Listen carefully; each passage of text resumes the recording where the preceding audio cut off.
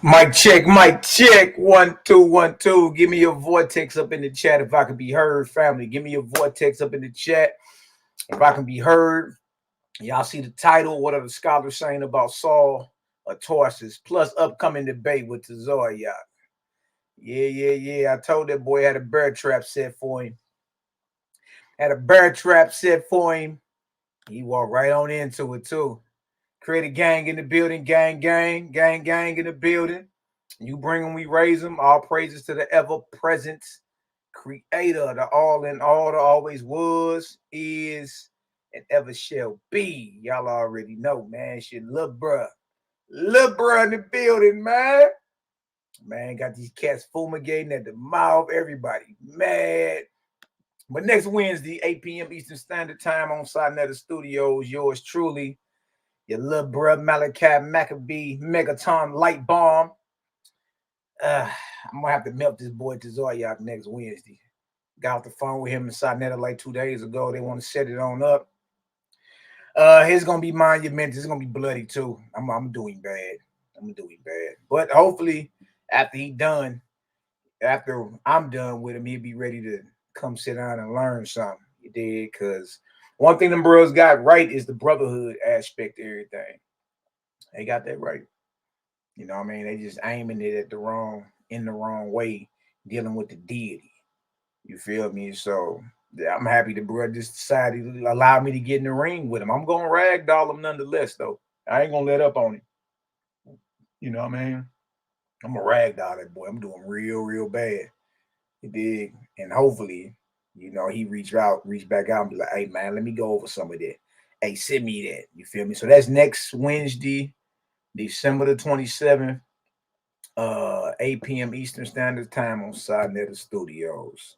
You feel me? The title is was Paul's teachings different and hostile toward the apostles according to the law? I said, boy, I don't know why you picked that. These cats always pick the titles that's gonna get them destroyed. So that's next Wednesday, though. Make sure y'all tap in, man. It's gonna be a beautiful thing. I basically already got everything done. Basically, I'm just rearranging a few things, you know, fine tuning, and then I'm gonna go ahead and take the good old captain down. Yeah, he mowing some trouble. Yeah, I'm gonna make him look like a mental midget, man. I heard it in his voice when I talked to him on the phone. He ain't ready, man. It's almost like a force. He got to jump out there because can't nobody defend it. He gotta show face. You feel me? Either that or don't show face. I wouldn't be surprised if he ain't show up. You feel me? But hey, if he do, I'm already preparing. I'm like, dang, they gave me 9 days to cook, Cap. I said, all right, y'all gonna give me 9 days? Yeah, cool. So I'm basically done. You know what I mean? So yeah. My sister Tick for the Creators Unstoppable. Hey, y'all get on over there to Creator Gang TV, like, subscribe, share. Get over there to the Creators Unstoppable channel, like, subscribe, share. SHALOM TV, Cosmon Cal TV, Nazarene Scene TV. Of course, Honor and Humility. You know, hey man, tap in with the gang, man. Brian Joe reports. And tap in with the gang, man. We out here. We here now. You feel me? So here, y'all sit on back. I'm about to play a little bit of this. What are the scholars? All praises to the ever-present creator, the all in all, the always was, is, and ever shall be. The great I am that I am. Y'all already know what time it is. What are the scholars saying about Saul? I know I dropped a bomb on Side Studios a couple of days ago. It was Friday night, actually. And it was a bomb. I bombed the whole thing. Bombed it. You feel me? So a lot of people think I was playing around, or like I'm the only one that talks about this type of stuff. You're not realizing I stand on the shoulders of intellectual giants. You know what I mean? I ain't just came outside and didn't thoroughly research this. And if anybody know me, you already know that. So for the fact that you even bet against me, you off, because you already know me, how I come. And when I open up my mouth, realize I done thoroughly researched it. You know what I mean? Thoroughly. So it is what it is. So let me share some of this with y'all. Love, light, and power to everybody, man. Love, light, and power. And hey, look, continue to persevere and get through your day-to-day struggles. We all have them. You know what I mean? Either you're going to have the perseverance to get through it, whether they struggles financially or whether they struggles relationship-wise or struggles just within yourself, your studies, whatever it may be. You dig? It's always a hurdle to jump over or a mountain to run through. You got to get that done. You feel me? And stop playing the victim in the wise me spirit. Nobody want to hear none of that. I mean, get up and stand on business. That's all you need to do. Stand on business. You feel me? So let me go ahead and share this real quick, fam. Y'all already know. What are the scholars saying about Saul of Tarsus? Since they think Malaki making all this up, man, what the scholars talk about? Now, let me show this real quick for y'all. This is real interesting. I was looking at this right before I started. I said, dang, this deal kind of tight. This deal kind of tight, man. What is going on? All right, there they go right there. All right. Here.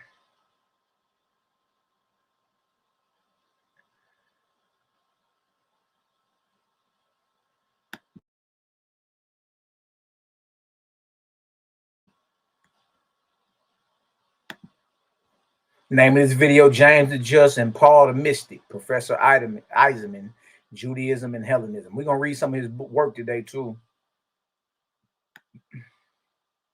Make sure we on the full screen, everybody can see. All right, let's rock.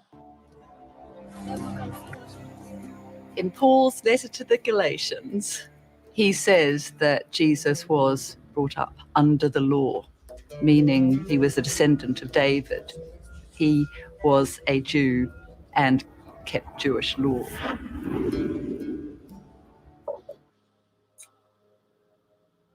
My dissertation was on Islamic law in Palestine and Israel. So hey, y'all remember when I was saying, when Sinetta was talking about Jacob Berman and all that, I said, man, look, I stand on the shoulders of some intellectual giants.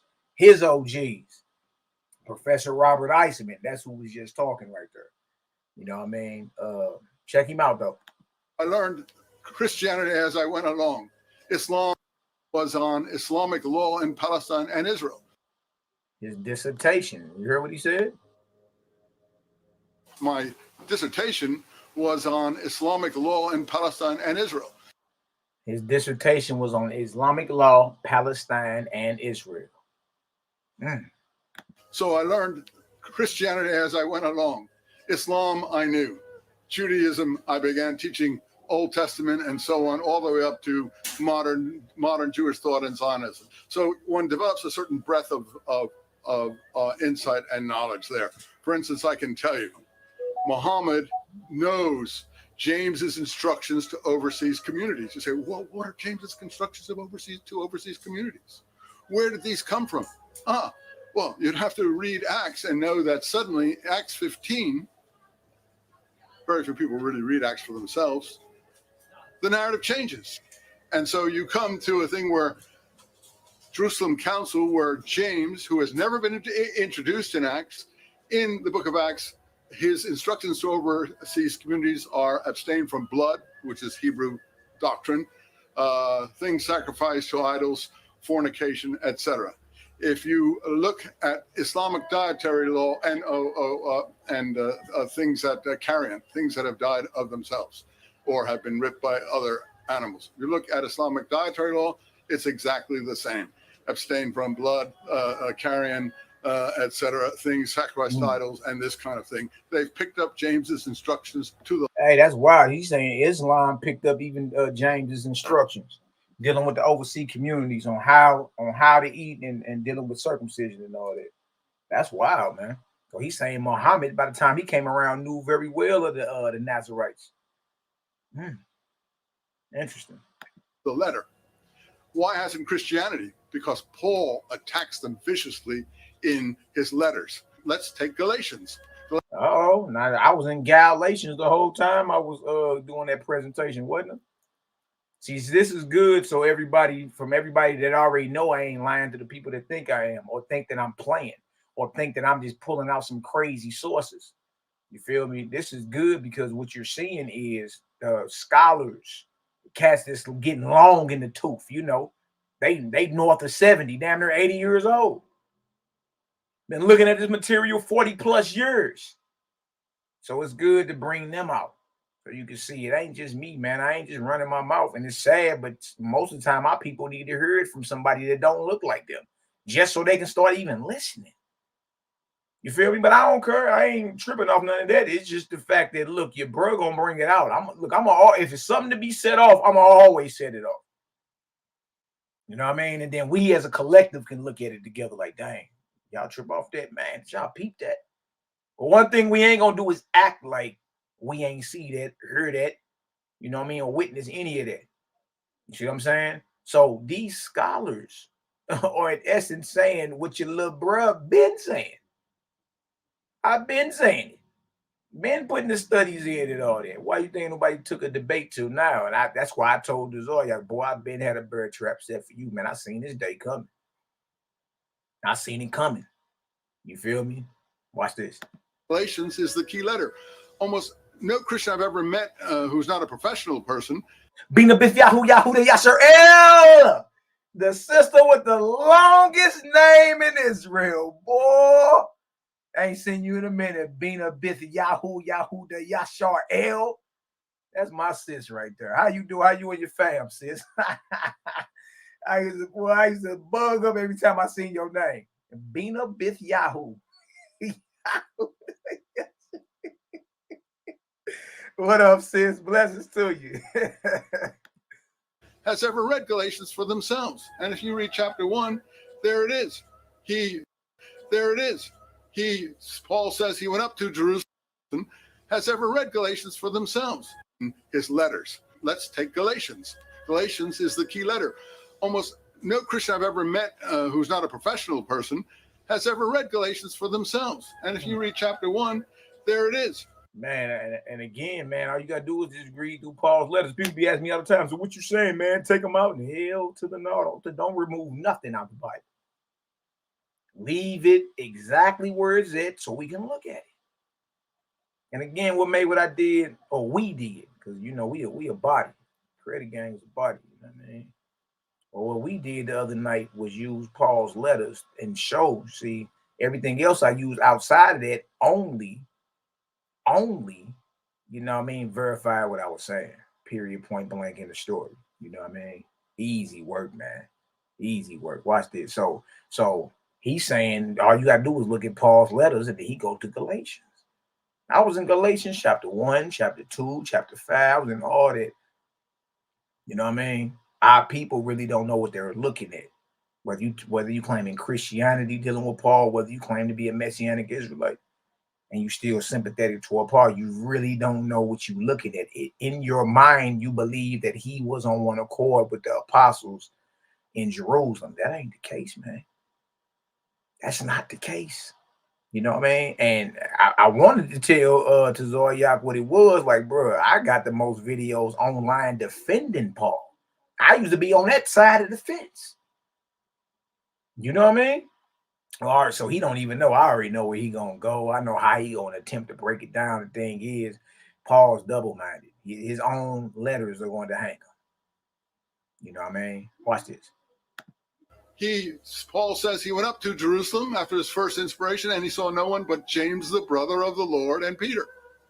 And then in chapter 2, he says, these super apostles, not that their importance means anything to me. See, I remember when I did the presentation, I showed where he said those super apostles and the leaders of the church added nothing to me. Matter of fact, their reputation as leaders means nothing. It's like, dang, dude, dissing everybody, man. He dissing everybody. So the name of this video we watching is called James the Just, and that's the Messiah's biological brother, y'all. And Paul the Mystic, Professor Iseman, Judaism, or the way of life in ancient Judea, and Hellenism. Hellenism brings in the Greek way of living. You see? So anybody claiming to be messianic, you gotta choose a side. You rolling with who? Yahshua, that rolled with Yahshua when he was walking this earth? The messianic movement of the 1st century coming out of Palestine, or is you rocking with Paul? or you rocking with Paul. You know what I mean? They were not on one accord at all. At all. Watch this. And in the meantime, he's down in Antioch, which is probably not along the coast, but in northern Syria. And what's happening there? He says, the representatives of James, i.e. James, the brother of Jesus, came down. And Peter, who used to keep table fellowship with Gentiles, I'm not saying you should or you shouldn't, but according to Hebrew dietary law, you wouldn't be able to, stopped keeping table fellowship with Gentiles. And Barnabas followed him in this hypocrisy. He actually calls Peter and Barnabas hypocrites. Called Barnabas, Peter, all them, James, all them hypocrites, right in Galatians. Hypocrites. You feel me? But see, they don't, what a lot of people don't know is we got Peter's response to Paul. Paul accused Peter of living like a Gentile. So that means he lived lawless. He says, so if you are a Jew, but you live like them, why you compel them to live like you? When you don't live like that. So he called him lawless. The whole time, he's a lawless one. And that's crazy. Look at this. Augustine in Northern Africa wrote Jerome in the 5th century and said, how dare Paul call Peter a hypocrite? Well, Jerome wrote back and said, there are some things we shouldn't answer or cannot answer. And that was the end of that particular question. But then, so Peter stops keeping table fellowship with Gentiles. But the point is, Peter defers to James. So it's clear Peter is not the leader of the early church. The leader of the early church is James. Chapter 4 of Galatians. The representatives of James come down to Paul's communities, seemingly in Galatia, and they want to circumcise his communities. And that's what Cap don't understand. So what was understood was you don't have to be circumcised to join the movement, but eventually you have to. That's why in Acts 15, James stood up talking about circumcision and said, don't trouble those amongst the Gentiles who are joining the movement, but that you write unto them that they abstain from meats offered to idols, from things strangled, from fornication, and from blood, which if you keep yourselves, you shall do well. Right? But that don't mean they don't have to get circumcised ever. That means eventually you do. And that's why Paul is responding to the Jerusalem church or the Jerusalem camp, because now those in Galatia, they have already joined the movement. Now they got to get circumcised. You know what I mean? It's years on down the line. And when I bring out that Nazarene initiation, like what you got to do, and you see circumcision in there eventually, baptism in there, all that. You know what I mean? Like the first century Nazarenes came up with a doctrine of reserve to protect their teachings from people like Paul. You know what I mean? People like Simon Magus, who some scholars will tell you is actually Paul. You know what I mean? From a Marcion and all that. You see, so that's one thing that's not being understood, and you can prove that in the Torah, right? Abraham wasn't circumcised on the 8th day. He wasn't circumcised till he was 100. But that's an example of a grown ass man eventually doing what? Getting circumcised. You feel me? It's the same way with the Gentiles in the New Testament. No, you ain't got to get circumcised to join the movement, but eventually you have to. You know what I mean? Because in essence, this is an Israelite thing. It's the same when we came, when we was in Persia, up under Esther and Mordecai and all them. You dig? And then that wicked plot by Haman was overthrown, but it was a gang of people in them provinces that became Jews. What did? They converted. You know what I mean? And part of that conversion is the circumcision. Eventually, you got to get circumcised. No, it's not a Mosaic covenant, because the Mosaic covenant is the 8-day-old covenant for the sons of Israel. But everybody is not available to get circumcised at 8 days. You know what I mean? So what they not understanding is, you don't have to get circumcised to join the movement, but by the time your 6-7 year probationary period is over with, before you can be a certified teacher, you got to be circumcised. You see what I'm saying? And see, so Paul was totally against it. He thought it was irrelevant. He was totally against the dietary law and that. He thought all that was irrelevant. You feel me? And hence here comes the problem. Here comes the problem. And always remember this. The apostles, the real ones, were already out amongst the Gentiles. They had Gentile protocol already. There wasn't even no need for Paul to show up. They already had Gentile protocol. They already was out there rocking, amongst those that are dispersed and those who are not dispersed but are native to those lands. They already was out there doing their thing. You know what I mean? Watch this. In the earlier chapter 2 of Galatians, he calls the some from James those of the circumcision.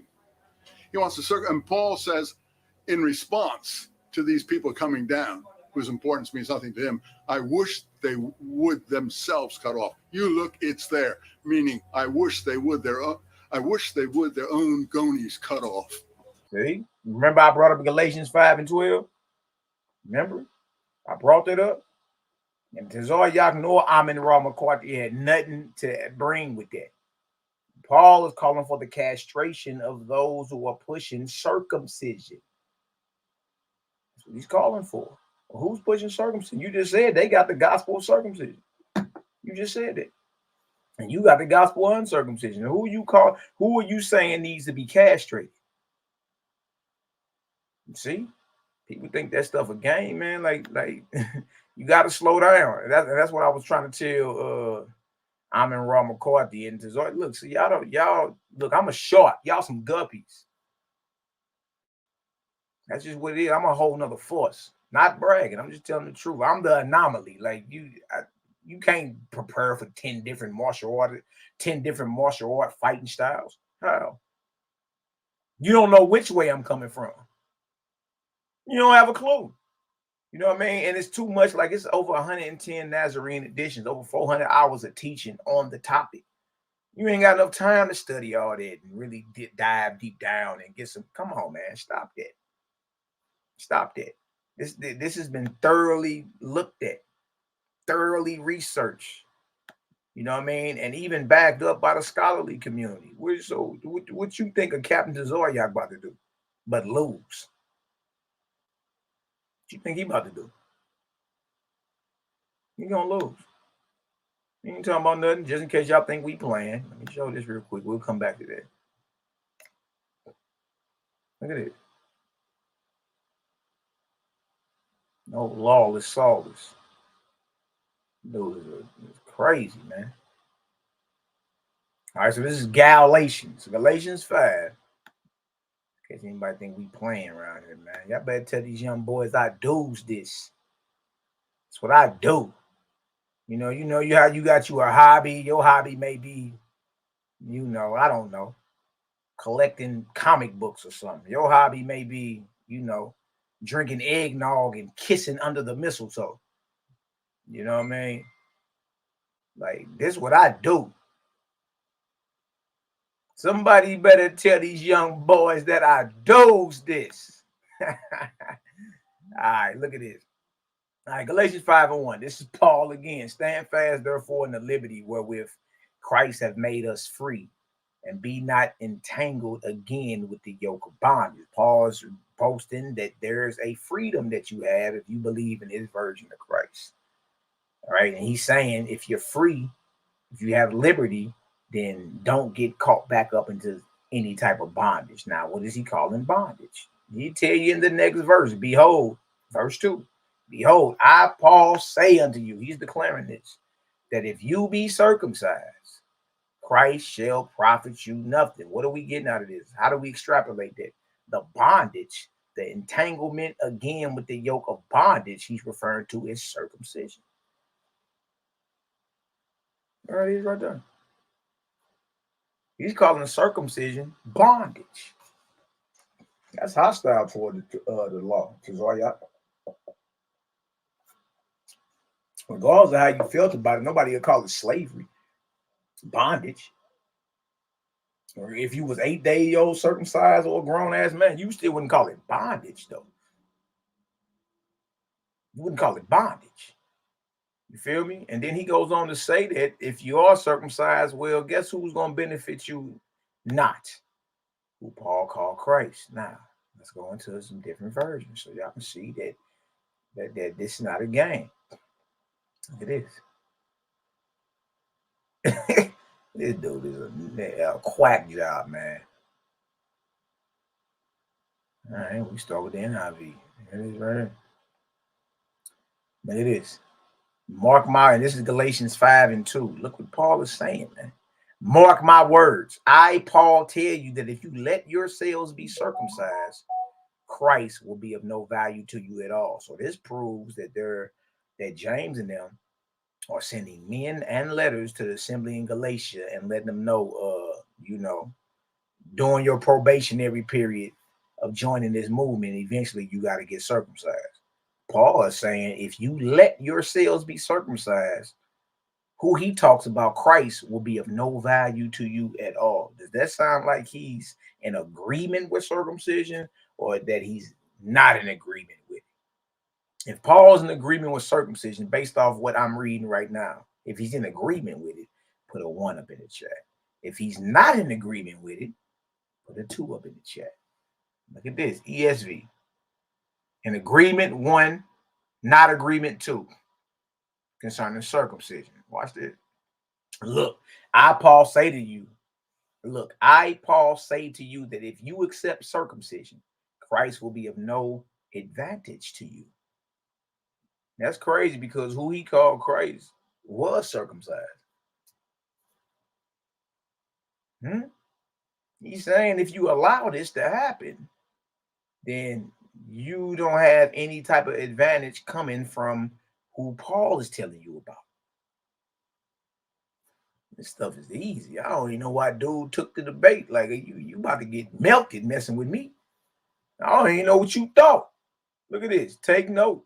I, Paul, am telling you that if you get yourself circumcised, Christ will not benefit you at all. And that's all, man. Same thing.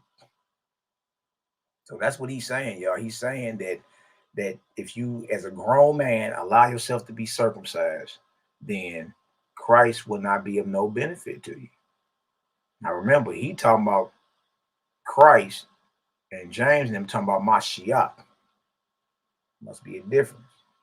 Look at this, verse 3. Remember, we're talking about circumcision. Keep that in mind as we keep reading down. All right? Because if we have a short memory and don't just stick to what's being said, everybody look talk about context. All right. Remember, in Galatians 5, for the first 12 to 13 verses, he's talking about circumcision. Look at it, verse 3. For I testify again to every man that is circumcised, that he is a debtor to do the whole law. Wow. Look at this. Christ has become of no effect unto you. Whosoever of you are justified by the law, ye are fallen from grace. So he's talking about the law of circumcision. You feel me? And most don't know all that is initiation, so you can join the Messianic movement coming out of Palestine that's led by Yeshua's brother James. That's part of the initiation. That's part of orientation. Like, go get a new job, you got to get orientation. That's part of it. So Paul's coming in saying, look, if you do that, Christ ain't gonna benefit you at all. You see what I'm saying? Like, everybody, that just because you circumcised don't mean that you don't fall short at times or any of that. You know what I mean? That don't mean that at all. So I don't even know what he's trying to, you're a debtor to do the whole law. Look, it's just what it is.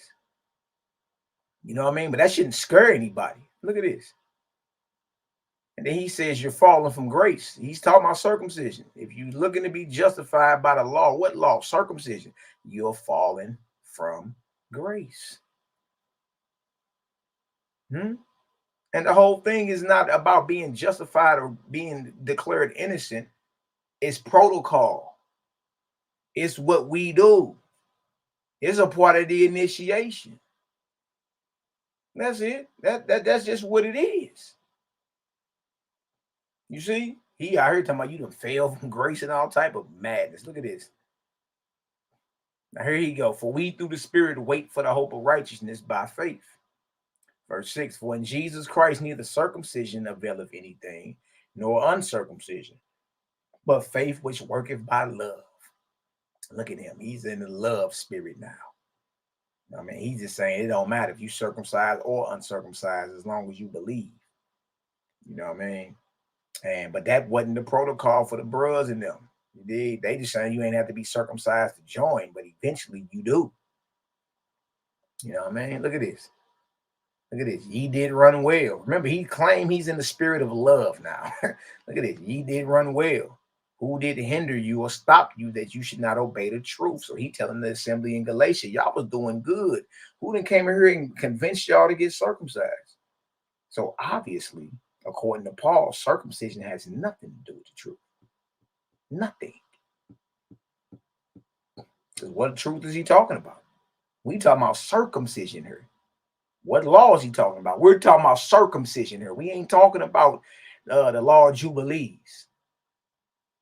We're not talking about, you know, how to keep the Sabbath day and all that. This is specifically about circumcision. And according to Paul, he's saying that if you receive that, you will be of no benefit. You was doing good until somebody came in here and lied to you. You know what I mean? So according to Paul, circumcision has nothing to do with the truth. And, you know, us brews, we be like, the law is truth. He talking about circumcision, which is the aspect of the law, and he's saying it ain't true. Look at this. Look at this. Verse 8. Look at this. This persuasion cometh not of him that calleth you. So he's saying you being persuaded to get circumcised don't come from God Almighty. It comes from man. Look at this, verse 9. Remember, we still talking about circumcision. He already said it wasn't the truth. Look at verse 9.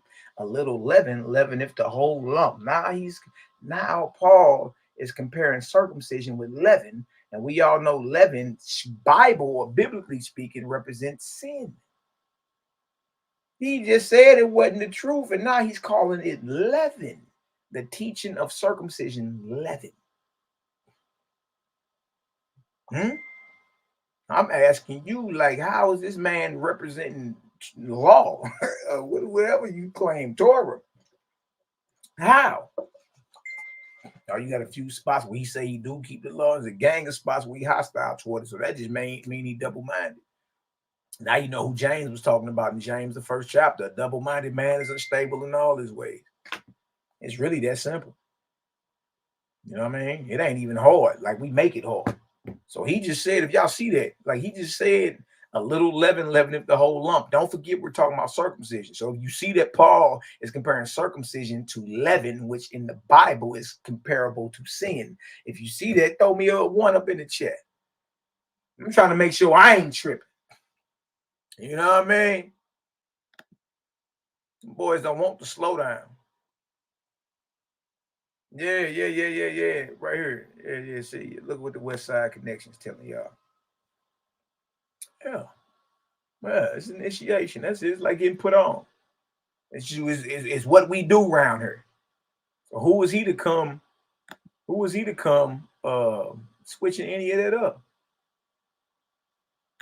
You know what I mean? And when he say it wasn't done by the law on the 8th day, dreadful Cosmine, you already know I'm coming. Well, neither was Abraham. That's an example right there of a grown-ass man getting circumcised, and he wasn't 8 days old. And he was in covenant with the Creator. There it is. Y'all see that? And see, when you slow it all down, see, all that sound good until you slow it down. Then take your time and read through this boy letters. You're going to be like, hold on, man. Hold on. Time. Hold on. What did he just say? Look at this. I think we playing, man. Look, the gang is not playing with nobody about none of this. Nigga just said it was leaven. Look at this. I have confidence in you through the Lord, through the Lord's. GMS, the Lord gonna kill you, niggas. But I remember them GMS cats trying to come at me. Man, it's probably about 12 years ago. We was doing some street teaching in St. Louis, man, and you know, we outside. Like, we know we some young saucy little bros, though. You know, we out there with our football jerseys on. You know what I mean? We out there, we matching. We have our kicks match our brims, match our, you know, jerseys and all that. We outside teaching Bible, but we, you know, we looking saucy. We look like we ready to go, you know, we ready to go step out right after we get off this block. You know what I mean? And man, GMS cats used to teach on the streets with a bed sheet. Like I'm talking about tore up garments and all type of. So one day them cats watched our video. He say, these niggas got on football jerseys and stunner shades. He say these niggas talking about us, and we was deep outside, bro. We 30 deep, right on what was we at? We was on HonorandHumilitySTL and MLK in St. Louis. You know what I mean? So if you know what that's at, you know that's the trap right there. That's the, you know what I mean? It's live out there, non-stop. You know what I mean? So we used to teach, like line up the block and just teach down there. He said, man, these niggas got on football jerseys and stunner shades. He said, the Lord is going to kill these niggas. Man, when I seen that comment, I couldn't do nothing but laugh at dude. Like, yeah, all right, little joke or whatever. You know what I mean? But that's how crazy. But look at it. He say, I have confidence in you through the Lord that you will be none otherwise minded. So he said, I got confidence that you ain't even going to listen to none of that about no circumcision. After all, it's leaven. You know what I mean? After all, it ain't the truth. After all, you've been made free. Y'all was doing good until y'all received this. And if you be circumcised, Christ ain't going to be no benefit to you. So now he's saying, I have confidence in you through the Lord that you will be none otherwise minded. But he that troubleth you shall bear his judgment, whosoever he be. Well, what's troubling? Don't forget, we talking about circumcision. And James and Peter and them actually teach circumcision coming out of Jerusalem. Just not at the beginning of joining the movement. They don't lay it all on you at once. They don't say get circumcised a day and baptized a day and you in. Nah, you can join the movement. If initially you ain't got to, but eventually you got to get circumcised and baptized. It's initiation. You know what I mean? After you study with a solid apostle, a verified apostle for a good 6 to 7 years. Yeah. Wait till I get to the initiation ritual process. It's going to line right up with Acts and all that. You know what I mean? When I pull that out of the debate, it's game over. Everything that boy thought he knew, it's game over, man. Like he ain't got, like, Tazaryach ain't even going to score. Watch. So he's saying whoever is troubling you with this understanding of circumcision will bear his judgment, no matter who he is. Well, we already know who he's talking about. When you go back to Galatians 2, it's James, it's John, it's Peter, it's Barnabas, it's the apostles. And he over here saying it don't matter who he be. Look at this, verse 11. And I, brethren, if I yet preach circumcision, why do I yet suffer persecution? You don't teach it. You only teach it at your convenience. Like you hurried up and circumcised Timothy because you knew the bro, y'all was going to go into Jerusalem and you knew the bros wasn't playing it. But other than that, you only did it because you was forced to. You know what I mean? But you really don't rock with it. And as we about to see, watch this. Why do I yet suffer persecution?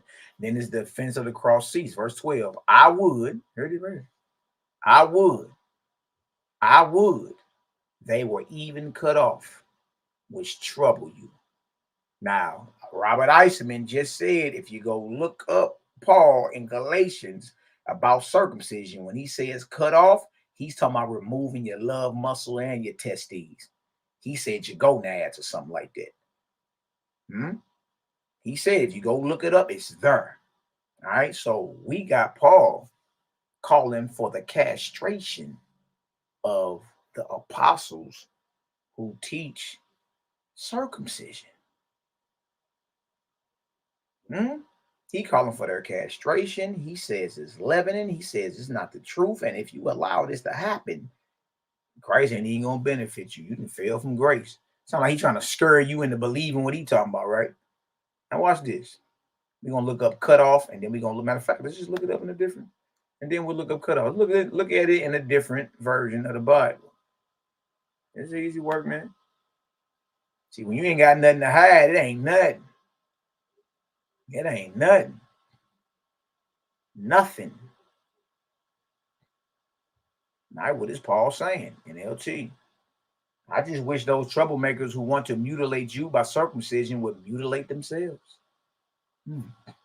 As for those agitators, I wish they would go the whole way and emasculate themselves. You call them agitators. I wish those who unsettle you would emasculate themselves. Look at this cat, man. I wish those who are disturbing you might also let themselves be mutilated. Man, here it is right here, NET. Me too. Just in case anybody think I'm playing. I wish those agitators would go so far as to castrate themselves. We all know what castration is, right? Do I need to pull that definition? I shouldn't have to. Castration means to remove your love muscle. Men, to remove your love muscle and your testes. And don't forget, we talking about circumcision.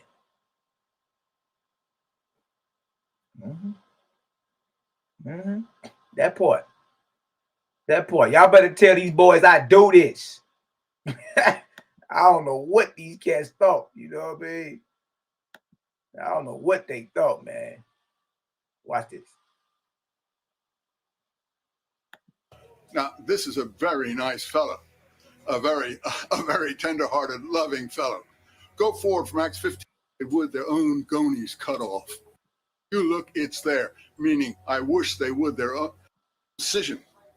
He wants to and Paul says, in response to these people coming down, whose importance means nothing to him, I wish they would themselves cut off. You look, it's there, meaning I wish they would their own gonies cut off.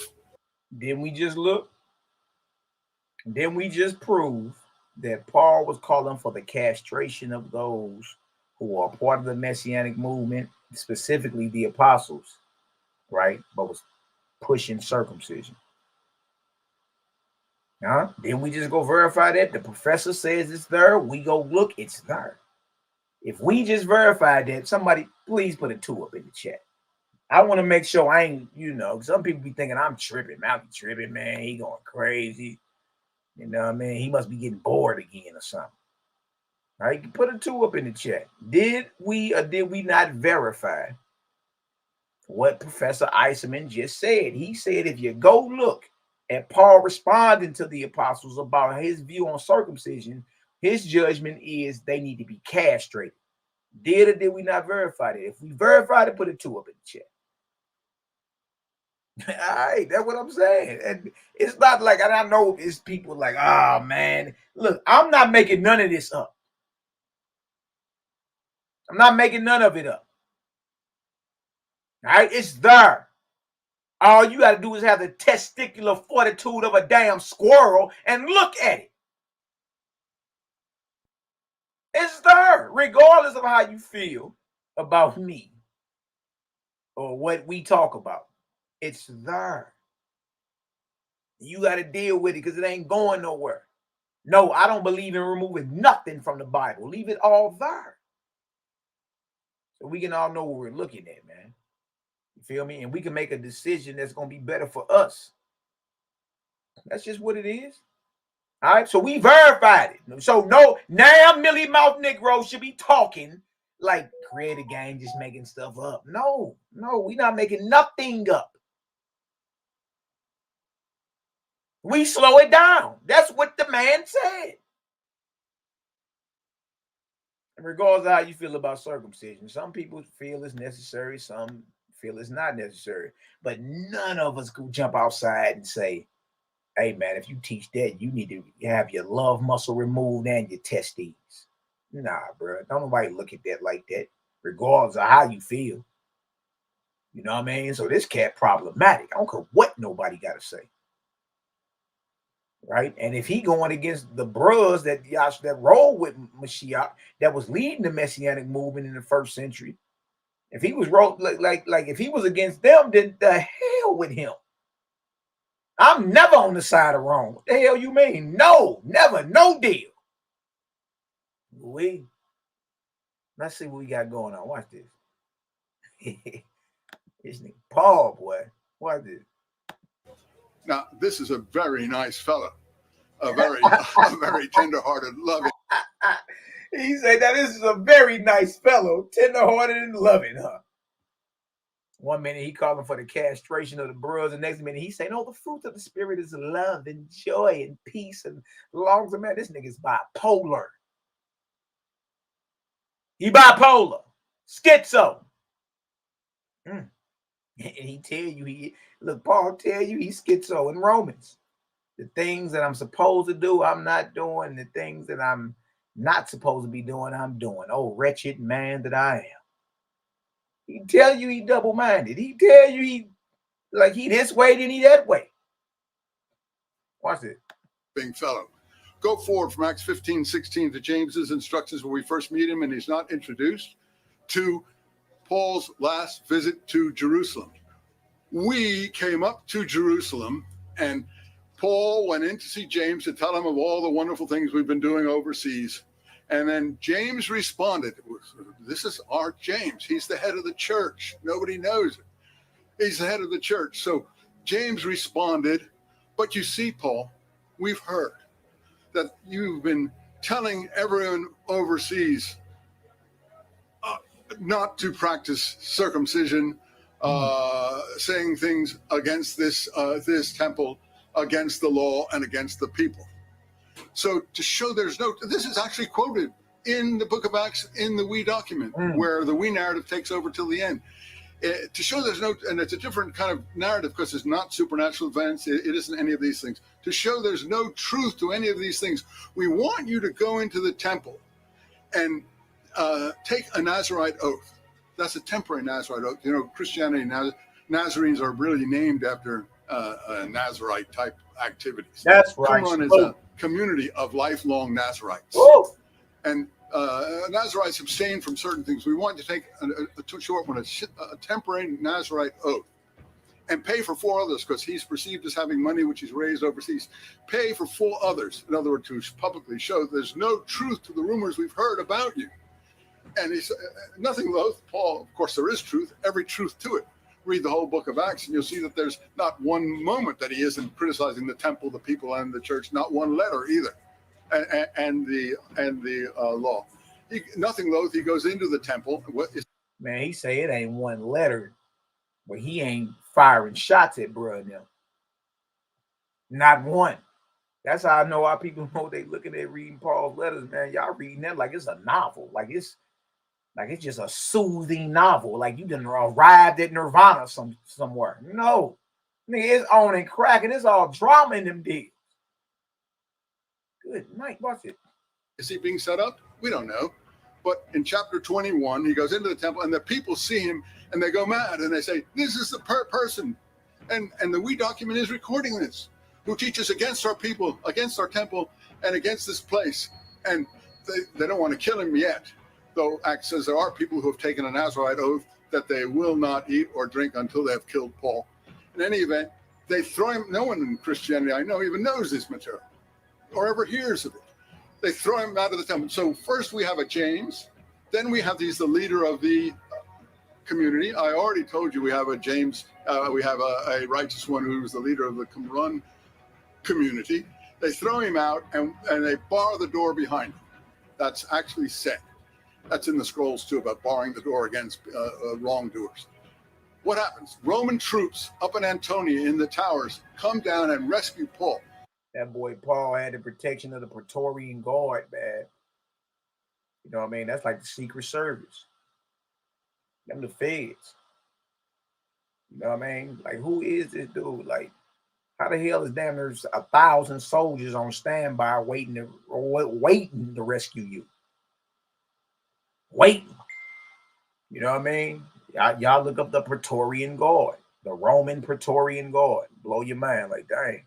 That's who swooped down from Anatolia and got Paul together because the bros was about to knock him. Like the zealots and them weren't playing with dude. You know what I mean? Watch this. So that's been obviously prearranged. And what happens? They set Paul up before the crowds and they make the crowds listen to a lecture from Paul. And then they take him down under protective custody to Caesarea, the Roman administrative center. So they're protecting him from these whoever wants to, well, shall we say, dispose, get him, whatever.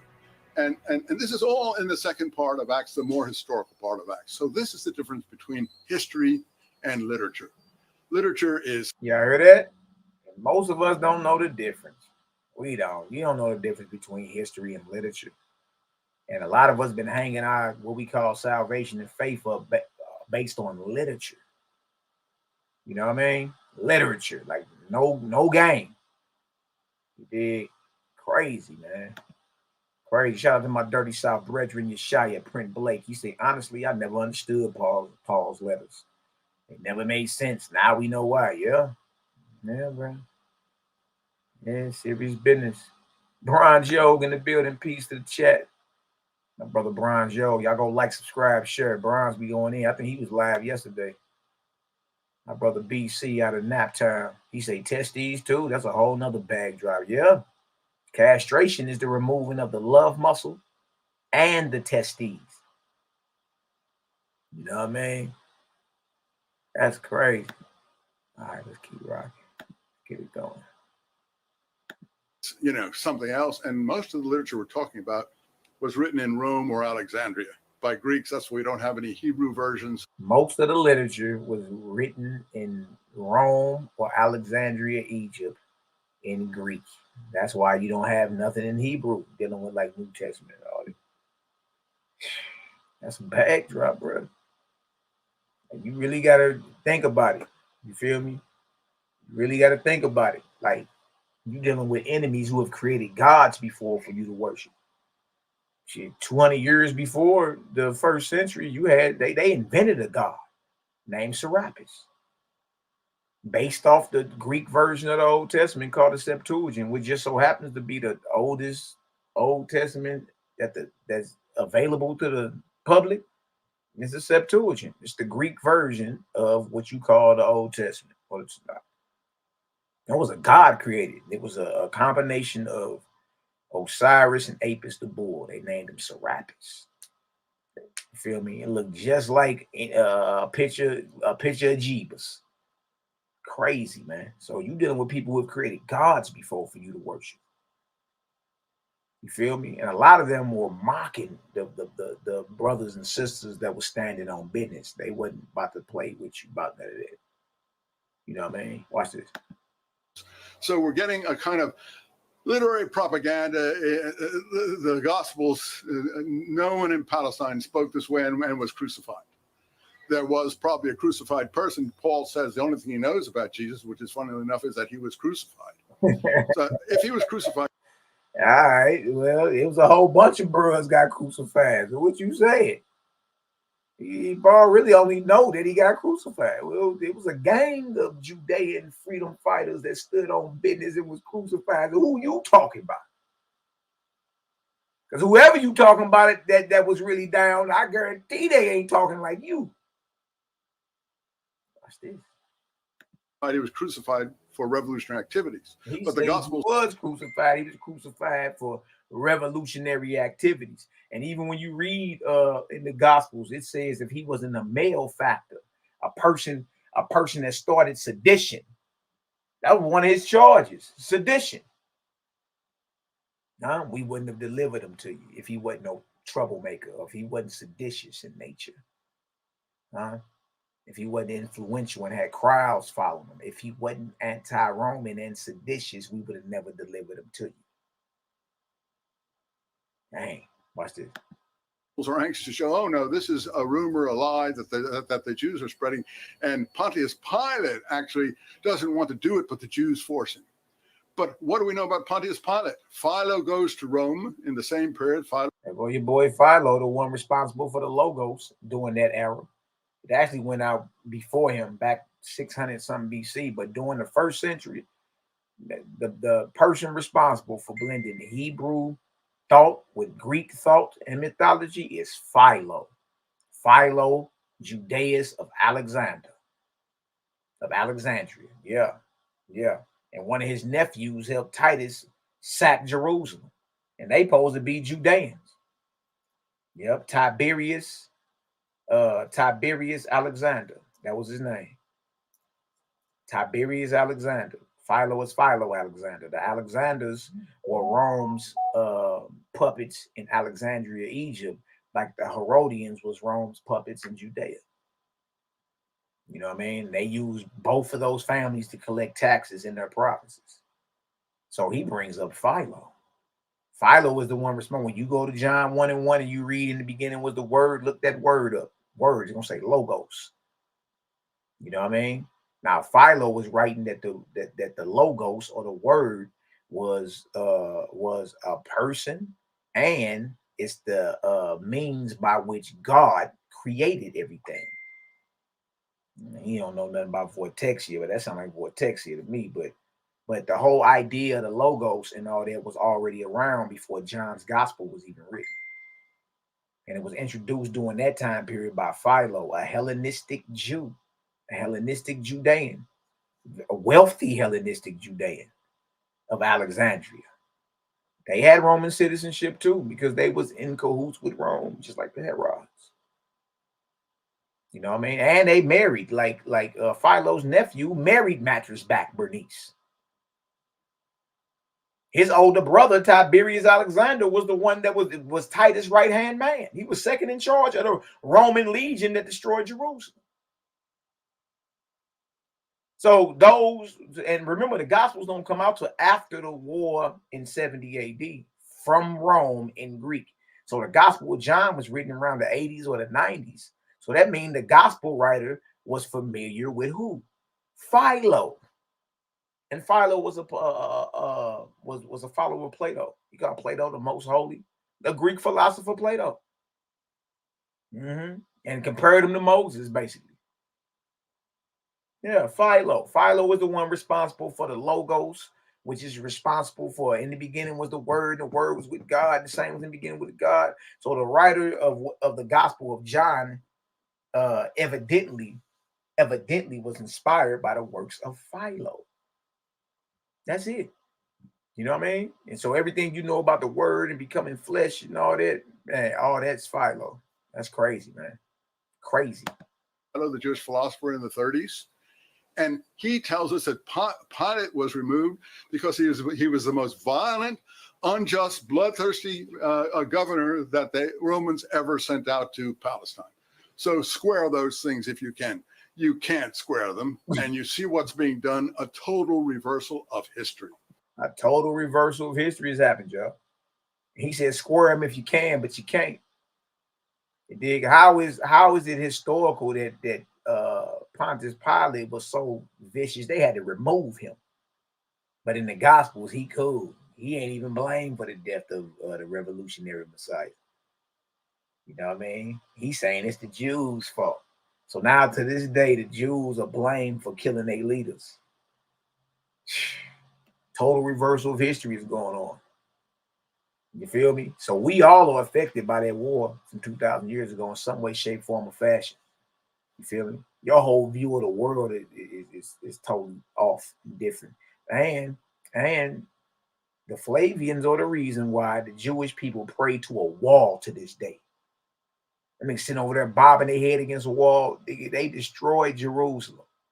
You feel me? What's left is that wall right there. And the reason they pray to a wall and bump their forehead and their phylacteries on that wall, you know what I mean, is because of that war. We all affected by it. Look at this. The early Christian literature is full of material about James the Just. Most of it very authentic. And he said the early Christian literature is full of, and I be showing it. I be showing the Nazarene Acts. I be showing the Clementine homilies. Don't I be showing it? Yeah, we got James the Just right up in there. The Gospel of Thomas, that's another one. The Gospel of the Nazarene is another one. So Robert Eisenman is verifying, like, nah, that's a gang of pre-Christian first century stuff coming out of Palestine that mentions James. He's always called that, as a writer called Hegesippus at the end of the first century. There are others called, well, obviously, there's Eusebius who collects them later. There's Jerome, who talks about where James. All those are church fathers. Hegesippus, Jerome, Eusebius, you know what I mean? Irenaeus, Justin Martyr. It's a gang of them. I got most of their writings. What's this? Is buried and so on and so forth. Everybody knew who James, the brother of Jesus, was, except us. And why is it important to know it? Because to my mind, this is the authentic messianism of Palestine. What you see is the reversed messianism of. This is the authentic messianism of Palestine. You call it Christianity today. He said, no, the authentic, them bros was way more dedicated and solid. This Paul stuff came from Rome. Matter of fact, Paul is a Roman citizen. You know what I mean? When the dust settles, you know Rome gonna choose their boy. That's just what it is. The Roman Empire. So we have a very complex political situation here, which has not been understood by later generations because of the kind of doctrines that have grown up. And what we've tried to do is dig under this, both in the New Testament code, another 1,000-page book, and this James. Yeah, y'all look up Professor Robert Eisenman, man. He got a couple 1,000-page books on this. I got him. Dude, go in. I'm gonna do some classes. I'll probably start doing first century classes and just, start peeling through the scholars and showing y'all. Like, man, look, I did not wake up. I ain't eat too much spaghetti and woke up in the morning and say, gee whiz, Paul is false. You feel me? Like, I really had to study the works of men like this and other cats. Like, dang, man, that stuff crazy. And went and verified it myself. So I ain't making none of it up. This is not me. I'm saying here the information because we transparent, and I know you can't get around it. There's no getting around it. If anybody can tell you, I can. I used to defend Paul. I got the most videos online defending him. To this day, nobody got more videos than me defending this dude. The letter go to honor the letters of Paul, Honor and Humility STL. Majority of them should still be up there. You should check some playlists too on there. You'll see. I used to defend dude, and I did not take him down on purpose. I ain't take him down on purpose. I ain't taking nothing down. Watch this. It's the brother of Jesus book here to give people the historical data to decide for themselves. We don't say we're right. We don't say you're right. But you need the data to decide who's right. And you need the data from the Dead Sea Scrolls, and you need the data from the unread parts of the New Testament and other early church literature.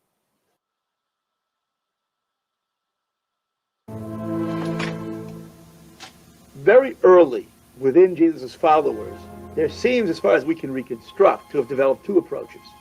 One approach, for example, James the Just personified this, wanted to keep Christianity essentially a form of Judaism, practicing all Jewish rituals. The other approach was to see Christianity as a worldwide movement and to take it outside of Palestine and outside of the Jewish community. And this, of course, is best known from the writings of Paul. We have in this James-Paul confrontation the very epitome of what Qumran is talking about. The letter of James, he speaks of, if you break one small point of the law, you're guilty of breaking it all. Therefore, be a keeper, not a breaker, be a doer. All words we get in the Qumran vocabulary. James is totally representative of the Qumran school of thinking. Commitment to the laws of the country, to the independence of the country, resistance to foreign rule, resistance to foreign sacrifice in the temple, resistance to anything foreign. Paul is the very opposite. And Paul's way. Paul, the very opposite. Paul's way leads to the Gentile mission, speaking in tongues. Paul says that we are all equal in Christ Jesus. We're all one in Christ Jesus. Paul represents Hellenistic cosmopolitanism. Paul has come several years after the death of Jesus from distant Tarsus, from the world of Greeks and Romans. He is from good family, and maybe even distantly related to Herodians, devils incarnate. Did you hear it? I know you heard it. I know you heard it. Oh, no. That's because these cats think your little bro be playing. Let me know y'all heard that. Let me know y'all heard that. Did y'all just hear what he just said? Imahuba, I know you just heard what he just said. Because everybody be thinking I be playing, man. Like, man, you can't make this stuff up. I've never personally talked to none of these cats. My sister Julie Ray Adams said she heard it too. He said, run it back. I'm going to run it back. Imam Mahaya Yasharal say, I heard it. Did y'all hear that? Wow. Lil' bruh Mally ain't too crazy, huh? Dang. Just me said, hey, just me heard it. My bro Just Me said, I heard it. I heard it. Let me run it back, man. Who did they say that Paul is related to? Ah, man. I brought that out on side Netta, boy. Yeah, I already know the OG. If Ema heard it, I know you right there. I know you heard it too. And then I brought this out on side Netta. They ain't no way. But when that came out, everybody got quiet. Like, wow. Can't get around it, man. Can't get around it, man. Let's play. Let's play. I'm going to pause it again and make sure y'all heard it. The death of Jesus from distant Tarsus, from the world of Greeks and Romans. He is from good family, and maybe even distantly related to Herodians. Right there. Paul is from good family. He's from good family, and quite possibly he may be related to who? Cosmo and Kyle. I know you heard it, big dog. If you was listening, I'm going to run that back one more time, man. Wow. Wow. And that description of Paul, that physical, that's supposed to be Paul right there. That matched right up with that physical description that SHALOM read about Paul. He pulled up a physical, there's an ancient physical description of Paul. And he's not described as no Bantu Negro from the Congo. I love to be the bearer of bad news. I love to be the bearer of bad news. You know what I mean? No, the ancient depiction and description of Paul is more of what you see on this picture right here. See, like, you got to get on later, man, and pull that up for us. You dig? So we can see that. You know what I mean? See, like, I brought out the physical description. I said, dang, I did not know they had a physical description of dude out here, man. Ancient testimonial, too. But did y'all hear what they just said? They be thinking I be playing, man. Like, Mally, you be making stuff up, man. It's too much. Man, you done lost the light. What did this cat just say? Look at it. Paul represents Hellenistic cosmopolitanism. Paul has come several years after the death of Jesus from distant Tarsus, from the world of Greeks and Romans. He is from good family, and maybe even distantly related to Herodians. Now, how would the scholars arrive at that if that wasn't true? And your little bro been telling you that for almost 3 years now. Hey, dude and op, he an Herodian. He ain't just an Edomite. He's an Herodian Edomite. Like, they killed all the bros. They was not playing. Straight up. So you mean to tell me the scholars, even though they been knew, we the dumb niggas running around here thinking he an Israelite just because he say it. That's the case, that make the modern day state of Israel Israelites. They saying it. They'll say Israeli, which is the Hebrew way or the Aramaic way to say Israelites. A lot of y'all don't know that. You look at your Hebrew. Don't make me go pull it. I can go show you right now. In the Blue Letter Bible, go look up Israelite and click on the Hebrew word for it. It's going to say Israeli. You know what I'm saying? You really don't know what you're looking at. You dig? So they claiming to be Israelites too, but we all know that ain't true. But just because you say it don't mean you are. You see? You can say you Israel. Paul said he was Israelite. Of the tribe of Benjamin and all that, but can't nobody show you his daddy. Can't nobody show you his family tree. We got his Herodian family tree, though. And we can put right on the screen and show you. You see? Now the scholars is like, what did he just say? You know what I mean? And the scholars is like, he mess around and he's related to the Herodians. Now, Bina Bith Yahuda Yisrael, my sister with the longest name in Israel. The Egyptians in the first century weren't Bantu Negroes from the Congo. You know, you got Alexander the Greek in the 300s, and then you got Ptolemy, his general, and his long succession ruling over Egypt. Cleopatra and them, Caesarion and them, salute to Selah, he brought that out, who just so happened to be Julius Caesar's son, you know what I mean, with Cleopatra. You dig? Look, so the Egyptians of the first century didn't look like the Egyptians during Moses' time. Say it again. The Egyptians during the first century did not look like the Egyptians during Moses' time or earlier. By then, you had the Greek invasion. You had people claiming to be Greeks, Egyptians, and Jews that wasn't.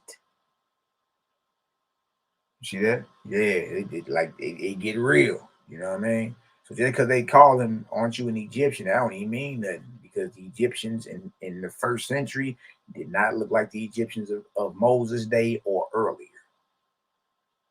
The Greek invasion had been there for 300 years. You know what I mean? Like that's just what it is. You dig? Watch this right here. Devils incarnate for pious Jews.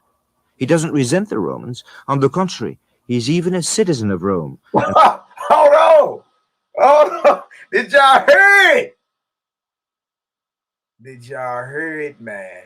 I just was on something at the TV showing everybody this man's an Herodian and he has Roman citizenship. The scholar double back and say the same thing and say he's pro-Roman. See that? Y'all, that man, look, I ain't, you know what I mean? I ain't making none of this stuff up, man. We're going to put it on out there and, you make the decision. Yeah, but we don't believe in hiding nothing from nobody about nothing. About nothing. Cal say drop the link. There go the link right there. Let me finish looking at some of this. Let me pin that so anybody that want to come on. All right. I pin this message. And pin that to the top. All right, so it's pinned to the top. Anybody want to jump on, whatever. You did. Watch this. This makes Paul's ministry make so much more, man. Crazy.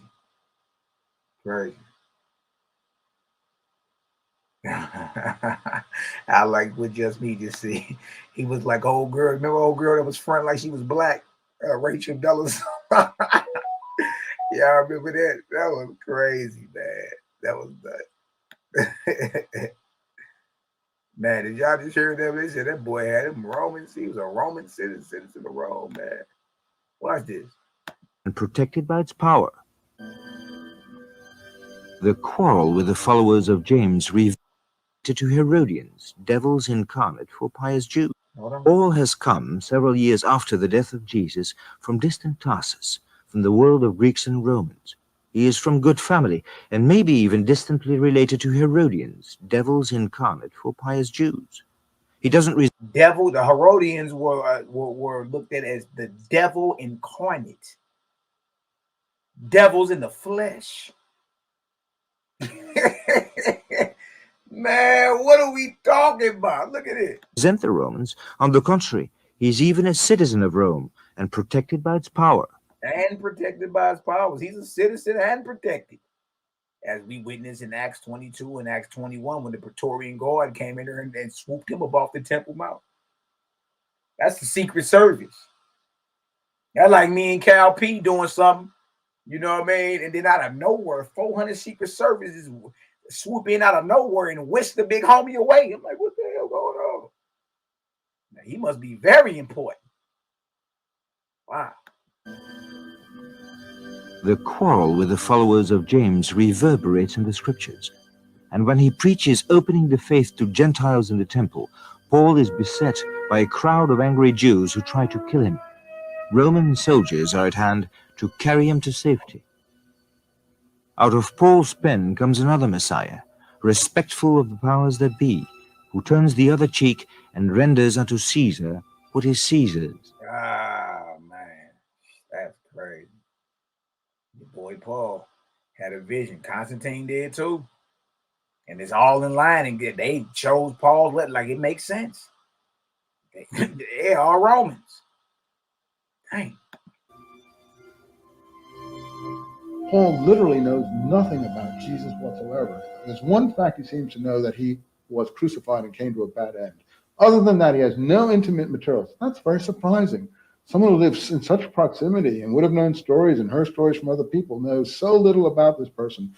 The figure Paul does know is this mystery figure who is revealing things to him from a heavenly position, the figure he calls Christ Jesus in heaven. It's the Holy Spirit mechanism that gives Paul the revelations about this Christ Jesus in heaven. But that's why Qumran groups would have referred to such a person as a man of lies or a dreamer or whatever, because obviously in a situation like that, the Christ Jesus in heaven becomes whatever you think he should be. That doesn't mean that has anything to do with the earthly Jesus. Right. And then don't forget Paul's version of his encounter on Damascus, Acts chapter 9, Acts 22, and Acts 26.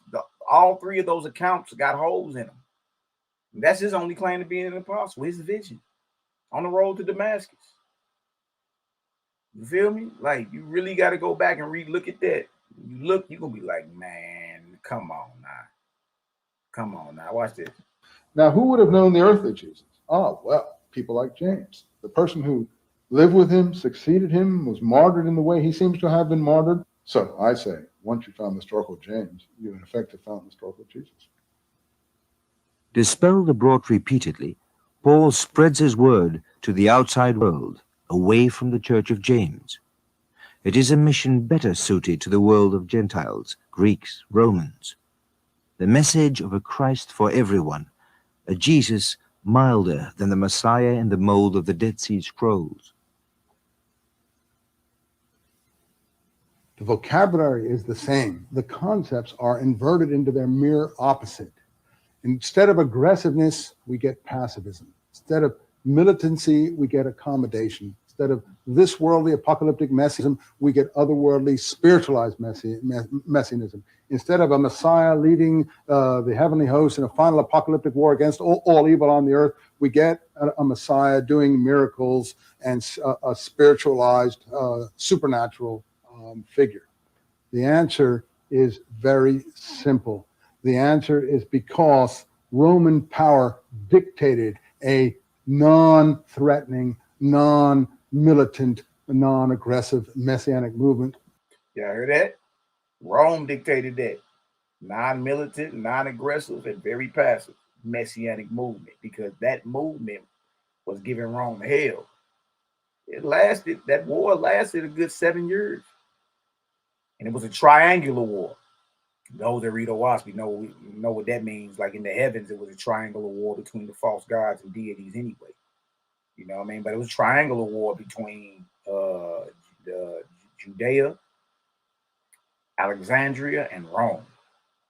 You know what I mean? The people that they was persecuting, the Messianics they was persecuting, were known historically as zealots. You know what I mean?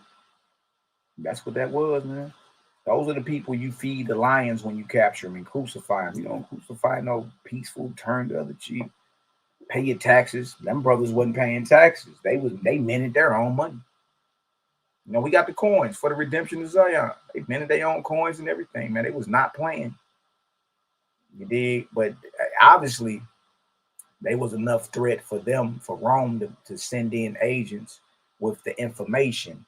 You know what I mean? Of course, they had the force of putting it down, but Rome fought it on two fronts. Rome fought that war against the Messianic movement with information and with armies. You know what I mean? When the dust settled, look what you got. That it would tolerate. The scrolls were refused to give this interpretation. The people of the scrolls refused to be part of this accommodation. In fact, the people of the scrolls were the very opposite, and they paid the final price. I believe one of the reasons the scrolls are in the caves is because no one could come back and get them. That means all of them perished. The year is 67, a full serious business. Generation after Jesus dies. The Jews stand up against the power of Rome, spurred on by a star prophecy, which foretells the coming of a new world ruler to chase all evil from the earth. But no Messiah rises. The apocalypse. You heard that?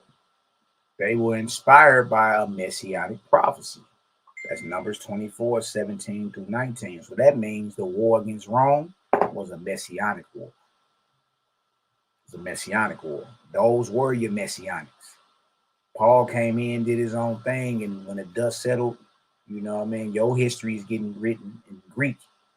And when they finally formed Christianity as a state religion or as a world religion, of course, they're going to go with the doctrine that best suits their agenda, which would be Paul's.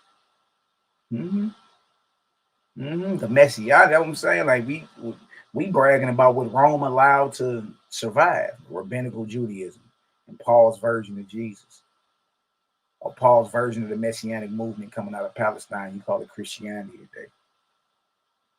Now, those were your Messianics. It was them. Watch this. Hey, Mally. To catastrophe. Hold on for a second. Kyle's mine. Kyle in the building, my brother. Talk to me. Hey, check your phone. The messages I just sent you. I just sent you a picture of Paul that this nigga SHALOM found. Hold on, man. A literal picture of Paul. Listen, this written on a tomb, roughly 2nd, 3rd, 1st century. What? Go look at it, and it's got Paul and Peter on there. Check it out. It's about to blow your mind. I just sent it to you. You put that? You sent it to my text message or my I sent it to the text messages on your phone. Okay. Let me go there real quick. Regular Texas. I'm gonna email that deal to myself and pull it up on the screen. I see it. Yep. You see it? Yep, I see it. Dang. Oh wow. Oh, Kai in that row too, boy. Polish. There he is. That go Peter too. Dang. Dang, that's crazy. That's crazy. Wait a minute. Hold on. Where do you get where is this at? Hold on. We got some. This about to blow your mind. I know. Where is this at though? Like Sila sent that this morning, man. It's in the back chat. I knew you didn't see it because you didn't show it. Nah, you know I ain't seen it. That's crazy. Look at that, man. He blew my mind when I seen that this morning. Okay, let me email this to myself. Yeah, that's crazy, man. You see these scholars, boy? Yeah, they already. You listen. This is why Tazaryach gonna lose, and it's gonna be easy because, dude, you can't get past this.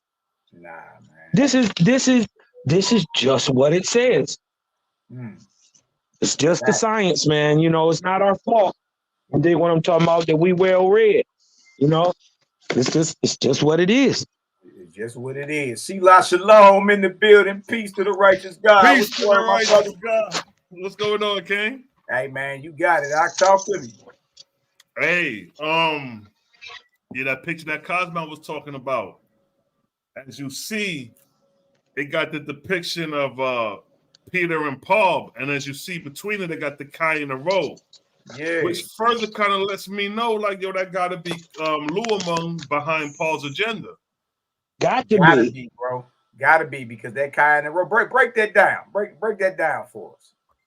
So everybody. Yeah, well, the Kai-Rho, that symbol been in use since the Ptolemies, and it actually meant it's a symbol of a cross. It meant a cross. Like it actually, the Macedonian word for cross is Christ, K-R-S-T.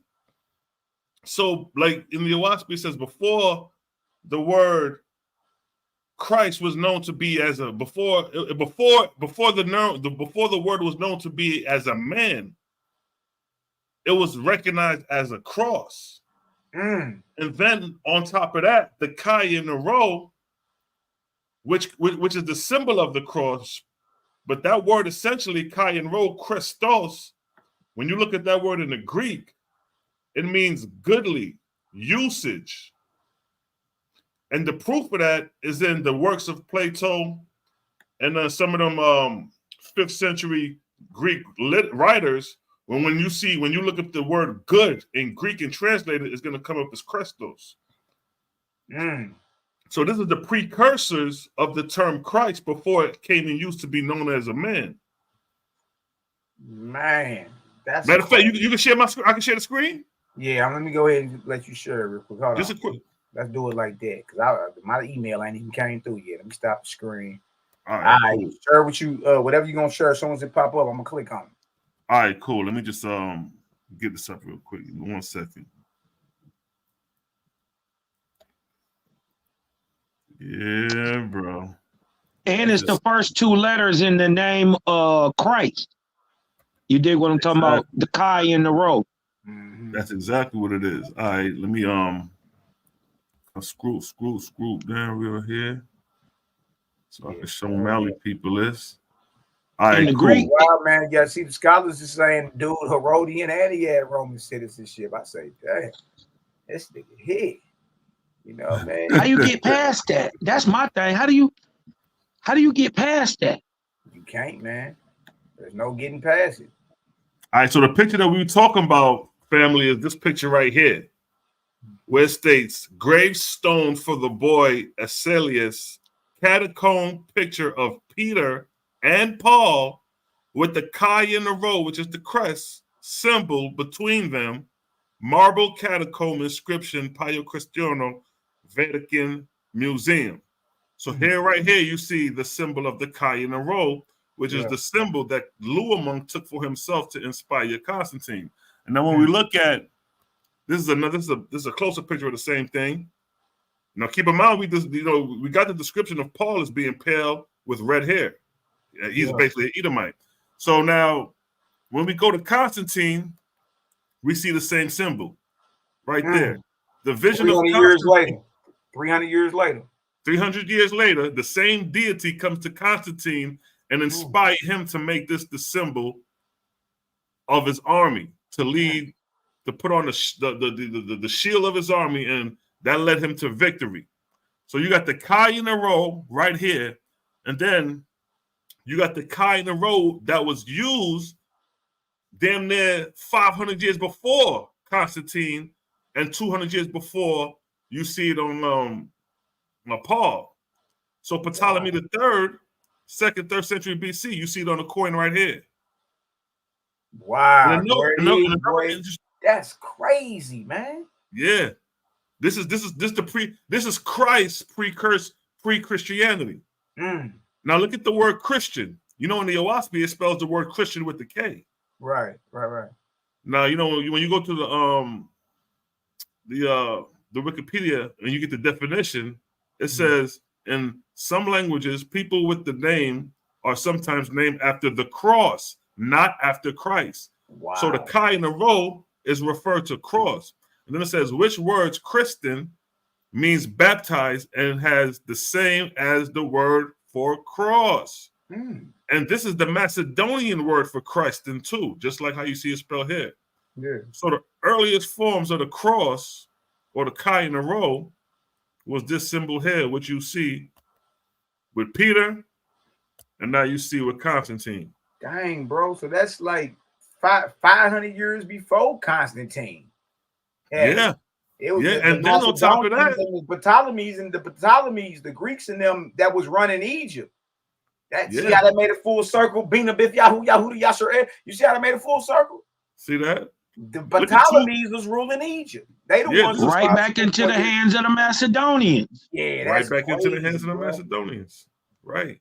And keep in mind, at this time, the deity that was ruling over Rome, Macedonia, those regions was Baal. Yeah, sure was. That's your uncle. That's your uncle them was ruling there, Uncle Baal them. That's right. crazy. But Ptolemies is ruling in Egypt, which is Luamong territory. So Luamong, all right, so we got to be real with it then. And if y'all read OWASP, y'all know who Luamong is. We got through history, Luamong's symbol is that Chi in that row. Exactly. And he was at work way before he even bumped into Constantine. We got that same symbol with Paul in the catacombs. In the catacomb. So that's 1st century. You got it with Constantine in the 300s, and then we got it all the way back with the Ptolemies in the 2nd century BC. Look at that. And all under the reign of Luamong, because Luamong first made his impression on Ezra. Yeah, but this is BC. Exactly. So this is pre Ezra, that's pre-Ptolemaic and all that. So we're talking about, he didn't even style himself the Christ yet. At that time, he was just styling himself the Lord God and the Holy Ghost. Hey, bro, that shit's scary, man. Like, how in the hell is this nigga? Well, all right, so we just verified Luamong hollering at these niggas. That case in point. Case in point. Because it says right here, what? Behold, Luamong and his hosts appeared in heaven above Constantine and his army, just like you see the depiction here. Yeah, yeah. And then it says, and Luamung showed Constantine in the air of heaven a true cross. Now we remember the word for cross is crest, Christos, which in return is the cross, on which was written Al Christ. So what you see here is the Christ. Luamung. Wow, Luamung. bro. The symbol of Luamung that he appeared to Constantine was the crest, the Christ. And when you come back to Peter, when Christ came to Peter, why would Christ come to Peter? I mean, why would Christ come to Peter talking about he Christ? Or matter of fact, not even that. He came and said, I'm Jesus, I'm Yeshua, but he going around telling niggas Christ. Yeah, Paul. He came to Paul the same way. Remember, I asked Amin Ra McCarthy, I say, was Constantine inspired by who you call? He said, no. Why not? They had the same vision. And now we seeing both of them were dealing with the same symbol, going all the way back to the Ptolemies and them 500 years before, bro. And it's on the coins. That's the crazy part about it. It's on the coin. Exactly. So that means this deal is historical. That deal is historical because Owaski talks about who inspired Constantine and what symbol, under this symbol and under this banner, you shall conquer. And now we got that same symbol on the Christian catacombs dealing with Paul in the 1st century and on a Ptolemaic era Greek coin. The same symbol. And to tie it in once again, remember Luamung's symbols. His symbols are the skull and bones, the sword, or what we would call the Kai-Rho together, but also the bull. What is Ptolemy's god? Ptolemy's god is Serapis the bull. Apis the bull. Wow. And check out this in verse 58. It says the doctrine of these warriors was that knowledge was implied general education, was the best preventative against crime and misery. Neither understood any man in those days that the word Christ had any reference to a man or a person. Just what I showed, the precursors of Christ before he was a man was acknowledged as a cross. The Kai-Rho. The Kai-Rho. Wow. Bro. End game. This shit right here. Wow. Constantine 320 AD. Then we come back up to Ptolemy 246 BC. And then keep in mind, the meaning changed through the ages. Because when you read the Kai-Rho during the Ptolemaic time, they said that shit was like a marker for an index as a book or something like that. By the time you get to later down in the Greeks, meaning before, like around the 5th century, the Christ meant usage or good. I wish I could pull that up too, but yeah, matter of fact, it's a website. Quick fast pull it up if you got to. It's all good. Yeah. Let me share this real quick because this will be a good website for you to have because it translates all the Greek literature in its original Greek. So if you need to get a Greek word, you could just you know what? Look what JIB say. Jib say Paul claimed Jesus came to him quoting Greek poets. hey, drop some of them verses, Jib, so the world can know what you talking about, man. Wherefore art thou, Romeo? That nigga Paul was quoting Shakespeare.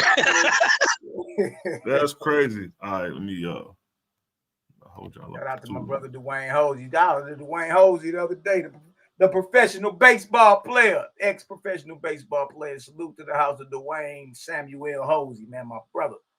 Good hollering at you the other day.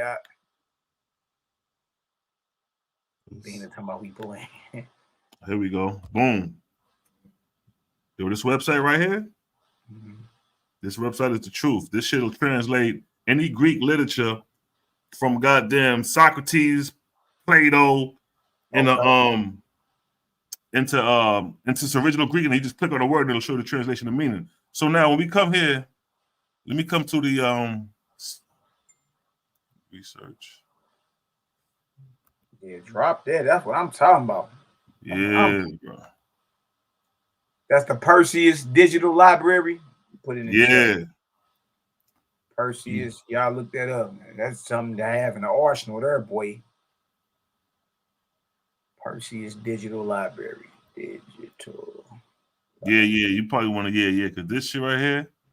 Because when I They was say doing my Perseus is a son of Zeus. So that would mean he's either a prophet of Baal, or is this nigga really a son of Baal?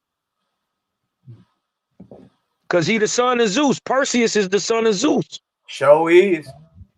That new Percy, matter of fact, it's the new Percy Jackson movie coming out tomorrow or today, if I ain't mistaken. That's crazy. That's crazy. Hold on, let me put this word in real quick. RHSTO.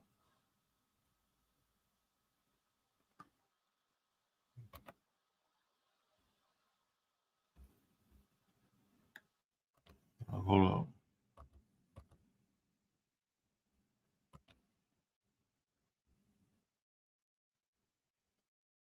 Okay.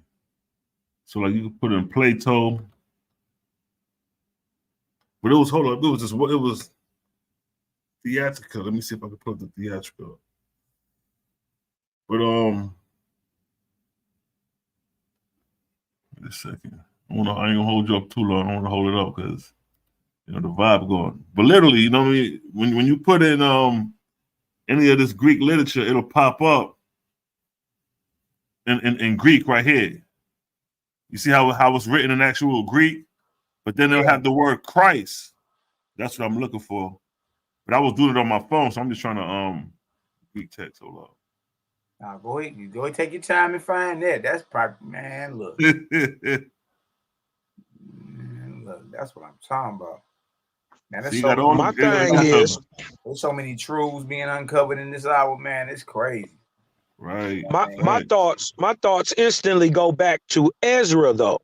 But look, we see the connection. Everything on here, it give it to you in Greek. So we got Flavian, it got everything on here. But go ahead, Cosmo. While you talking, let me look for it real quick, fast. No. What I was saying was, it instantly draws my mind back to Ezra. We see the connection from, let's say, Alexander to Ptolemy to Paul to Constantine. But there's another guy, you dig what I'm talking about, that predates them. And that's Ezra. And Ezra had a vision too. My thing is, it'd be crazy if there's any depiction of Ezra and a Kai-Rho around Ezra anywhere. Listen, that's exactly what I was thinking. Damn, dog. If we find this would be before, but you got to think about it. This would be before. Well, wait a minute.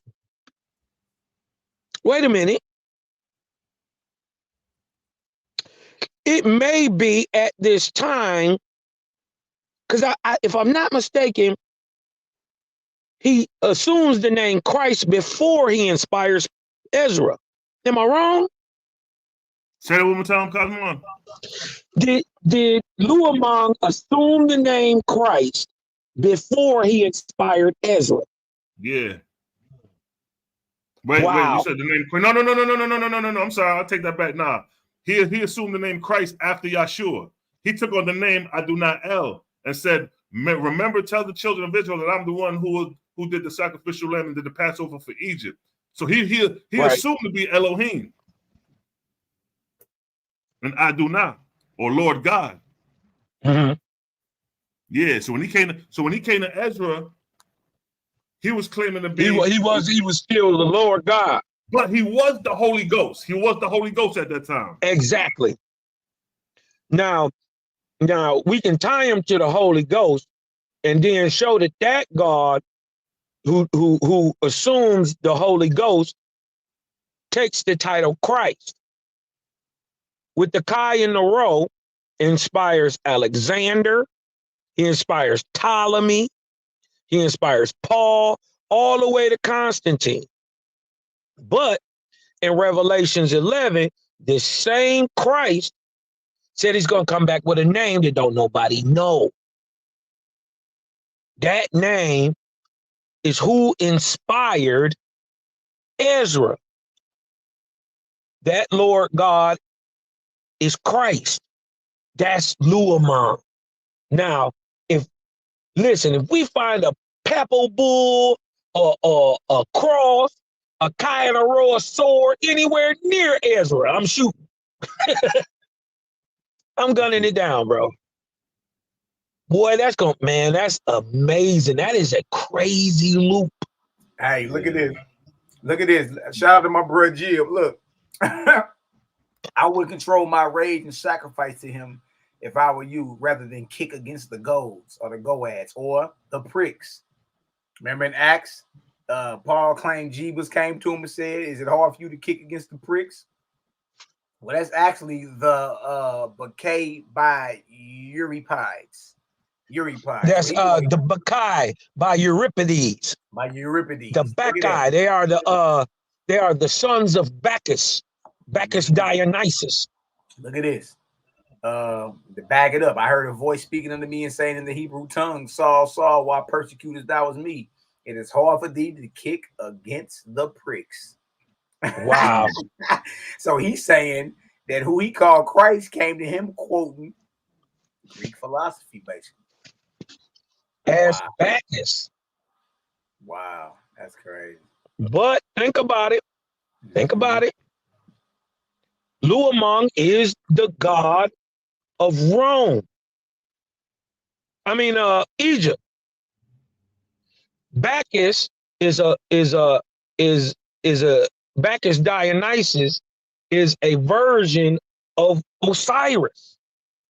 Herodotus says Bacchus Dionysus comes directly out of Egypt. Herodotus say that. If I can't find it, King, I'll just shoot it through your email later and you can check it and shit. But it was just basically, you know what I mean, just showing like a lot of the Greek philosophies, you put them in you can translate it into Greek.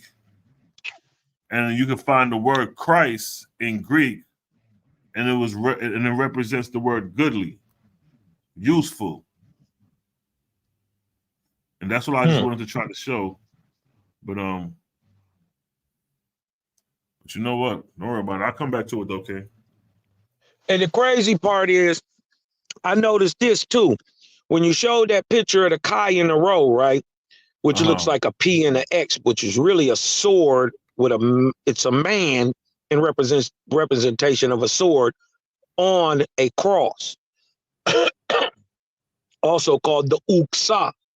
You dig what I'm talking about? Now, the crazy part is what I noticed is that Jesus in Revelation says he's the first and the last, the beginning and the end, the Kai and the Rho. Now, if you look next to that picture of the Kai and the Rho, there's a letter that looks like a A, right? To the left of it, and another one that looks like a cursive lowercase r, or like a 3 turned upwards, almost like a W. That is the first letter and the last letter in the Greek alphabet, meaning first and last,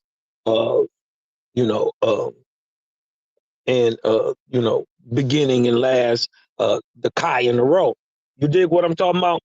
And that's in the Greek letters. So what the Kai and the Rho, that hints back to the Kai and the Rho, don't mean first and last. But the letters on side of them actually do. If you show that picture of the Kai and the Rho. Yeah, Alpha and Omega. It's the Alpha sign and Omega. Right. I'm gonna show you in a second. Omega. I'm literally typing in the thing from my phone so I can pull it up with this Greek shit. I gotta show that shit for Melly. Y'all shit real quick. Y'all probably seen it before the niggas doing this live, but you know what I mean? Some of the audience may not. I heard. Nigga, but when you, I'm gonna play a little more of this. Let me know when you got it pulled up. I can all good. Yeah, exactly. Yeah. You keep the party going. I ain't gonna front though. I spilled my coffee a little bit when C-Lock brought that picture of Paul this morning. Hey, look, man, I had to get some new socks. I had coffee everywhere. I said, this nigga brought up a picture, and then it go right along with the whole little peach, the little flushed red skin. You talking about the identity of Paul? Yeah. Yeah. When you showed that picture this morning, bro, I was like, oh my. Yeah, they got a description of this nigga. You know what I'm saying? I never seen it. Listen, bro. I don't know where they got that from. I've never seen that. Yeah, that was a new one for me too. I was like, sheesh. I know, right? Get to digging what you'll find. Right. But nonetheless, you know what I mean? It's like, it's just the same way as too many fingers pointing that Paul is a damn agent. There's too many fingers that pointing to Luamong that he's behind Paul. Because look, the sign means through this sign you shall conquer. What was the nature of these niggas from the jump? Constantine, he conquered through the cross. If Christ came to Paul, he had an agenda of conquering. So Luamong inspired with the damn Tanakh. So Luamong inspired the destruction of Jerusalem.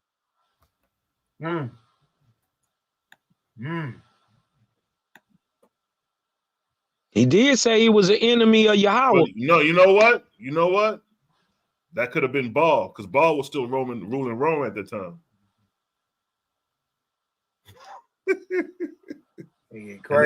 That could have been a Baal play on Luamong's earthly possession through Jabril, because Jabril's station was Jerusalem.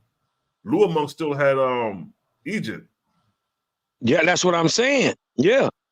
So Baal, that may have been a move from Baal, and probably got them Luamong got tired of this nigga by the time Constantine rolling around. He said, "Let's go ahead and get rid of this nigga." He destroyed my temple in the 1st century. Yeah, now that you're saying it like that, it do make sense if Baal Jupiter goes and smashes Jerusalem, because that would have been under the auspices of Luamong and Gabriel. Right, because to keep in mind, Luamong and Jabril but then why does operating together? But then why does the only reason I think it's still Luamong is because that picture that you showed of Paul in the tomb is from the 2nd century. That's from the 2nd century. Baal was still on the scene, still dominating. That's Luamong, right?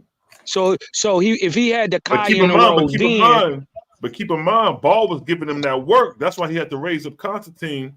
And that's why he created the whole Christianity warriors, because Baal was whooping ass. Them niggas was getting tortured and skin peeled off, getting dipped in hot oil. You know, them because you remember, Baal and them was the last of the evil gods to reign. The niggas who was with the child sacrifice, burning your kids, and all that evil shit the gods was doing, that was under the reign of the Baalim gods and the Ashtaroth reign. You know what I mean? When Luamong captured Baal, remember it said no Osby, that was the ending reign of the evil gods.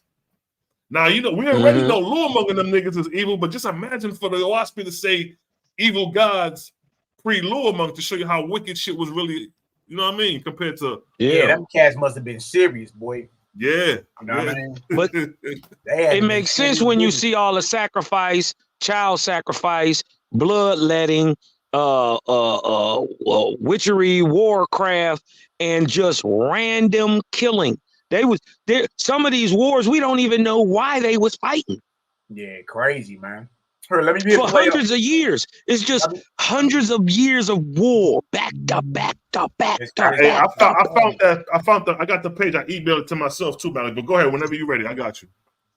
Okay, you want to pull it up now or Y'all want me to play some of this documentary?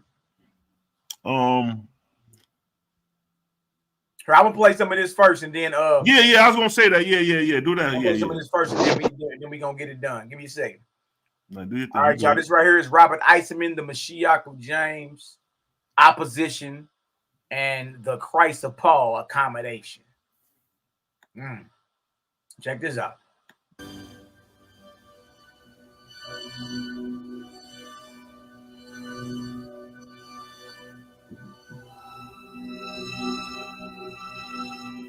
Historians have always known, but to Christians brought up in the belief that Jesus was the only child of Mary who remained virgin, it will come as a surprise that the real Jesus had several brothers and sisters, and that after Jesus' death, his followers are led by his brother James, also called the Just. Eisenman believes some of the scrolls and this early church have much in common. Both call themselves the humble, meek, or poor, Ebionim. So the scrolls are using the same word to refer to the community of the righteous teacher that early Christianity uses to refer to the community of James. Let's be very careful. Are you saying these are the early Christians or not? Not early Christianity as we know from the scripture as we have it. This is early Palestinian Christians. Now we have to decide what is meant by Christian in Palestine in this period to understand or answer your question. And that is another technical discussion that we can have. Do you mean there is a difference between the early Christians of fact or the early Christians of faith? Of course. There is a vast. I heard that? Of course. The Christians today and the Messianic brewers today are following Paul's protocol. Regardless if you know it or not. You're following Paul's, and by extension, Rome's version of the Messianic movement that they successfully destroyed 2,000 years ago. See, the scholars is like, it's a total different. Like, if you over there skating with Paul, what we talking about is total opposite of that. Watch it. That's difference, and I don't even know if they were ever called Christians. Neither would they have seen themselves as Christians. The Bible hardly talks about this earliest church, about James and other members of the family of Jesus. They didn't see themselves as a separate church. Their only difference from others lay in the hope that Jesus would one day return as a Messiah. But otherwise they were strict and pious Jews, much in the mold of the writers of the scrolls. Again, the scrolls make no clear mention whatsoever, but if some are from these times indeed, Eisenman sees a fascinating parallel. 3 persons emerge from the scrolls. The leader, called the righteous teacher, who did not found the movement, but gave it direction. The wicked priest, an outside enemy, and probably Jerusalem's high priest leading the establishment. And a third and fascinating figure, once part of the movement, but now outcast. He's called the liar. And this liar is specifically said to teach straying from the law, to remove the boundary markers which the forefathers, the ancestor, had set down, to lead people astray and attract this waste, and to have denied the law in the midst of the whole community. Well, nothing could be a better description of what Paul does in both the Jerusalem conference in the book of Acts and in his writings. Dang. Paul considered as the liar? The Gospels narrate how Paul, sent by the high priest to arrest followers of Jesus, is converted by a blinding vision on the road to Damascus, Syria. In the Dead Sea Scrolls, Damascus is used as a code name for the region where the wilderness camps are located. Has been proposed by some scholars is that Damascus here was a district within the Roman administrative system, and so that what you have in the word Damascus is simply another term for the Qumran region. Wow. A conversion here to the beliefs of James, but later bringing him in conflict with it? though most scholars, including Larry Schiffman, categorically reject linking one with the other, it does tie in with history. Very early within Jesus' followers, there seems, as far as we can reconstruct, to have developed two approaches. One approach, for example, James the Just personified this, wanted to keep Christianity essentially a form of Judaism, practicing all Jewish rituals. The other approach was to see Christianity as a worldwide movement and to take it outside of Palestine and outside of the Jewish community. And this, of course, is best known from the writings of Paul. We have in this James Paul. There you go again. Dang. This ain't the same doc I showed earlier. There you go again. Hey, Malik. The very Hey, ain't Josephus' last name Bar Matthias? Yeah, Joseph, Bar his son. You know what I mean? And Matthias or Matthias is Matthew. Now that's his name. His name is Joseph Bar Matthias. Well, ain't there a Matthias, right, who starts off the Hasmonean dynasty? Yeah, Matthias, yeah, it is. Is that who Josephus is kin to? Is that why he's saying he's a Jew because he's Judean? Oh man, hey, all we gotta do is dig down and find it. All we gotta do is dig I got that because the Hasmoneans, because remember we kept saying that it's a tie somewhere in there that we see that the Alexandrians, yeah, and the Herodians is the same people, but we didn't see the mix. The mix is the Hasmoneans. Yeah, you know the connection with them is Antipater and John Hyrcanus. That's the connection right there. And then Bernice the First give birth to Herod, Herodias, and Agrippa Agrippa the First. She directly the daughter of a Hasmonean queen. Yeah, Miriam. Her name was Miriam. That was Herod the Great. But she was a Hasmonean princess. John Hyrcanus' niece, really John Hyrcanus' niece. Is his niece? That's Aristobulus' daughter. Man, bro. Come on, Hyrcanus, John Hyrcanus, and Aristobulus, his brothers. Yeah, and then they kill the Herod kills Aristobulus the younger, and then has a son with Miriam and named that nigga Aristobulus. The Aristobulus. Crazy, man. Yeah, but no, that connection started with John Hyrcanus and Antipater, that friendship, and then Antipater got in position and ganked them, basically.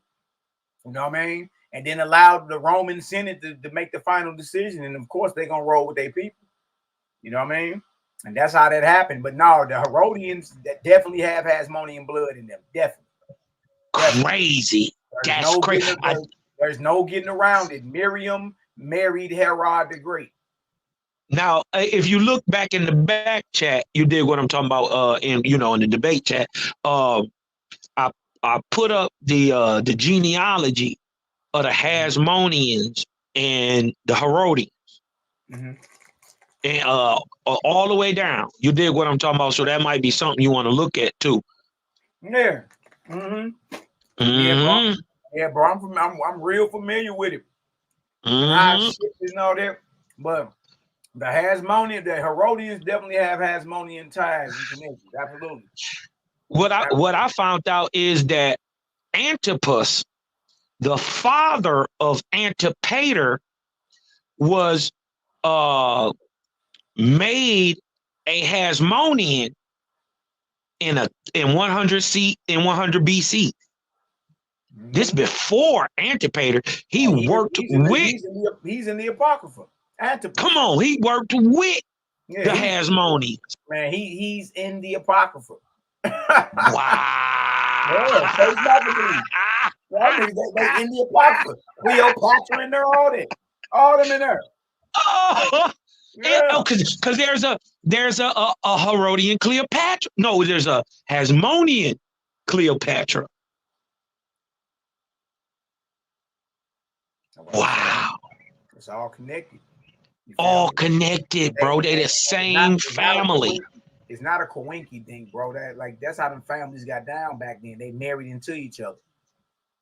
You know what I mean? Wow. They married into each other. It would make sense. It would make sense if the Herodian kings married into the previous ruling Judean stock. Mm-hmm. That's what we see with Antipater. That's what we see with Antipas. He becomes a Judean. He what do you call that when you switch your religion or whatever? You convert. You become convert. Yeah, he becomes converted. Mm-hmm. He converts into what the Hasmoneans did, but the Hasmoneans but they wouldn't settle to be taxed regularly, right? Because they hadn't been taxed for more than 80 years by the time that Hyrcanus and Aristobulus I called in Pompey in 67 BC. Now he on some slick shit, on some slick stuff in 67, come to try to settle it down, but he bring his boy in, Antipater. To settle all this down, and at this time you got to remember, during the Hasmonean dynasty, Rome wasn't getting they wasn't a client state of Rome. Judea wasn't. They wasn't getting that money because they had overthrew the Seleucid dynasty, who was ruling Judea under the auspices of Egypt and Rome, because they were direct Macedonians. Man, hey man. So that means all those merges and all those were coordinated. Yep. Especially the last hundreds and hundreds of years like that, bro.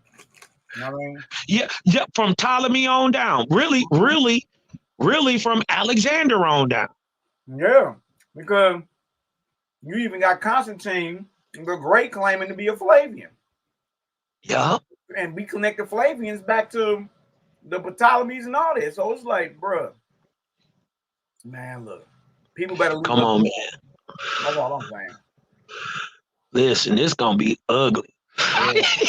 Yeah, buddy. It's gonna be ugly. That's what I said. We got to jump on this shit full circle, my nigga. Like from the term Christ, you know what I mean? Not having nothing to do with HaMashiach, Yahshua, all that shit coming out of the north. You know what I'm saying? Yeah. You got the Kai-Rho. My thing is, you brought out something, Sila, a little bit ago that I got to look into. Because I never put this together. The Macedonians, like Alexander and them, come through that they are their own little stock, but they usurp or marry into that Latium line that's in Italy. And so we started the Flavians, the Flavian, you know what I mean? The nigga who started the Flavian lineage, he comes out of Italy, Latrum, Italy. Come on. But keep in mind that the Etruscans was running Italy from 900 BC to 27 BC. They got something called the Etruscan and Roman Wars. So, oh wow. So what it's looking like is the Macedonians usurp the rule of the Etruscans and then send out the Seleucids and the Alexandrians to pacify Egypt and Judea? The way I see it is this. To me, I think it had to deal with race as well, because keep in mind, niggas was occupying those regions pre-Dark Ages.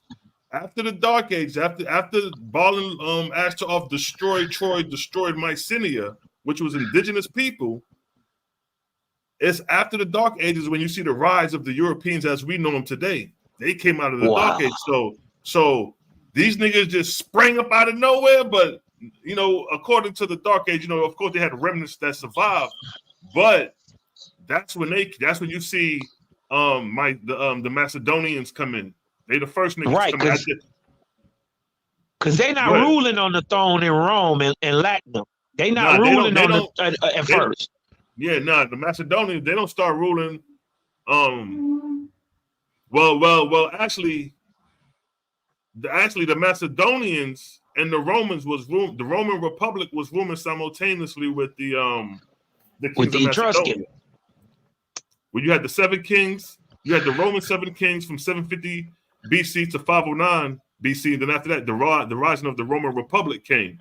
Or during all that time, the kings of Mycenae was already in order. Like the kings of Mycenae Macedonia started around 650 BC. So the Etruscans was already rocking out 900 BC. They were already on the scene. They was already on the scene. Pre classic or classic Greek with Herodotus and Homer. The Etruscans was already on the scene, right? You know what? Let me pull up the map because the map gonna tell it all. We gotta do is just look at the map. Let me pull up the map, the map, and then we could just because I'm wondering. You can share my screen. I can share screen, Mally, real quick. I ain't gonna hold you too long, Mally, because you know how that go. No, bro. No, you know it's all good. You know, up this motherfucker all night, you know. Right, hold on. Because if Latium is the home of the Etruscan, we got to see how the Macedonian comes to rule there. And at the fall of the Etruscans at the late 500s, we see the rise of Rome. What the? See, look right here on the map. Now let me zoom in a little bit. Let me zoom in. All right, so you see the Dark Ages right here. After the Dark Ages, the Etruscan civilization rose up within the Dark Ages because you see 900 BC down here. You see Etruscan civilization, and it's ended in 27 BC. But the Roman, as we know Rome, historically, right? Rome came on the scene 750 BC. The 7 Rome, that's when you hear about Romulus, the nigga sucking the breast of the cow and all that. That's 750 BC. After that, 509 BC, the Roman Republic rose up. Now, when the Roman Republic rose up at 509 BC, the kings of Macedonia was already ruling up here.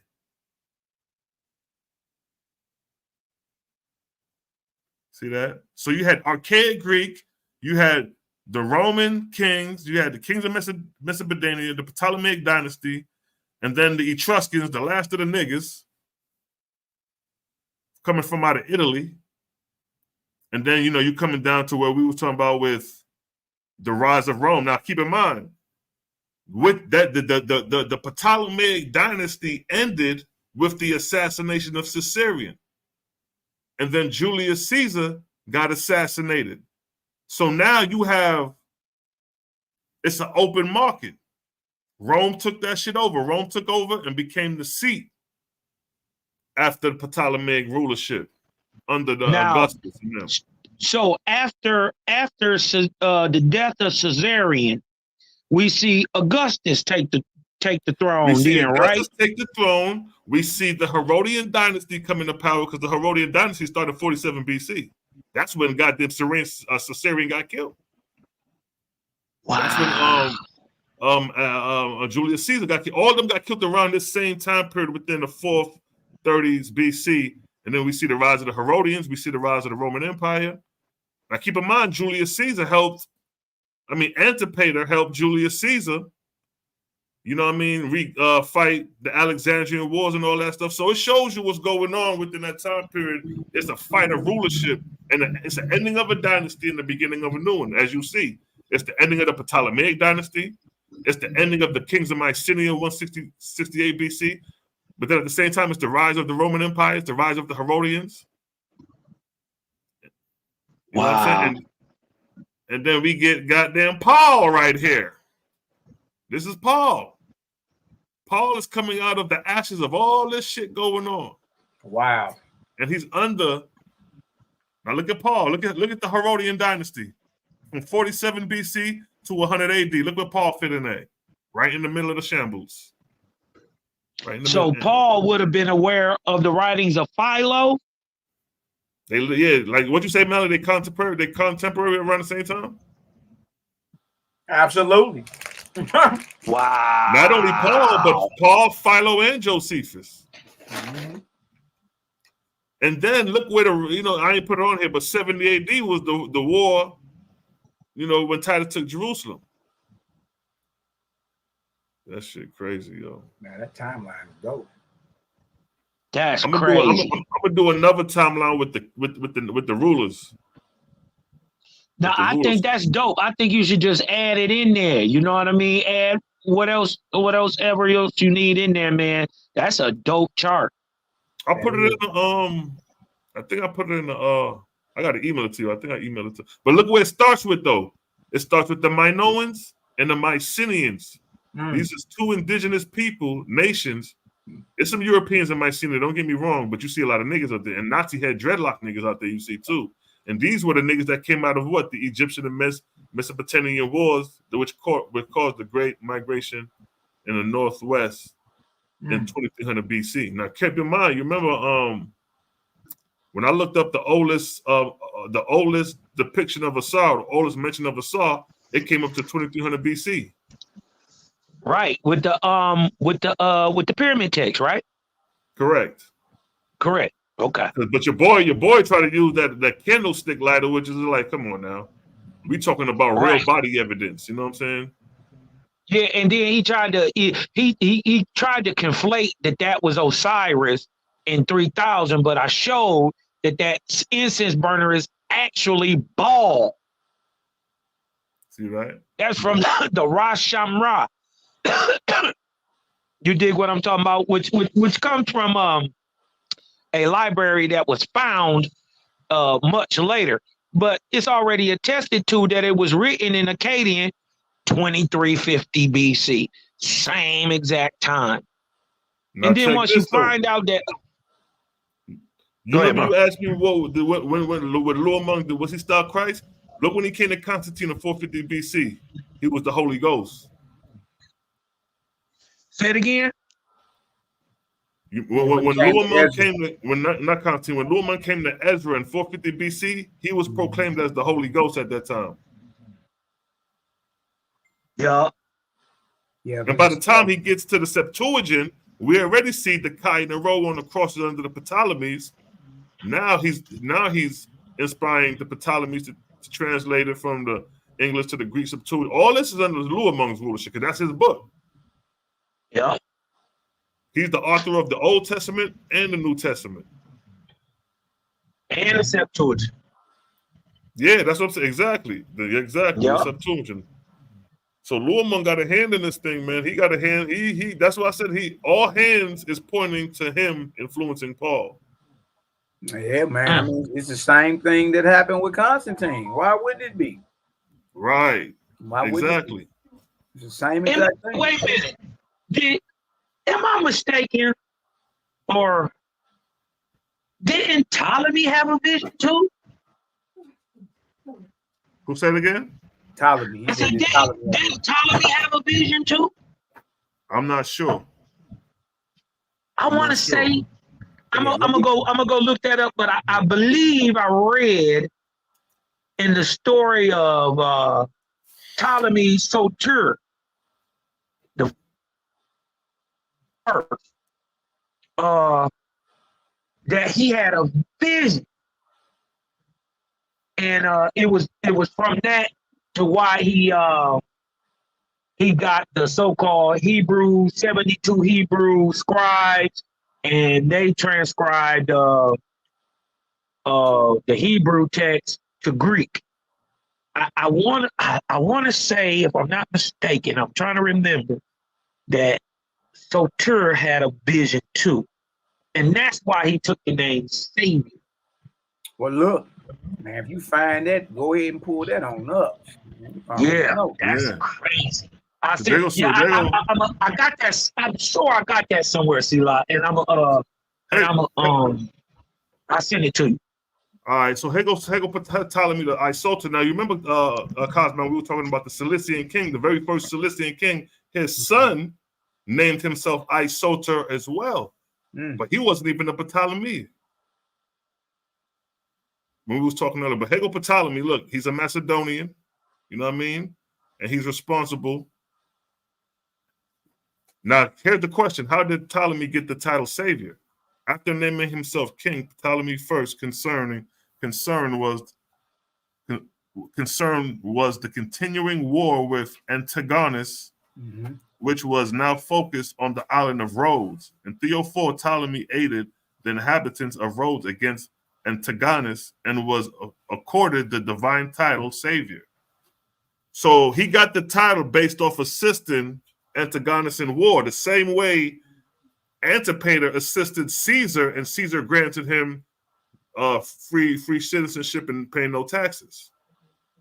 But here's the deity Serapis. Serapis Isoter made efforts to integrate his new Egyptian subject religion with that of their what? Hellenic rulers, Macedonian Greek rulers. Ptolemy project was to find a deity that would win the reverence of both groups. That sounds like some Constantine shit.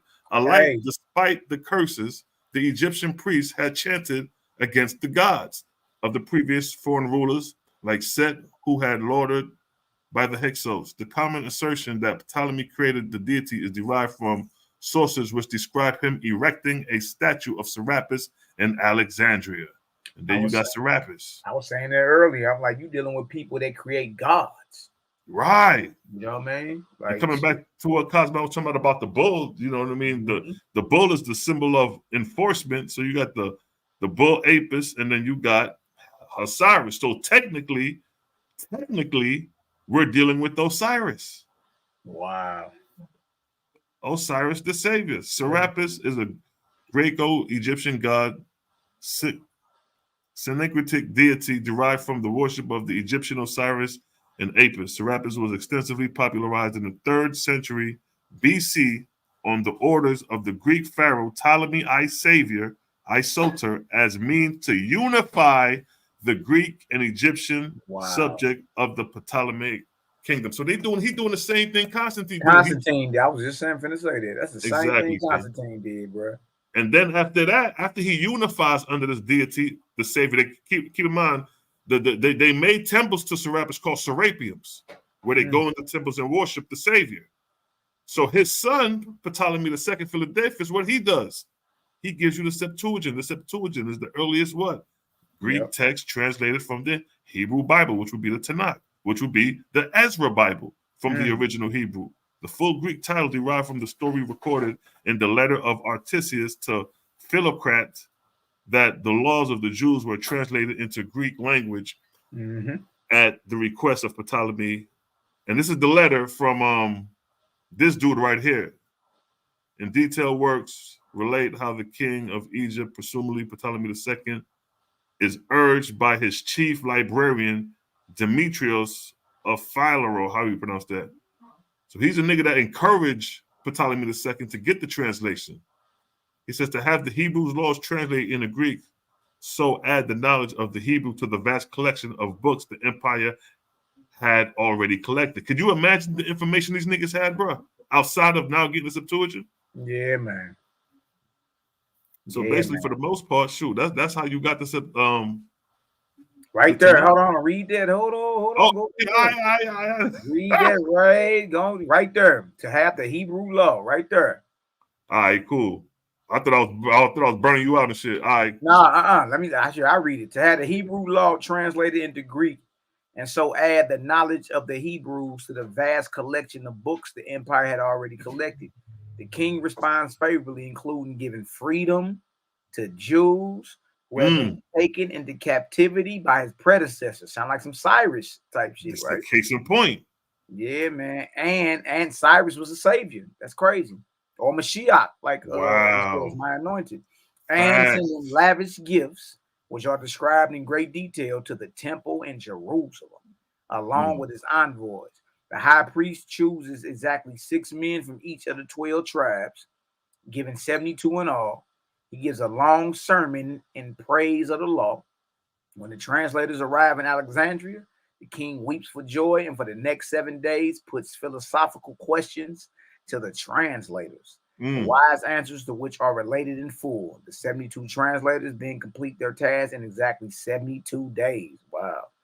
The Jews of Alexandria, on hearing the law read in Greek, request copies and lay a curse on anyone who would change the translation. Wow. Where we get that from? Wow. That's where we get that from. It sound like your boy Paul. Remember, he was cursing. He was cursing everybody. And then, in the Bible it say whoever adds or take away shall have all these curses. Who's to say these niggas ain't did that? Right.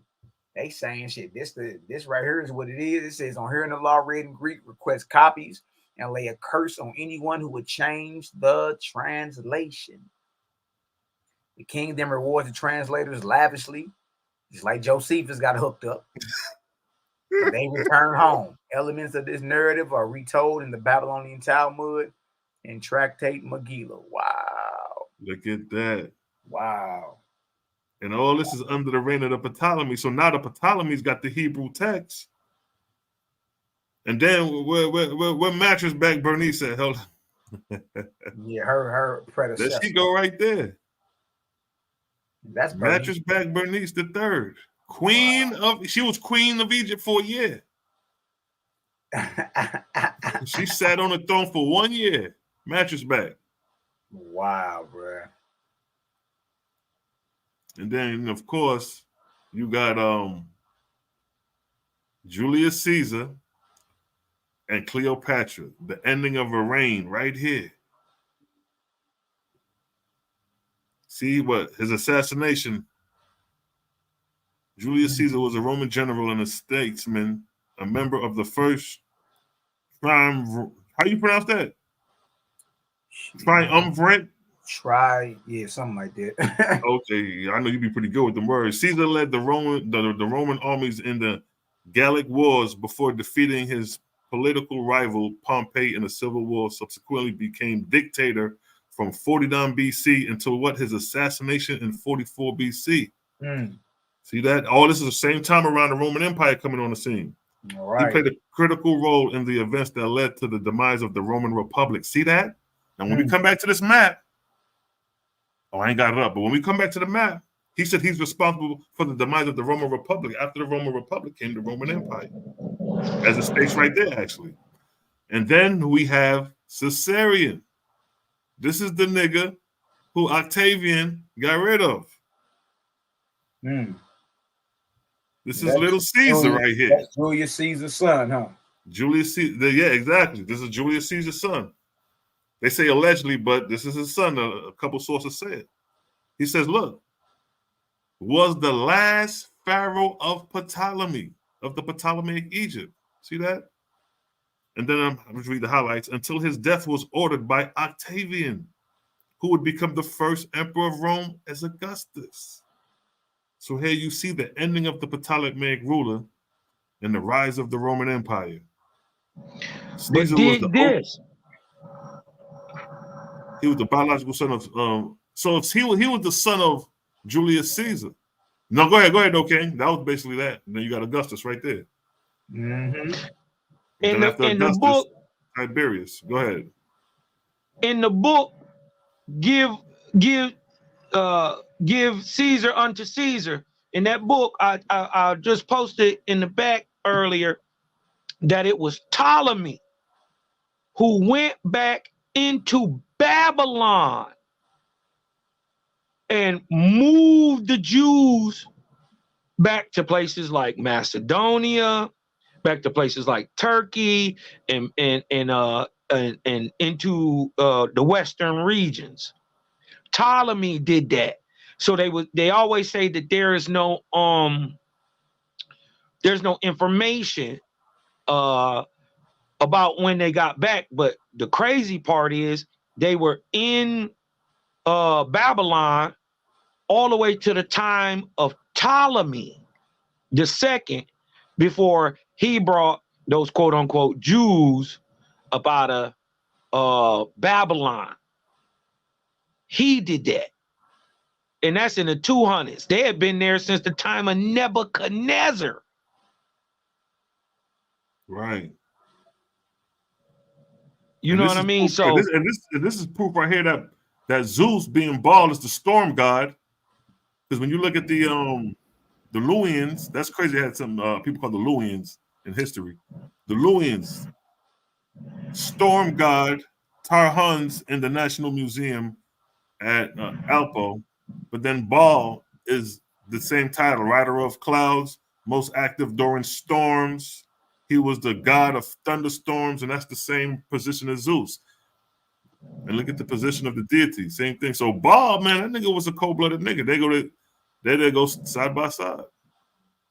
The nigga riding on the bull too.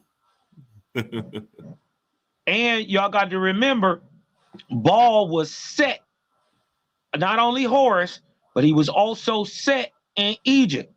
And the Hyksos worshipped a storm god that the Egyptologists call Set. I believe it's Tarhun's. Either way, it's Baal.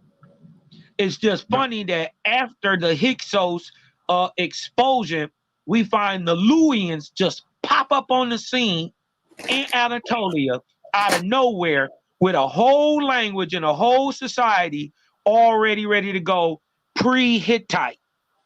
See that? Now, when you was talking about earlier, look, this is the place where the Flavians originate from. To the right, where it says Latium, Latium, that's where the Flavians originate from. But if you look towards the left, that's the region of the Etruscan. All that's Etruscan. When it says 800 to 600 BC, niggas is running that. That's Etruscan. That's Etruscan. Yep. So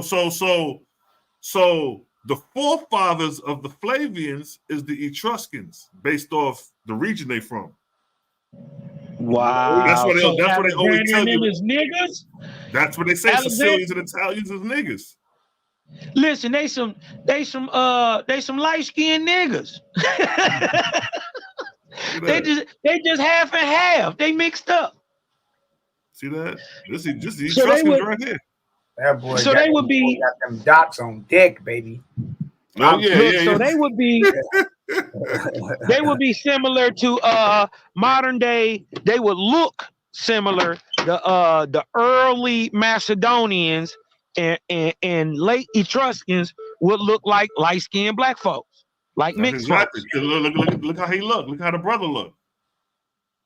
He look like a black white man. You know what I'm saying? And you got depictions of these people looking like. Look at the guy to the left, though. It shows you that Mycenae Etrusca was a mixed population of brown skin and black and white skin. But now, if a race war was to break out, like in the Americas, where you have the European nation coming, they wiped out a whole people, that will be equivalent to the wiping out of the Mycenaeans going into the Dark Ages and the re-emerging of the Renaissance, and who you see dominant is the European fashion coming out the north. Man, old boy got his thigh exposed, his shoulder exposed, boy. But look at this picture right here. Yeah, it says, a lot of that Greek and Roman art, man, be gay, be word, man. Let me tell you something. These niggas was faggots because they got plenty pictures of the Macedonians, the Greeks, doing some unlawful things. They actually got pictures of that. You know what I mean? Yeah, like very derogative. Almost every piece of artwork I see from either Rome or Greece is gay innuendos. Like it's all type of grown ass men with their nipples out, shoulders exposed, thigh exposed. It's like what the hell? Nigga walking around with genitalia showing, a loincloth on. I'm like, man, what the hell is all this? But look at the depiction of the Etruscan statue of Apollo. Now, keep in mind, the Apollo that they talk about is the northern Apollo, which is 500 AD. This is the Etruscan statue of Apollo going back to 700 BC. So Homer and Herodotus would have been Etruscans. No, they because the reason I say that, let me bring the map back up. That's why it's beautiful that we got everything on the timeline. Now keep in mind, Homer, here come the map. What we just saw was the Etruscans coming out of here. Homer don't come on the scene until the 7th century BC. He come on the scene after the Dark Ages. He comes after the genocidal acts are committed due to the Mycenaeans. So the way it's looking like, because Homer just pops out of nowhere with all this Greek philosophy, just out the blue. So, you know, it got to be some old shit going on like what was going on in that later on, 1st century, coming with these favors of these people, but we just don't have too much of that history because of the Dark Ages, because everything was destroyed at that time. So these were the Greek Dark Ages, not the Dark Ages in more modern. This was the Dark Ages from our time started like 1,000 from 1000 AD to 1400 AD. Those were the Dark Ages, the 1,000 years of darkness. So after when the fourth teeth came, that was considered the Renaissance. So their Renaissance age started in 750 BC. That's when archaic Greek come on the scene. That's when the kings of Macedonia rise up. That's when the Romans rise up. But the Etruscans was still in rulership as a civilization while everybody else was getting a start. Okay. That's what I'm saying. That's what I'm trying to say. So how does Homer pop up 750 BC in the same place as the Etruscans? Matter of fact, let's see where Homer from again. Let me put that in. That's a good point. You dig what I'm talking about? Because the Etruscans would have been on the scene 100, 200 years before already. Homer even popped up. Exactly. Let's see where this nigga from real quick. Homer, a Greek, boom, fun of his works. Homer, between. And you know what? That's another thing. They don't have no real history about Homer. That's why when I was doing the history on Homer, it's a lot of question marks surrounding him, because he doesn't tell you where he get the literature from. It's almost like some Ezra shit. It's like this nigga just automatically wrote this shit. Born 8th century, but I'm trying to see where he was actually born from. Ancient biographical traditions, history of Homer, scholarship. Well, the nigga was a Greek. We do know that. Does it say it up here? Homer was a Greek. They believed in being jack naked, didn't they? Like, damn, man. Right. So if he was a Greek, then. But Greece is Hellas. Right. But it just depends on what part. So what I'm saying is the niggas who run Hellas, all the way to 500 is the Etruscans. All right, look, perfect. I'm glad you brought up, because look, this is a map of Hellas, the Hellenistic realm, 300 BC, as divided by the Dutch. But this is actually damn near 400 years later. But you still see Hellas, but he's not coming out of Etruscan though, because Rome is over here. He's coming up out of over here. He ain't even Macedonian. He's coming out of more of the Hittite region. I'm suggesting. I'm assuming. I think he come up out of that. See that green region? Right that's here. Greece. Yeah. That's where he coming from. That's Macedonia. That's Macedonia region right there. But that's the same place. Ain't nothing but a hop skipping away from Italy and shit. Come on, and there's islands all in between there. Right. Wow. That's deep, yo. So all that shit is the gang can take you in deep waters, boy. That's right. I'm just saying they didn't whitewash everything else. They probably whitewashed Homer too. We know the Etruscans was something like a nigga. Yeah, that's what I was saying. The Etruscans, let me see. He sure got some curly hair. I'm just saying people that we know have later been found out to be black, like Septimius Severus. Right, you dig what I'm talking about? When they show his picture, you dig what I'm talking about. If you show his bust, it's in white. But if you look at that hair, it's got a curly, laid down curliness to it, man. And Homer kind of looked like that. But look, these are the depictions of the Etruscans right here. This is Oh, like wow, look at that. Natalie was saying, look at this nigga. What type of dance move is this? Hold on, where it go? Damn, I'm missing. But nonetheless, man, look at this. What he doing? Exposed shoulders and breasts. What's wrong with you? But nonetheless, these the Etruscans, yo. Look at this nigga. He got dreads. But if you notice, if you look at the Etruscan, if you look at the Etruscan language, it looks very similar to Phoenician. Look at that. Etruscan language. Look at that. Yeah. Look at the A, B, C, D right there. That's crazy. Say it again. Let me see that again, bro. Look, this is the Etruscan language. That deal say A, B, C, D, E, F. Motherfucking Dang. Yeah, that's crazy. Dang. They got element OP on that mother. Yeah. Element OP, yeah, the L. And keep in mind, the Etruscan is the precursors of Rome. So the Latin language comes from Etruscan language. It do say LMNOP. Look, KLMN. And then you skip that O and P, yeah. That's crazy. Wow. So wait a minute. Is our language so if listen. Let me ask this. Whoa, go ahead. Watch this. I'm about to answer right here. Well, look at this. The Latin script owes its existence to the Etruscan alphabet. Nothing else to talk about. Damn.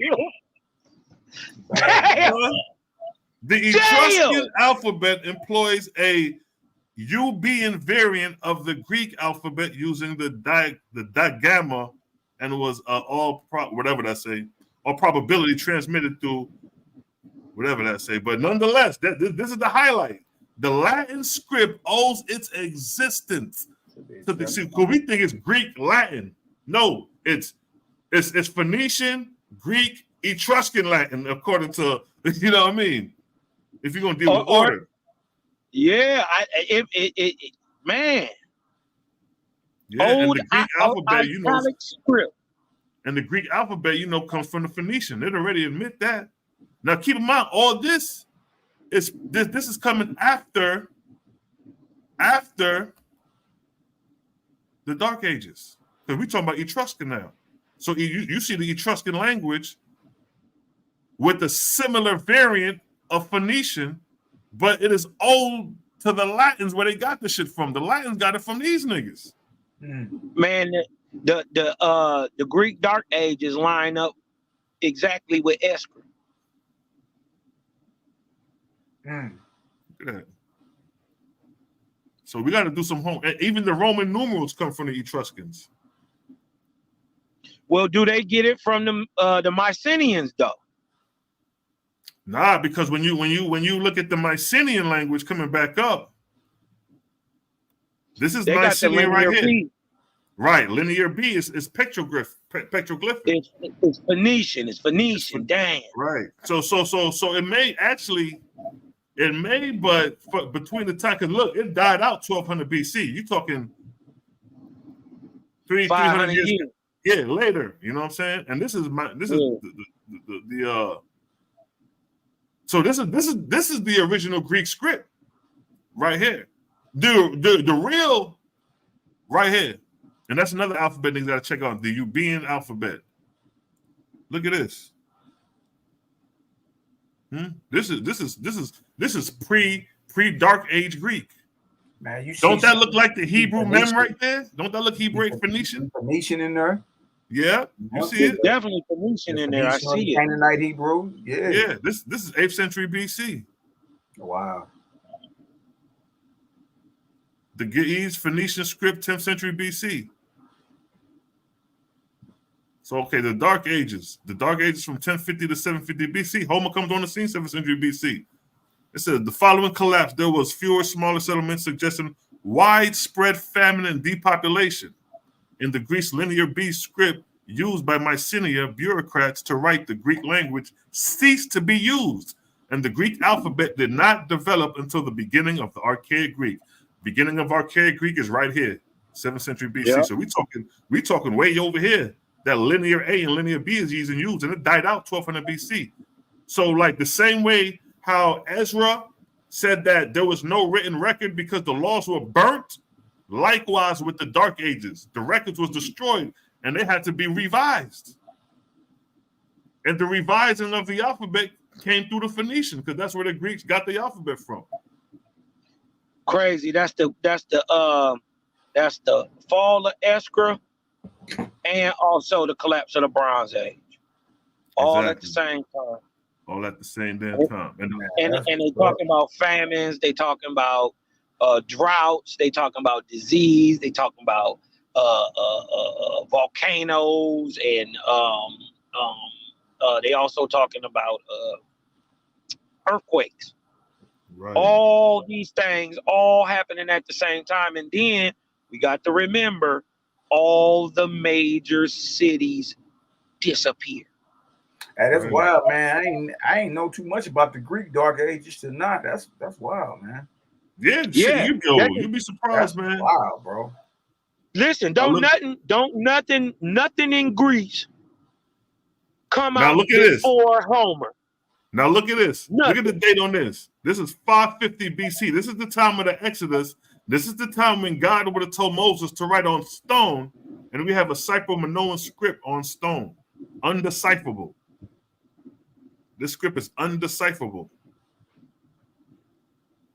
And then when we come back up, look at this. This is linear A, was a primary script used in palaces and religious writings on the Minoan civilization. This is the Minoan script. Don't that look familiar? Don't that look Phoenician? And a little bit of cuneiform? Shit, it look Etruscan. Remember the O next to that M is the sign of YAH'KI. Exactly. And then go back down to that one. It's the same that's on that black pot. No, on the black pot with the see that? Now go back to that black pot with the ABCD on it.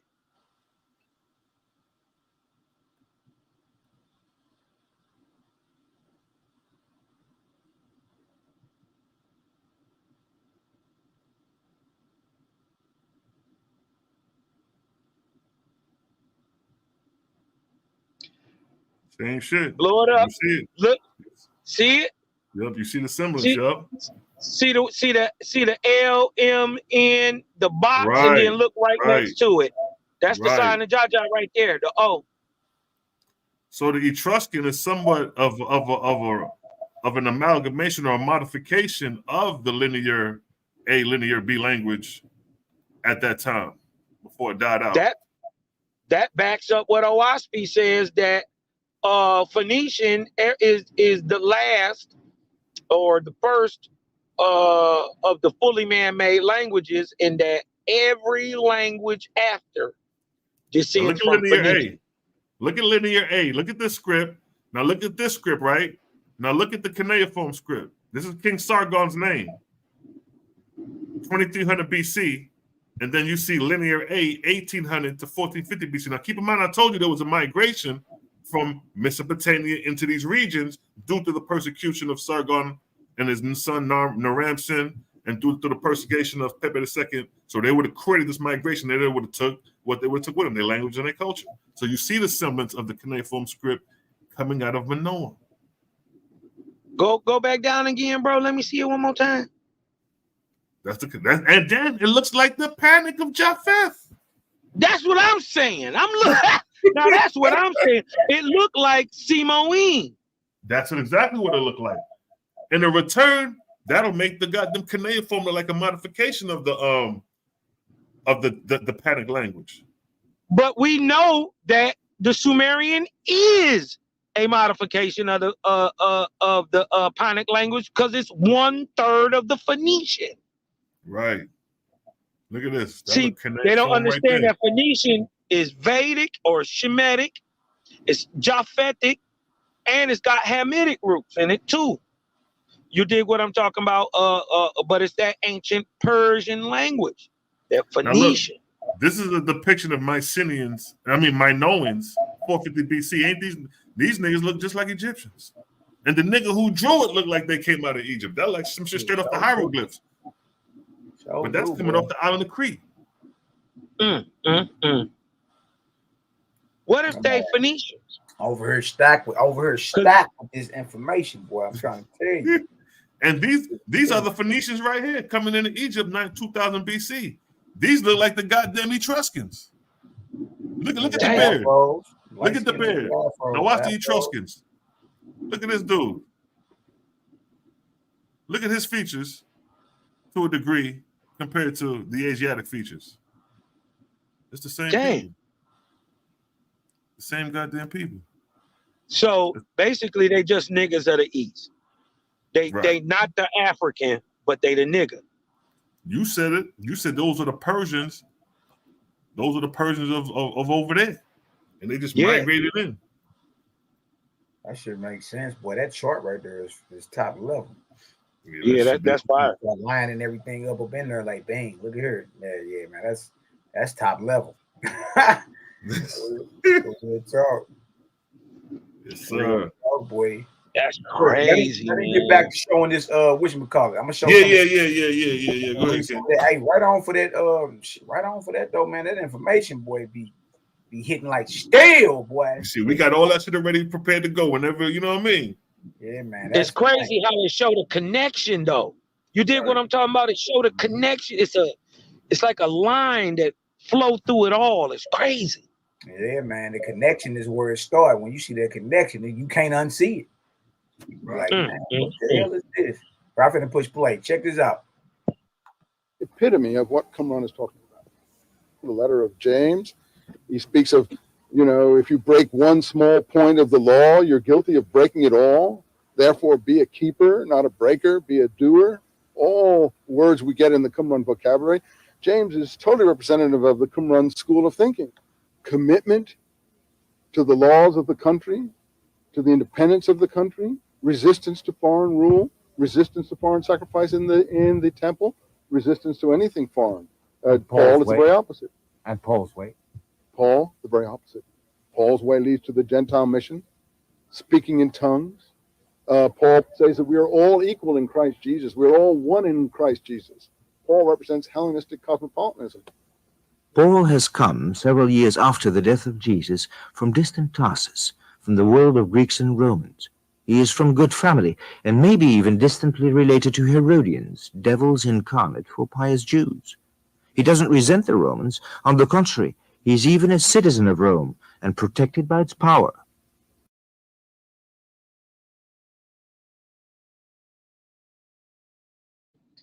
Sheesh.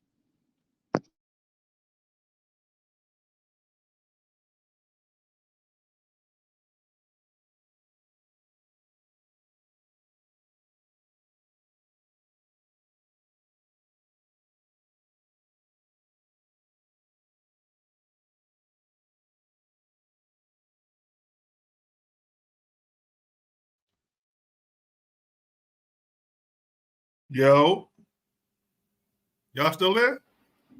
Yeah, I'm here. It just stopped playing. I thought it was me or something. I'm like, did I press? My bad, y'all. No, you I good, wanted to King. go show what I was saying. I didn't know I was muted, but what I was saying was I wanted to let that play one more time and show that even the scholars are saying that Paul is a Herodian, and that the Herodians were considered the devil in the flesh, the devil incarnate. And wrong citizenship. Y'all, it's the same stuff that we've been saying. Right. I want to share this real quick right here. Show y'all this real quick, right? Now, who we've been showing today is your boy Robert Eisman. His actual book is on the thumbnail I got on here today. Now look at this right here. I'll show y'all something. All right, so that's the book right there we're gonna be going into. Right there. You dig? Now this is actually a 1,000-page book. Like, dude really did his homework when he did this. You feel me? Where it goes pulling up. But he really did his homework. You feel me? What time do we place him, Mally? What time do we place Jesus? Does he have an Now earlier start? he goes into how, according to him, he believes it's an amalgamation of many messianic first century freedom fighters. You know what I mean? He And he's right. saying if there was a Jesus, it's an amalgamation. He stands more on the proving that James existed. You know what I mean? But if you prove James existed, that means Jesus existed.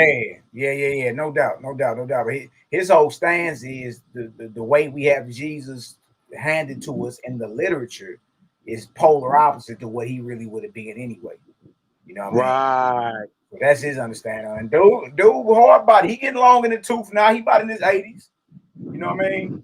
Dude been doing this a long time, man. Very instrumental in the Dead Sea Scrolls being released to the public. Robert Eisen. You know what I mean? Back in the 80s and 90s, he was going hard body. Like, y'all got to release that. You know what I mean? Yeah, we got to have a conversation with the OG then. You dig what I'm talking about? Get him to share some of this light on the Jehovah Chronicles or something. You dig what I'm saying? Absolutely. Have a real sit-down conversation with this brother and get it on record. Yeah, you know what I mean? Because when we show him Yeshua and that the archetype is roughly 110 years older, you know what I mean? That plays right into what he's saying. You know what I mean? That it comes from an earlier model. You know what I mean? Absolutely. Now this is chapter 3 of that book. Look what it say: Romans, Herodians, and Jewish sects. Man, crazy. The sects in the Second Temple period. Josephus describes the Jewish sects of this period in a tendentious manner. Talmud presents an equally tendentious picture of a rabbinic Judaism opposed to all other groups lumped together as minim or sects. Sometimes these last are even called Sadducees without further elucidation as to who they really are. In the Dead Sea Scrolls from Qumran, these Sadducees are the sons of Zadok. That's what I was telling Daryl Cosmine the other day. Your New Testament Sadducees are pump faking like they the sons of Zadok. Saduk and Zadok is basically the same word. All right. It's no coincidence that they represent the priest in the New Testament. These Sadducees are the sons of Zadok, evoking the term as employed in the vision of Ezekiel, chapters 40 through 48 of the reconstructed temple of the last days. Related to it is the righteousness ideology expressed in the root letters ZDK or Zadok, of the Hebrew word underlying the Greek rendering Sadducee. The sons of Zadok or Sadducees depicted in the Qumran, the Dead Sea. Qumran is Dead Sea Scrolls. Depicted in the Qumran materials have little in common. Listen to this, y'all. The Sadducees depicted in the Dead Sea Scrolls have little in common with those in the New Testament or Josephus. Where these opposing groups of Sadducees, Herodian establishment, or separatist purists are concerned, there are common approaches to legal minutiae that so obsess the authors of Talmudic tradition. However, in the broad lines of hostility towards the fornication of the establishment, incest, polygamy, divorce, etc., there is almost nothing in common between them. Moreover, the second group is characterized by an antagonism to foreign rule, including, so the sons of Zadok in the Dead Sea Scrolls stand on business. They're not with all that, assimilating and all that, including the foreign appointment. And that's why he was saying earlier, literature didn't replace history. It was like it's what you have today is the polar opposite of what it really was.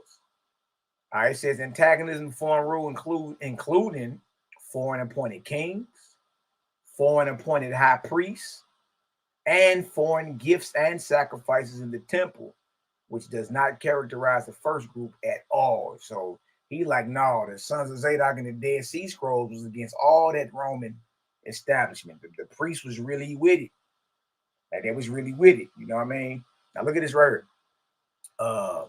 The same issues are fundamental to the zealots. The those who follow the demands of the zeal-oriented covenant of Phinehas, Numbers 25, 6-13, where the relationship of the scrolls to so-called zealots is concerned.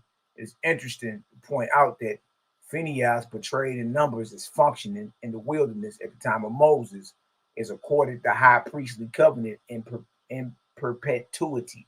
How you say that, Cal? Perpetuity. Because of the zeal he displayed in killing backsliders who were marrying foreigners, thereby deflecting pollution from the camp of Israel.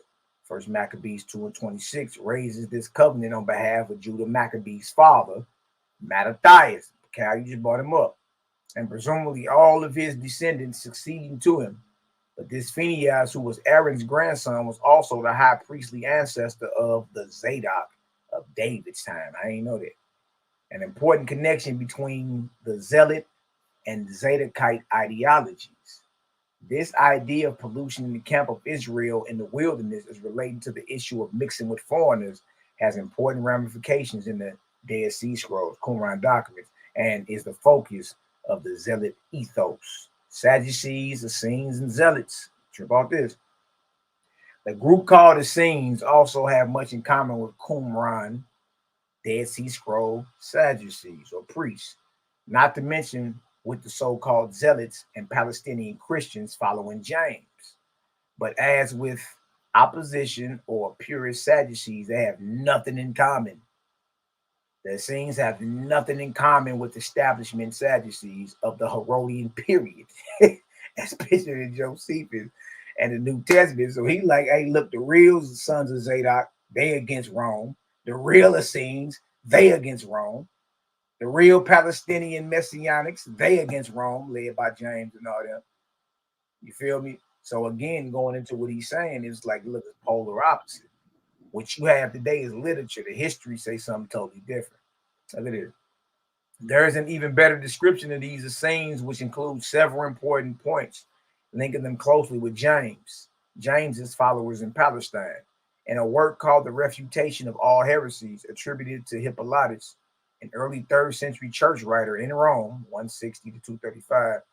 This description is possibly an even earlier version of Josephus's description of the Essenes and the Jewish war.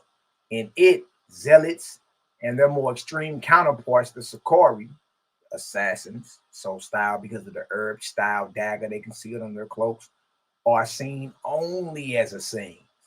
So he like, look, Hippolytus was saying all them cats was together. All of them rolled together. You know what I mean? It just was different factions of them. Some wasn't playing with you. Some wouldn't submit, but wouldn't even pull a blade or whatever. We'll die before we submit, though. You know what I mean? So look at it. I said, right, this description is possibly an even earlier version of Josephus's description of the Essenes in the Jewish war. In it, zealots and their more extreme counterparts, the Sicarii, are seen only as Essenes, less prepared to compromise.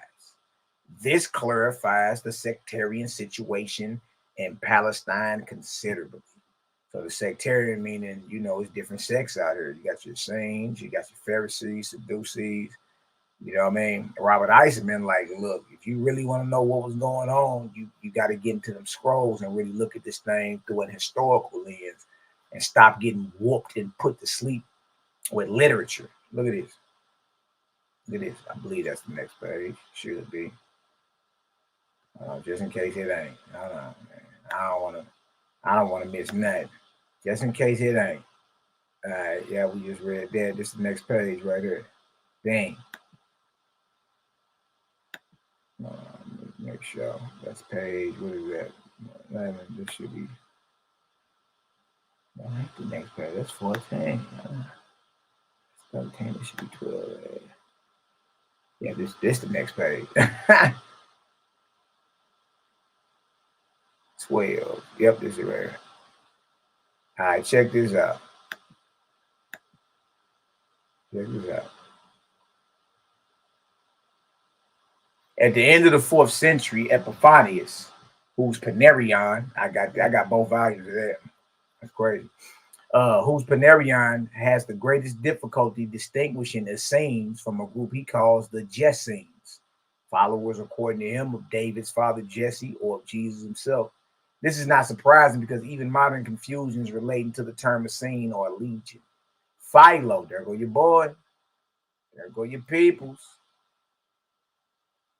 There go your peoples. Philo, the logos. There goes the logo. Hold on, man. Hold on, man. Philo. That's the word right there. That's the word. You hear me? Philo of Alexandria. Logos is born. Yeah. Hey, look at this. Philo of Alexandria, the first century Jewish philosopher, referred to their expertise in health or medicinal matters, talking about their sayings, including presumably curings. For its part, the New Testament does not refer to Essenes at all, nor does the Talmud, not at least quasi-Essenes. This may be explained by the fact that all groups of this kind are simply being referred to retrospectively as minim or sex, or Sadducees, Sadducees, Zadok. After the Pharisees took control of Jewish life in the wake of the failed uprising against Rome, in using these notations, no attempt was made to draw fine distinctions. If in fact these were even appreciated by the time the Talmudic materials were finally redacted in the 2nd and 3rd century CE. The Talmud does refer to zealots as Kanaim, those jealous or zealous, but not really as a group, rather simply as avenging priests in the temple. This will have relevance to the way James's death is portrayed in early church sources. This avenging zeal is not surprising in view of how the ethos of this group is explained in terms of the zeal of Phineas, 1 Maccabees 2:28, is noted, evokes this slogan in describing how the progenitor of the Maccabean family, Mattathias, acted against those who would abrogate the traditions of the forefathers and collaborate with foreign rule. He slays them on the altar at Modin, the family place of origin. One of the problems with Josephus's picture of the sex is that since he is covering a chronological time frame of some 250 years, one does not really know to which period he points aptly, or his points apply. Excuse me. I'm going to read that again. It says, one of the problems with Josephus's picture of the sex is that since he is covering a chronological time frame of some 250 years, one does not really know to which period his points apply. Look at this. His accounts are usually derivative and accurate only for the period in which he lives. So he like, you don't know Josephus backdating stuff or not. You don't know. Bingo. You don't even know. And this Professor Robert Eisenman telling you. He's like, man, look, you're gonna have a problem reading Josephus and trying to apply it everywhere because you don't know. His accounts are usually derivative and accurate only for the period in which he lives. Even here, he often dissembles because of his own embarrassing relations with sectarian groups and his pre-Flavian revolutionary past. As one can see in his war or his Vita, that's his biography, his life, he was under tremendous pressure to explain his past and justify actions that enabled him to survive. Yeah, boy. And he constantly defends himself against attacks on his behavior and his loyalty to Rome. It is quite likely that Josephus fell foul of Titus's younger brother and successor, Domitian, who was considered to be as mad, unpredictable, and sadistically violent as Nero had been. Indeed, the mercurial Domitian seems to have executed his secretary, Josephus's publisher, Epaphroditus. Don't Paul shout out Epaphroditus in Philippians? Sure do.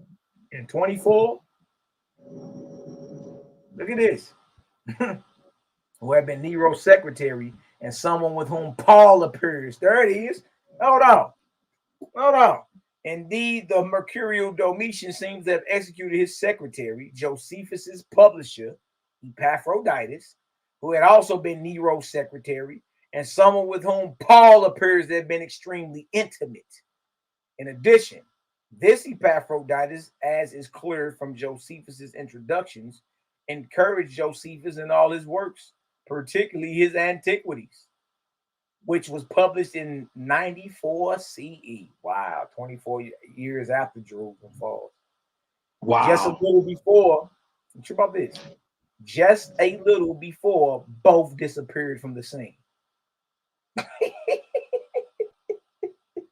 Hold on. Come on, man.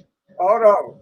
In addition, this Epaphroditus, as is clear from Josephus's introductions, encouraged Josephus in all his works, particularly his Antiquities, which was published in 94, just a little before both Josephus and Epaphroditus disappeared from the scene.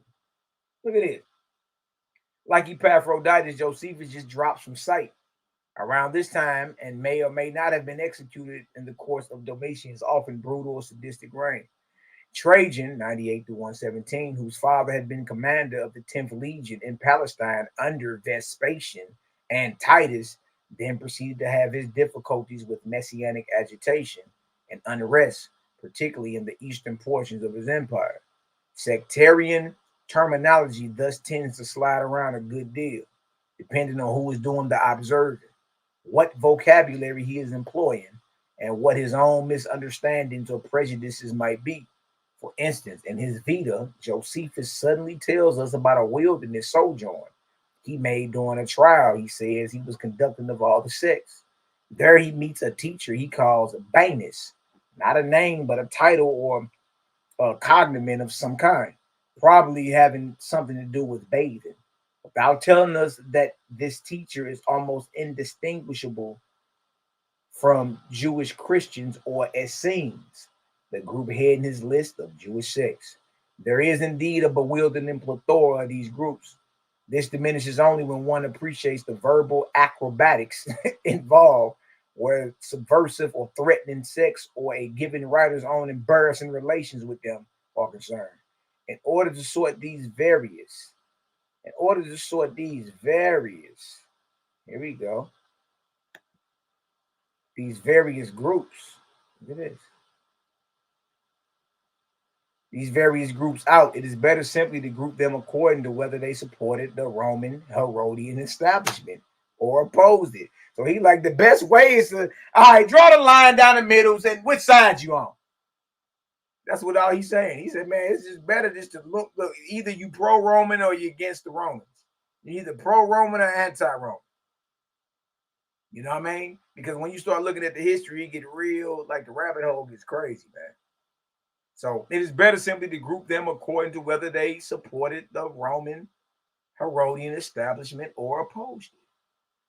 Likewise, it is often more edifying to look at groups in terms of who their common enemies were. Seen in this way, James's Jerusalem community, Ebionites, Essenes, Zealots, and the group responsible for the documents found at Qumran all can be thought of as opposed to the reigning establishment. That makes sense. That makes sense. So Robert Eisman, like, look, it's too many different names and different groups. Draw a line down the middle of the sand. You're pro-Roman, stand over here. If you're anti-Roman, stand over here. You know what I mean? And if you play it like that, and in terms of who are their common enemies, then you can see, you know what I mean? Like, oh, okay, all of them basically together over that way. You feel me? If that makes sense, throw a 3 up in the chat. Look at this. The Dead Sea Scrolls or the Qumran documents, for example, are not simply a random collection of disparate sectarian writings. The same ideology, nomenclature, and dramatist persona move from document to document, regardless of style or authorship. He like, it's the same concept. It's the same plot. You see that? You see that? Look at this. For instance, one never encounters a document approving. So he said amongst the Dead Sea Scrolls, you'll never run into a situation. For instance, one never encounters a document amongst the Dead Sea Scrolls approving of the contemporary establishment. They was anti-Roman, which in the writer's view must be seen as what? The Herodian one. Yeah, because the Herodians were the ones responsible for basically keeping all the Judeans in check. You know what I mean? And they weren't Israelites. They was Edomites. It is. For this reason, it is proper to refer to the authors of these documents as comprising a movement of some kind which is always at its core anti-establishment. You see that? It's anti-establishment. You talking about so if Paul's version of the Messianic movement is pro-establishment, you understand, then, and you know James and them was anti-establishment, then it's safe to say that Paul is an op, which makes sense. He's an Herodian. He will be for the establishment. He opt in. You know what I mean? And y'all, you would think I wrote this, even though that's my thumb down there at the that this is my actual book. You know what I mean? But reading through this stuff, man, and then, you know, and then understanding it. You feel me? Once you understand it, then your mouthpiece, you be able to spit this out of the flow like water. You know what I mean? It makes sense. Or you like a contemporary establishment is an Herodian establishment, right? There were Herodian kings, Herodian high priests, Herodian regular priests, all that. All that. Look at this right. For this reason, it is proper to refer to the authors of these documents as comprising a movement of some kind, which is always at its core anti-establishment. Its precise name for the movement must be left indeterminate, but the way, the sons of Zadok, the poor, the simple, the meek, the perfect, the sons of light, the holy ones, or combinations such as the zealots for the day of vengeance, the poor ones of piety, the zealots for righteousness, and perfect utter way, are all terms cropping up their repertoire as self-designations. Look at this. To add to all these groups, look at this.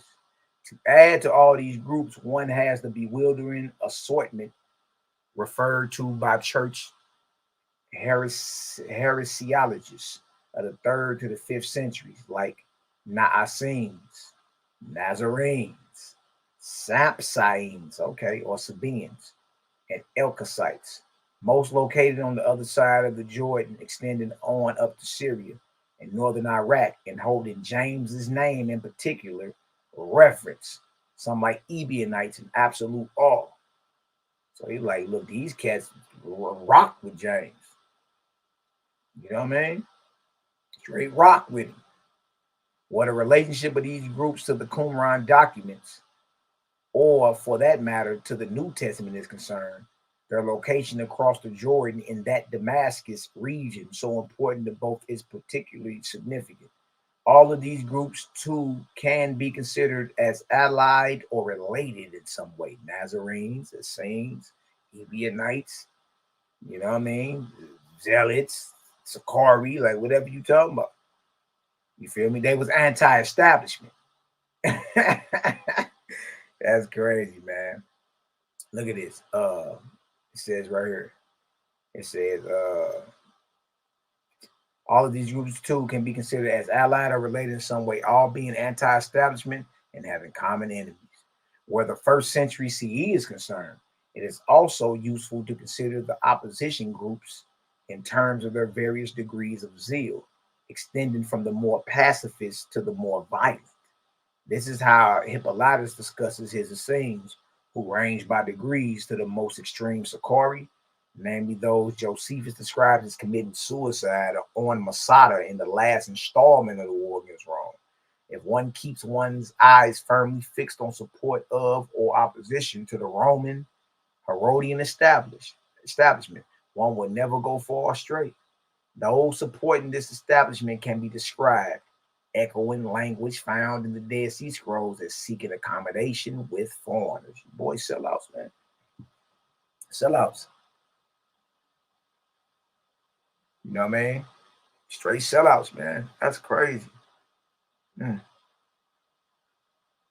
says right here, which the Herodians, those supporting this establishment can be described as echoing language found in the Dead Sea Scrolls as seeking accommodation with foreigners, which the Herodians and their Roman overlords were most certainly considered to be. the Herodians, and the Roman overlords. These are the kinds of distinctions that will prove useful in considering the best known establishment party. The Pharisees, who in their current embodiment of rabbinic Judaism still constitute the establishment among Jews today. This is a vivid reminder of just how enduring these traditions can be, whether in their present-day Orthodox, conservative, liberal, or Reform embodiments. All not only claim to be heirs to the Pharisaic legacy, but in addition, and as we shall see, even more astonishing, that the Pharisees were the popular party of the first century CE. For this reason, many Jews, even secular ones, are unable to grasp the true import of their own Hanukkah festivities, which are basically a celebration of Maccabean, anti-foreign, non-accommodationist priestly zeal. This is because this tradition too, which is diametrically opposed to the inherited one, has been downplayed, trivialized, and virtually written out of Talmudic literature, where most references to the Maccabees are negative for the same reason that they are in Christianity. It is no wonder that many scholars, Christian and Jewish alike, thought that the Maccabees could have been candidates for the wicked priests of the Dead Sea Scrolls when these documents appeared. Wow. I didn't even know that. He said this, most scholars thought that the wicked priests described in the Dead Sea Scrolls was talking about the Maccabees. Dang. Look at it. When these documents appeared, thus the view is widely disseminated that the Maccabees had. Hold on, let me show you something.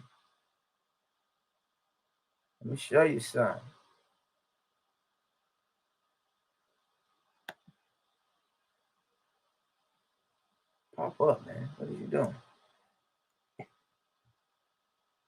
I'm waiting for the deal to pop up, y'all.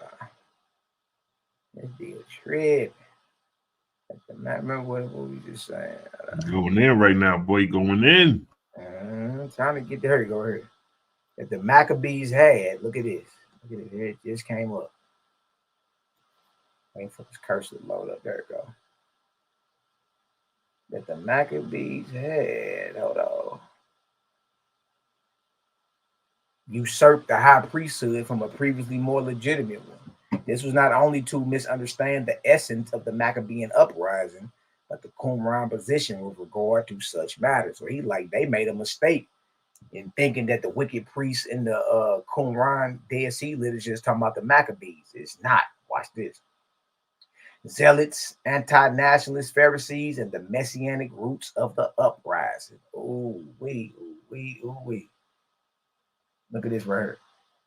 It said, but the Pharisees were not the popular party of their time and place, despite Josephus' attempts and those of rabbinic Judaism thereafter to prove otherwise.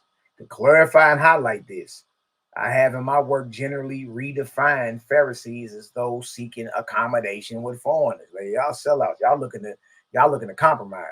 In the scrolls, these appear as the seekers after smooth things, clearly a hostile designation. In terms of political attitudes, Pauline Christians are not very different from Pharisees. Y'all heard this? In terms of political attitudes, that meaning both y'all cool with Rome. Pauline Christians are not very different from Pharisees. This puts the proposition in the broad brushstrokes that have meaning for the period before us, dispensing with the kind of legal hair splitting usually discussed. The establishment groups, quite simply put, were the Pharisees, accommodationist Sadducees, and who? Herodians. That's who Paul said he is. He's an Herodian. Go back to Antipater. So, you got the bros that wasn't with it, the Essenes, the Zealots, the Nazarenes, and then you had those that was with Rome. You understand? The sellout Sadducees, the Pharisees, and the Herodians. Right? Look at this. The last being those members of the Herodian power structure. Wow. that would include Paul. The last being those members of the Herodian power structure and their associates, not encompassed under preceding two designation. Look at this, y'all. Pauline Christianity and Rabbinic Judaism develop in conjunction with each other. Do y'all hear this?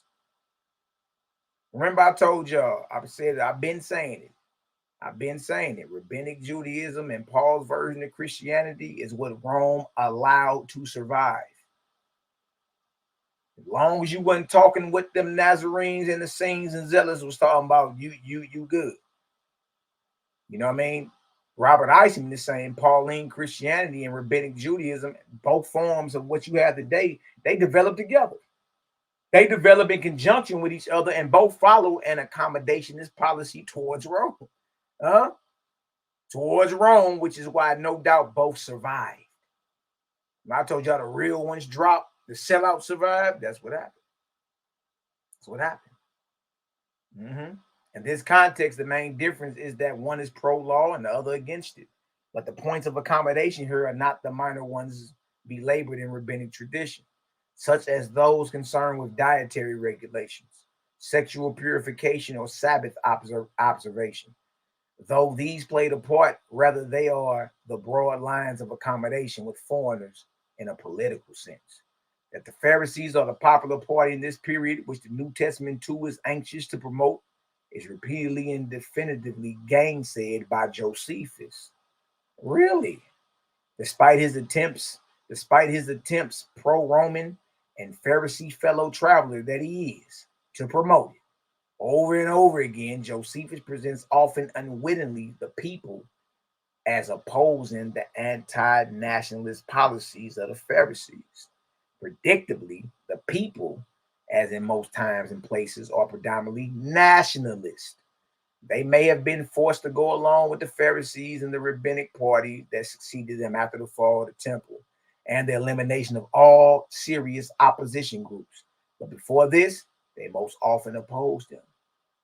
Look at this. It is a curious coincidence.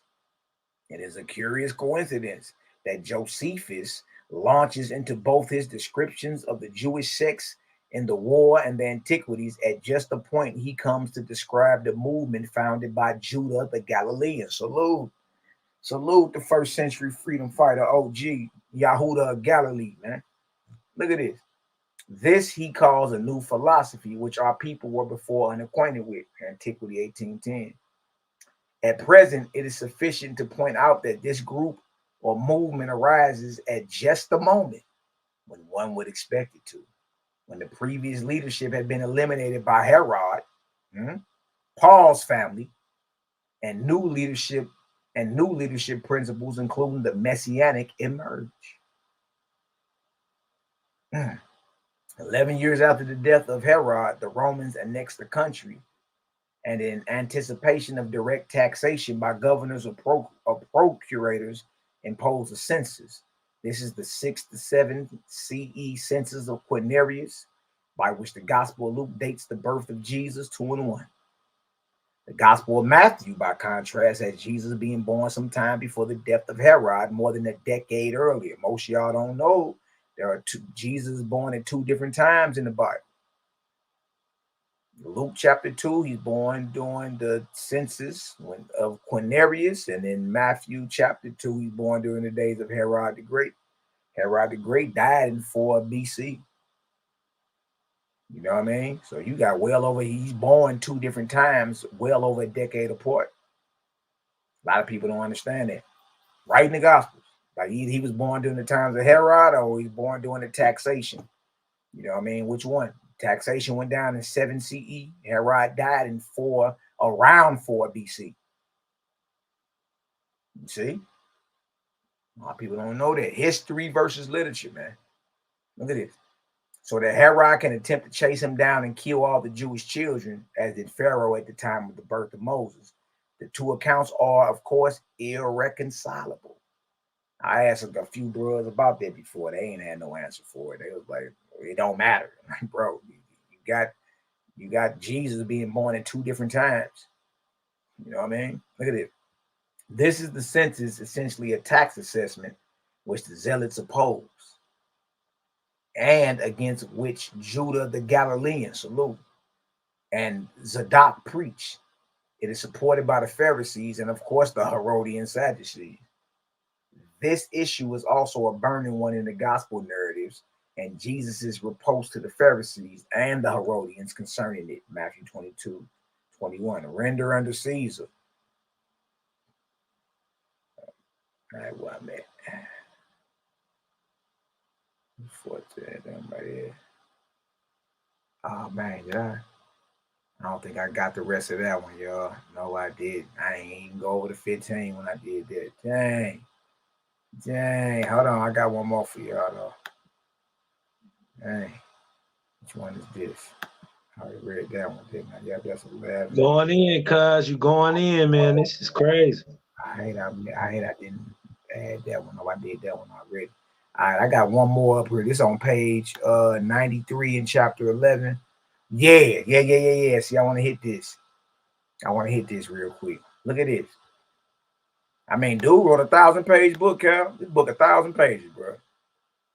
Like going in on the whole thing. Like, all right, this page 93. I'm gonna read this and then I'm gonna shut it on down and let bros and them chop it up a little taste, and then we can get on up out of here. I just want to go over what the scholars are saying, you know. Like, it ain't just me talking, you know. It ain't just me talking, y'all. I told on Sonetta TV, look, we stand on the shoulders of intellectual giants. This one of them. Like it ain't nobody that can say nothing if you ain't wrote nothing at least as deep as him to refute what he's saying. Look at this. Paul's attack on James's Nazaritism and vegetarianism in Romans. Paul reinforces the love theme and connects it to eating in his letter to the Romans, again turning both against James. Paul actually quotes the second of the two love commandments in Romans 13:9. You should love your neighbors yourself. James, on the contrary, discusses it in the context of being a doer, not a breaker, keeping the whole law, judgment without mercy for those who don't, and condemnation of making oneself a friend of the world, not a friend of God. The Damascus document too evokes this commandment, called in James the royal law, according to the scripture, and the second part of the righteousness piety dichotomy.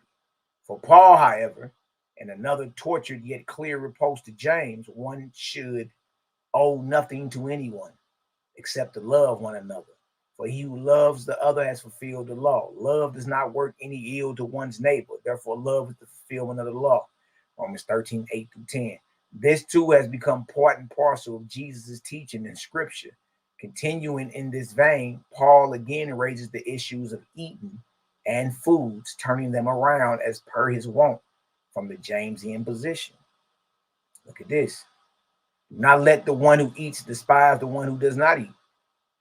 Do not put a stumbling block, a cause of offense before your brother. I know and am persuaded in the Lord Jesus that nothing is unclean in and of itself, except to him who judges things to be unclean. To him it is unclean, but if on account of meat your brother is aggrieved, you are no longer walking according to love. Do not with your meat destroy him. Do not destroy the work of God for the sake of meat. Almost all the things we have been following can be found in these words. Discussing the issue of consuming meat, Paul inadvertently expresses the opinion, clearly his own basic one. One believes he may eat all things. Another, being weak, eats only vegetables. Romans 13:2. This is an attack on James seems also almost irrefutable, because James, y'all, is a vegetarian. So Paul is saying those that eat herbs are weak in faith. They're weak in faith. That's Romans 13:2. Romans 14:2 as well. No, yeah, that's Romans 14:2 actually. Right? So Eisman is saying that this is an attack on James seems also almost irrefutable. That its author is cloaking the issue in an attempt to appear accommodating. That Paul is cloaking the issue, covering the issue up in an attempt to appear accommodating should also be clear. But the basic position here does once again redound to the situation of James's vegetarianism. For Paul, this is just weakness. That's what he's saying. You see that? Paul, if you're a vegetarian, according to him, it's weak. You're weak in faith. All right. For Paul, this is just weakness. His basic position is that such things do not matter. That all the food, as he has told us, is in the marketplace is clean. Remember, they read that 1 Corinthians 10. Tazaryach can even have no response for it. When Paul say, eat whatever is sold in the shambles and don't ask no question. You are free to eat whatever's in the meat markets and don't ask no question. His basic position is that such things do not matter. That all the food, as he has told us, in the marketplace is clean. That Paul makes the same claim as James, being separated from his mother's womb for himself, while all the time adopting the very opposite position to him on the issue of separation of clean from unclean, makes all these allusions all the more interesting, and his position regarding them all the more disingenuous. He like, man, look, dude, a fraud, man. How the hell you gonna claim to be a Nazarite or separated or holy from your mother's womb, but you against everything the real one's talking about? Huh? How you gonna claim to be separated or made holy from your mother's womb, consecrated like the Nazarites in them, Yahshua, John the Baptist, James the Judge, the mama, the father, the brothers, all of them was rocking a certain way.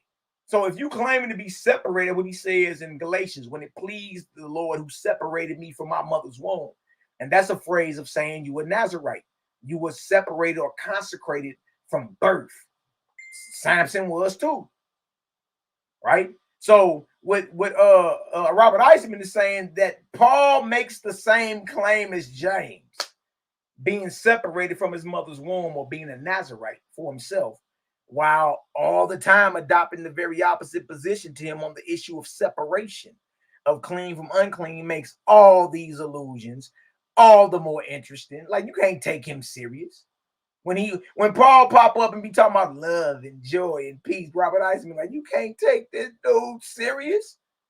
Is you crazy?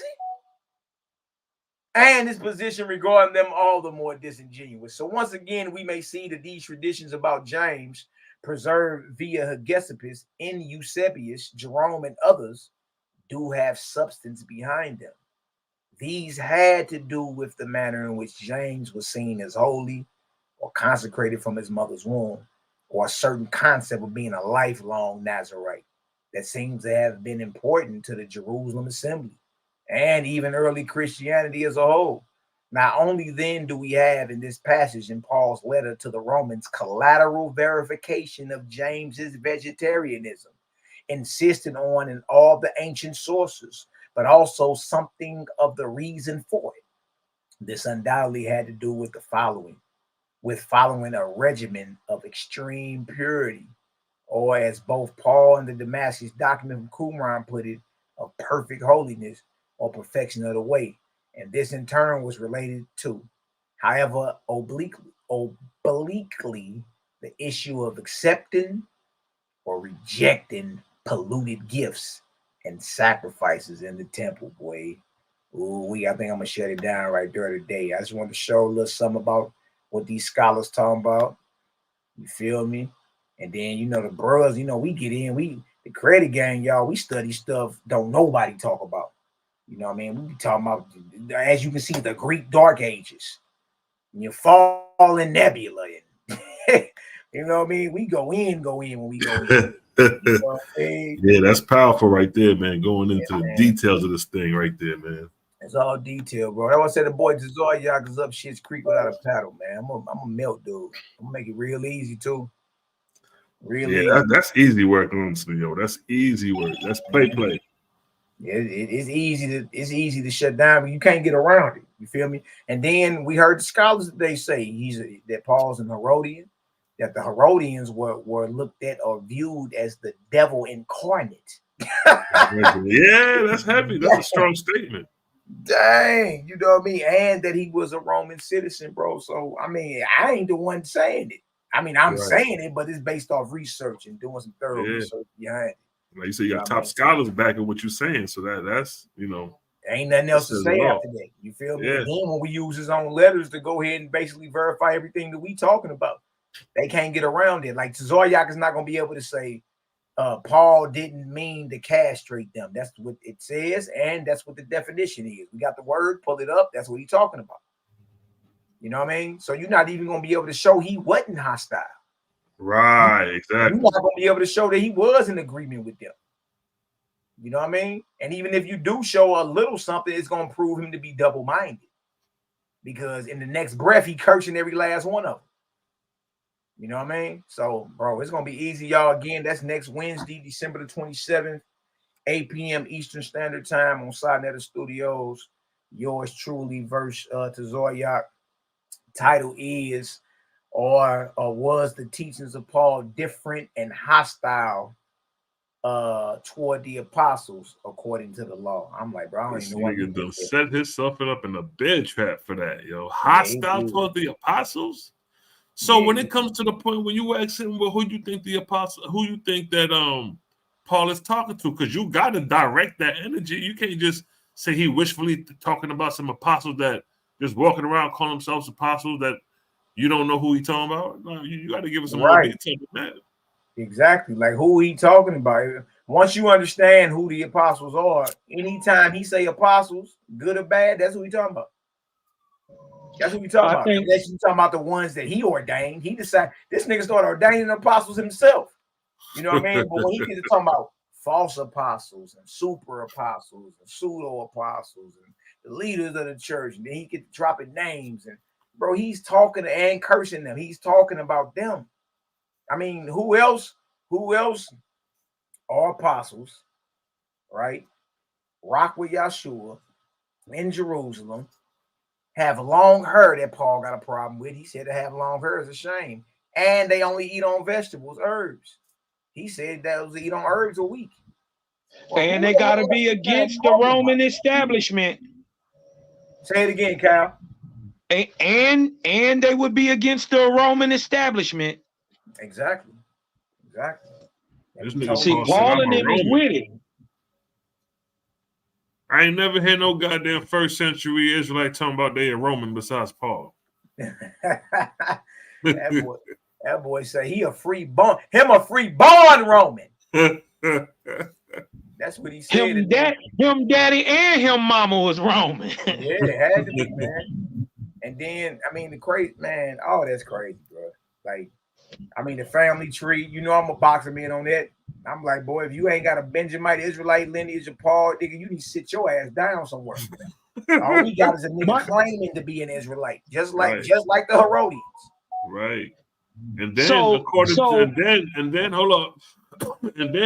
to them, remember, be tactical with these niggas. The 12 tribe chart is what they follow.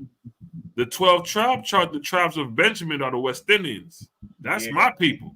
Right. So you got to show me some Caribbean, Rasta hard body, Caribbean face, copper colored dark niggas in the first century talking about they Benjamites. Yeah. He ain't gonna be able to do it. They don't know. That man, look, they don't got a chart for it. They just got him claiming to be an Israelite. Exactly.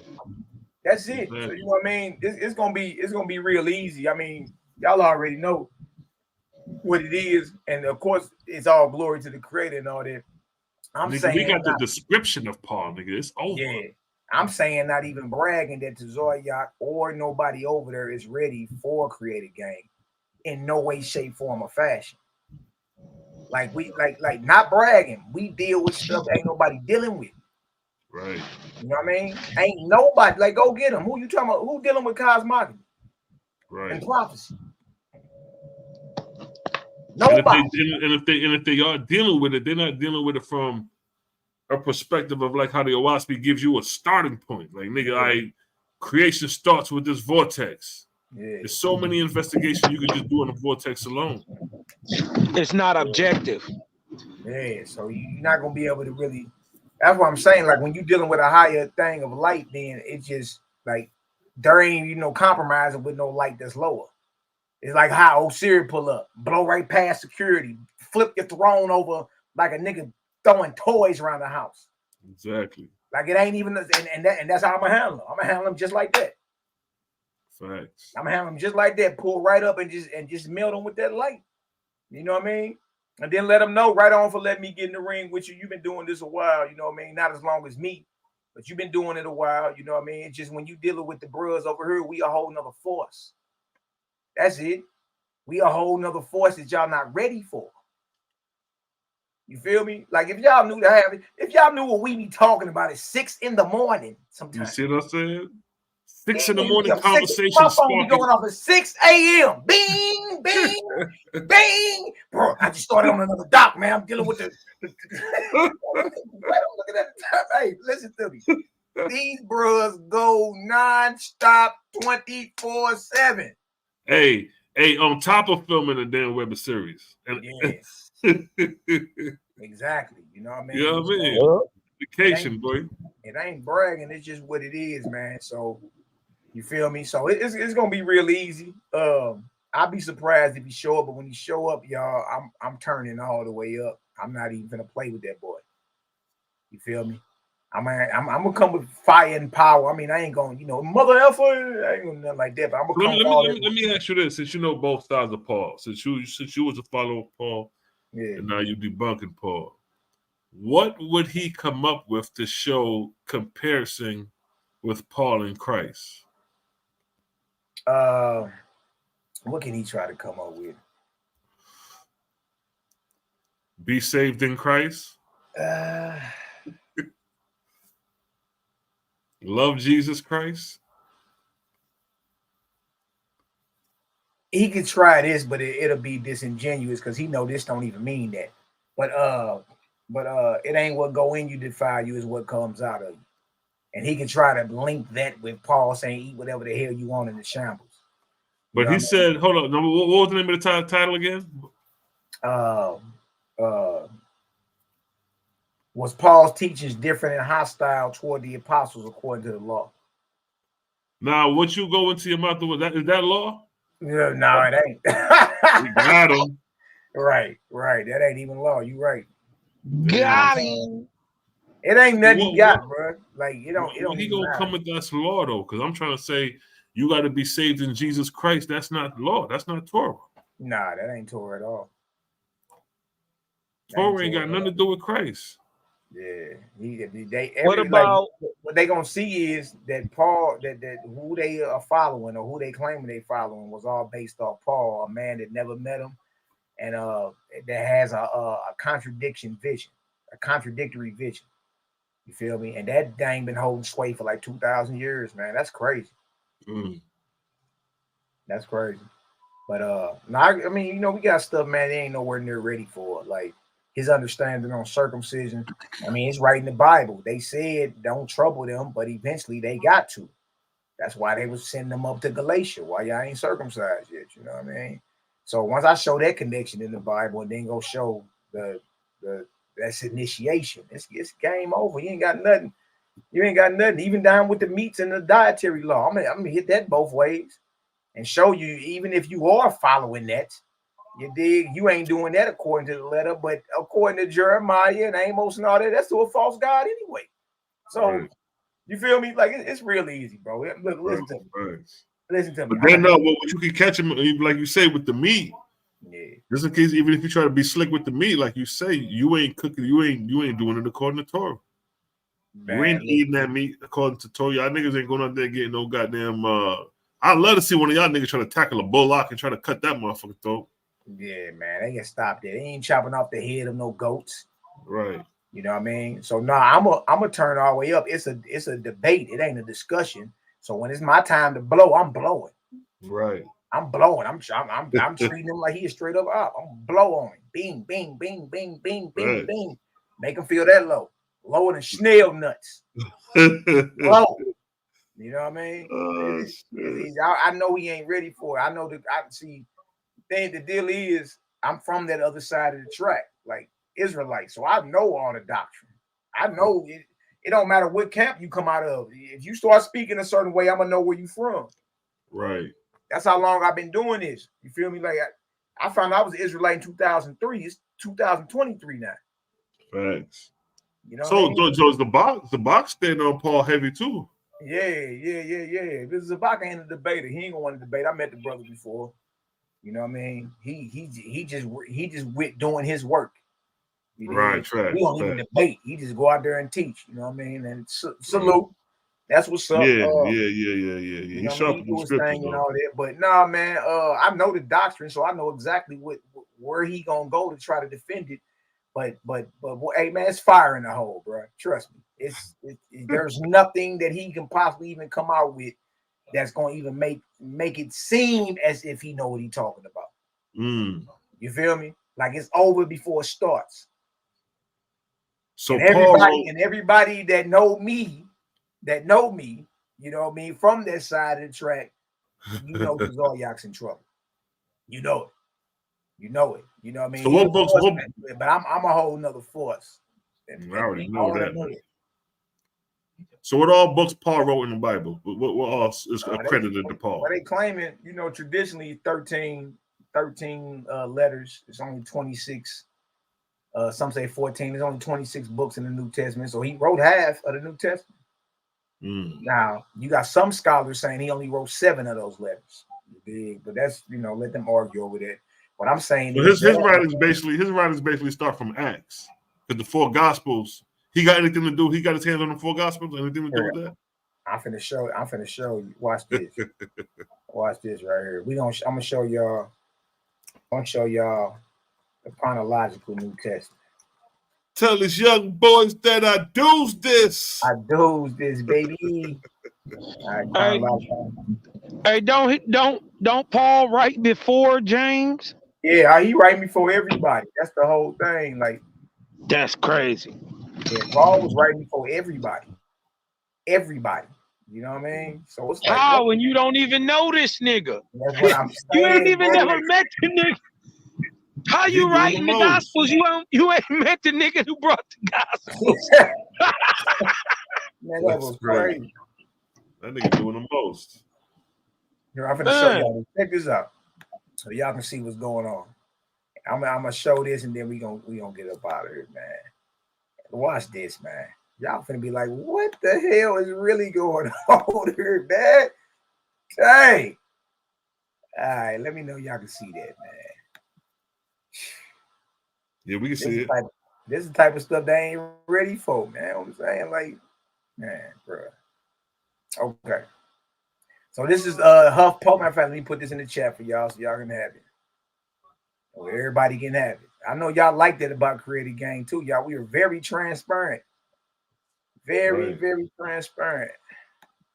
Let me show y'all this, man. Y'all finna be like, what the hell is going on here?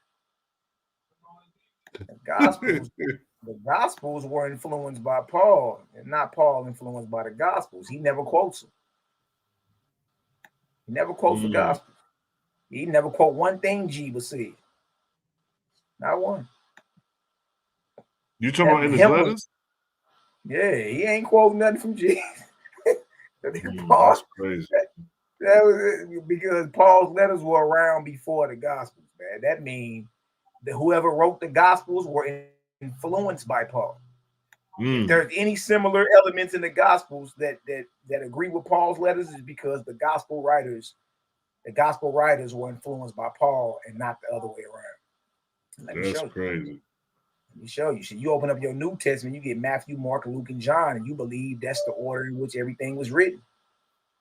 Actually, the first gospel was Mark. It ain't right. Facts. All right, look at this. A chronological New Testament. All right. It says the chronological New Testament is different from and yet the same as the New Testament familiar to Christians.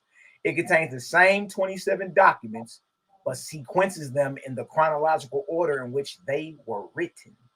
This article goes back to 2012. Now, if you look, see, they got them all written right here, but vertical. Y'all see that?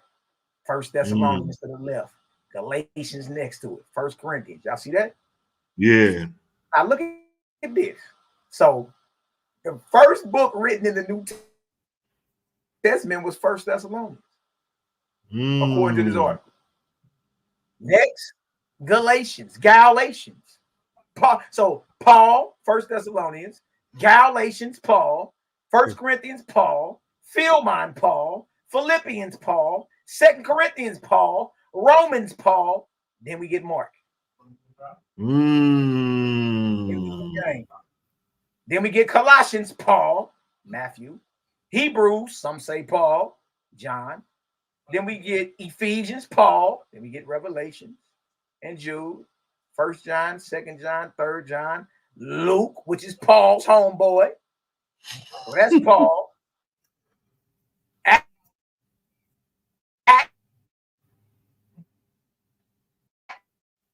Second Thessalonians, Paul. We got 1 Timothy, Paul, 2 Timothy, Paul, Titus, Paul, and then 2 Peter. Damn. So you mean to tell me Revelations ain't even the last book written in the New Testament? It's 2 Peter, which was written in the 2nd century, not by Peter. I showed that in the presentation I did. Damn. They got 2 more books that I don't see in there that I know is in there. The Shepherd of Hermes and the Book of Barnabas. Yeah, and that's in that Codex Sinaiticus. You know what I mean? Mm-hmm. That's in that Codex Sinaiticus, and again, Revelations ain't the last book in the New Testament. So what you're saying is that this is the oldest order of the New Testament? Really the oldest existing New Testament has the Epistle of Barnabas at the end and the Shepherd of Hermes after Revelation. You know what I mean? This right here is going into the order in which your modern New Testament was written. Gotcha. Order. Like what was written first and what was written last. 1 Thessalonians was written first and 2 Peter was written last. Dang. That's crazy. Ain't that crazy? That nigga Paul got his hand all over the New Testament then. Man, most of that's Paul. Even when you go into Luke and Acts, you got to bring Paul into it because Luke is Paul's boy. Listen, that nigga wrote 5 books before Mark. That's crazy. That's crazy. How the hell? Listen, Man. he not even the leader of the church, and he got 5-6 books before James. Come on, bro. Make it make sense. It don't. Now let's look at some of the implication on some of this, because some of y'all may be like, that don't matter. Okay, well, let's see. Watch this right here. I read that the familiar New Testament begins with the Gospels and concludes with Revelation for obvious reasons. Jesus is the central figure of Christianity, and so the New Testament begins with Matthew, Mark, Luke, and John. Revelation is about the last things and the second coming of Jesus, so it makes sense that it comes at the end. Revelation and the Gospels function as bookends for the New Testament. Everything else comes between. Acts, 13 letters attributed to Paul, and 8 attributed to other early Christian figures. A chronological New Testament sequences the documents very differently. Its order is based on contemporary mainstream biblical scholarship. Though there is uncertainty about dating some of the documents, there is a scholarly consensus about the basic framework. Look at this. It begins with 7 letters attributed to who? There he is right there, Paul. All from the 50s. Oh, hold on. So Paul was writing before Jerusalem even fell. All from the 50s. The first gospel was Mark, not Matthew, written around 70. So that's written after the war. Revelation. So Paul basically is writing not too long after basically Jesus' ascension. Yeah. According to the biblical narrative, Paul is the one writing. Not too long after that. So he would have been walking up. But I always remember Paul's initial mission was to destroy the Messianic movement coming out of Palestine, 1st century Jerusalem, right? Before and after his so-called spiritual conversion, right? And his vision got holes in it. The stories don't line up. So in essence, we listening to a nigga that was writing about a man he never met. Mm-hmm. And then given the history of that time before the Gospels. That's crazy. Revelation is not last, but almost in the middle, written in the 90s. So that means John did not write Revelations. All these things, y'all, are in Greek, written from Rome overseas after the war. Paul was writing before the war in Greek. Look at this. 12 documents follow Revelations, with 2 Peter the last, written as late as near the middle of the 2nd century. They better leave me alone, boy. Y'all know 2 Peter's word, they say a day with the Lord is 1,000 years, and 1,000 years is one day. Peter didn't write none of that. Look at when it was written, as late as near the middle of the 2nd century. That's crazy. Peter didn't write that. So that also means Peter wasn't vouching for Paul. 2 Peter 3:15. Everybody let him run. No, man, Peter was vouching for Paul. Peter didn't write 2 Peter. Ooh-wee. Peter didn't write 2 Peter. Do I need to go show it? Hold on. Let me go show it. Yeah. Bring it out. Go show that, bro. Show that, bro. No, I got receipts now. Hold on. Man, go show that, bro. Go show it, bro. I'll show y'all the source I got. I got Jerome telling you that 1,600 years ago. Damn. In their day, that they didn't believe Peter wrote 2 Peter. You know I got it. I'm going to pull it up for you. So we can back up what the Huffington Post is saying. Y'all don't think Mally lying around here, man. What are you thinking I be lying, y'all? What's going on? Tell these young boys that I do's this. I do's this. All right, let me pull this up in 1 second. Letting it load up. Y'all gonna be like, man, what is really going on here? Everything. It's just we ain't set up and looked at it, man. We ain't looked at it. We just let stuff blow right past us. All right, let me pull this up so y'all can see. It's on this doc. I just got to scroll down. Heard it. Bang. Bang. What y'all talking about? All right, sure tab. Let's go show it. We're going to put a witness on Peter not writing 2 Peter. All right. That way we can go ahead and bury that. Make sure y'all can see that. Make sure y'all can see that. Bang. Yeah, just keep that in the rebuttal, because he gonna bring up Peter. Just keep that in the rebuttal. You dig what I'm talking about? Yeah, I got you know I'm on it. I'm on it, man. He gonna try to bring Peter up, and we gonna show him in history. Peter didn't write it. And they was in that. Malaki ain't saying it. This is what they were saying 1,600 years ago. You hear me? So let's look at James, the brother Messiah, and how he ate. Source, not seen and Post Not Seen Fathers, 2nd series. All right, that's that actual book I have. And now watch this. Jerome and Gennadius. This is a portion in that book called The Lives of Illustrious Men. All right. The work of Jerome was written at Bethlehem in 492 CE. So we talking about what, 1,500 years ago? All right. Let's go into it. Let me show you. I think it's a game, man. I think it's a game. You're like, man, Mally, Peter shouted out Paul. Nah, I guess again. Now look at this. You already had it in the doc. Look at this. The Apostle Peter didn't write the book of 2 Peter. Try again, LOL. Now, this is what he said in 2 Peter 3:15 and 16. It says, and account that the long suffering of our Lord is salvation, even as our beloved brother Paul. Dang. Also, according to the wisdom given unto him, have written unto you. 2 Peter 3:15. Sound like Peter vouching for Paul. Even though Paul cussed him out and then leveled all type of charges against him. It sounds like Peter cool with Paul, don't it? Look at this. As also in all his epistles, letters, speaking into them of these things, in which are some things hard to be understood, which they that are unlearned and unstable wrest or twist, as they do also the other scriptures. See, that's a dead giveaway right there. How the hell are Paul's letters scriptures? Scriptures in the 1st century is the Tanakh. Good point. See, so that lets you know whoever wrote 2 Peter was a sympathizer of Paul, because he's calling his letters scriptures. Now, let's look at this. Go ahead and put that to bed. Hopefully y'all can see that. That's as big as I can get it too, man. But this is Simon Peter, right?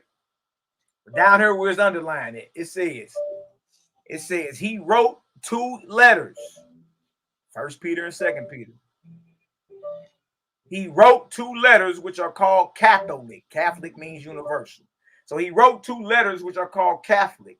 The second letter, or 2 Peter, of which on account of its indifference from the first in style is considered by many not to be by him. 1,500 years ago, Jerome telling you that 2 Peter, in his day, many believe. The majority of the people, the majority of the scholars in his day believes Peter didn't even write 2 Peter. Boy, that's crazy. Boy, what is we talking about? Y'all still think about what? Now watch this. Look at some of this, and then we can go ahead and slide on off, man. Look at this right here. So it's saying, Huffington Post with the Chronological New Testament is saying 2 Peter is the last book of the New Testament written, chronologically speaking, and it was written as late as near of the middle of the 2nd century. And if that's the case, that means Peter did not write 2 Peter.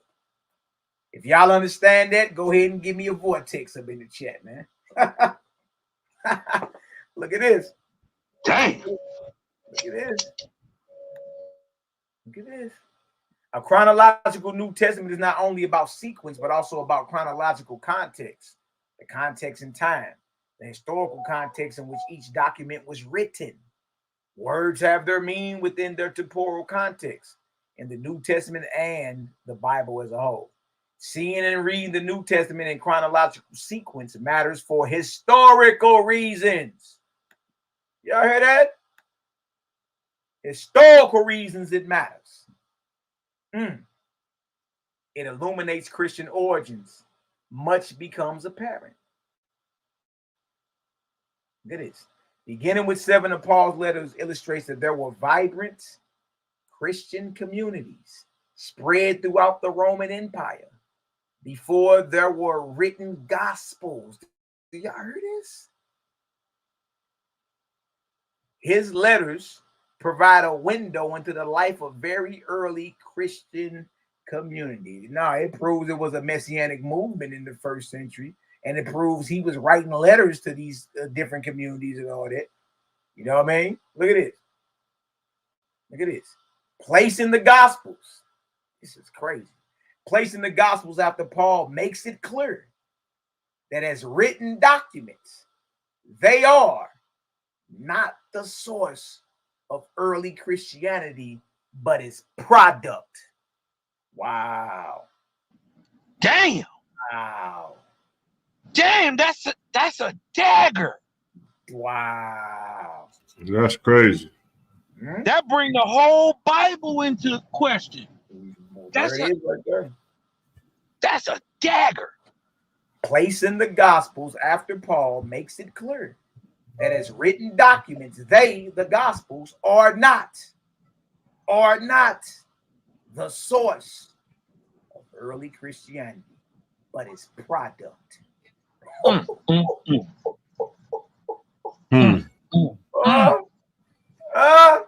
That's crazy.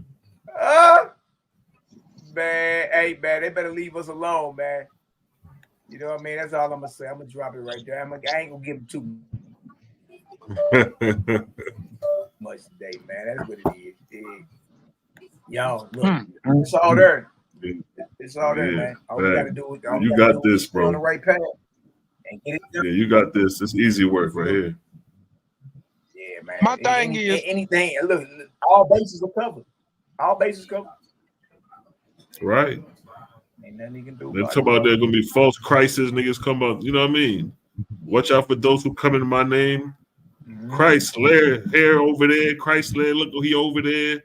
That's Paul ass and shit. Yeah, and then remember it says, "I'll send you forth as sheep in the midst of wolves." And exactly. Paul claimed to be from the tribe of Benjamin. And when you read Genesis 49, it says Benjamin is a ravening wolf. It's like, dang, like look at that. You know what I mean? So it's a lot with it. But if we just slow down, just look at it, man. Look, he telling on himself. That's why it ain't even hard, because all you gotta do is just slow down and read him, like I did Galatians 5 earlier. I just slowed down and read about the circumcision. Look what he's saying. Look what he's saying right there. Look what he's saying right there. Look what he's saying right there. That's it. So And look up definitions when you got to him. Be like, man, this cat is tripping. So basically, this nigga Paul just pops up in the Bible. You know, most niggas got their birth, their birth and show some of their lineage. So this nigga just pops up. Yeah, but who was he working for? See, ain't no way in the world you got that much writing and that much publishing and that much backing. You know what I mean? If you ain't working for the higher ups. Paul tell you he's connected. He's connected from the Herodian high priest all the way up to Caesar's household. Did or did he not say salute the saint? All the saints at Caesar's household salute you. He connected. My thing is, this is my thing. We see the writings of Josephus around the times, written around the times of the fall of Jerusalem. And yet they tell us Paul's writings is between the death of Yeshua and or Jesus and before the fall of Jerusalem. My thing is, we know Josephus was there and the books still don't come out to 25 years later. My thing is, could Saul, aka Paul, be a pen name for Josephus? Man, that's quite, look, bro, that's quite possible. Both got Roman citizenship, both were on record as Pharisees. You know what I mean? Both were writing from Rome in Greece, both retired in Rome. Both retired in Rome. You know what I mean? At the same time. Yeah, bro, listen to me. There's no reason to believe it ain't. You know what I mean? And it's the Berlin Station. That's an excellent series if y'all ever want to watch how intelligence work. You feel me? They create different characters on paper all the time. That's what the CIA and different, you know, intelligence services in these different countries. That's what they do all the time. In that show, it was a nigga named Hector that was head over the station. He ran the whole station in Germany. It's called the Berlin Station, but it was the CIA over there in Germany, right? And the whole time they was looking for a cat named Thomas Shaw. Thomas Shaw. And the whole time, y'all, it's this nigga Hector. The whole time. And he created a whole personality on paper, a whole file, a whole alter ego. You know what I mean? I'm talking about credit cards, hey, so security numbers, and all that. So the nigga over there looking for himself. Yeah, he got everybody thinking they looking for a nigga named Thomas Shaw, and it's your boss. Yeah. Hey man. Is that real, y'all? You know what I mean? So nah, bro, it's a lot. I got another book called Operation Messiah, St. Paul and Roman Intelligence, boy. Man. Check this though. Hold on. Let me share my screen real quick, fast. Let me share my screen fast.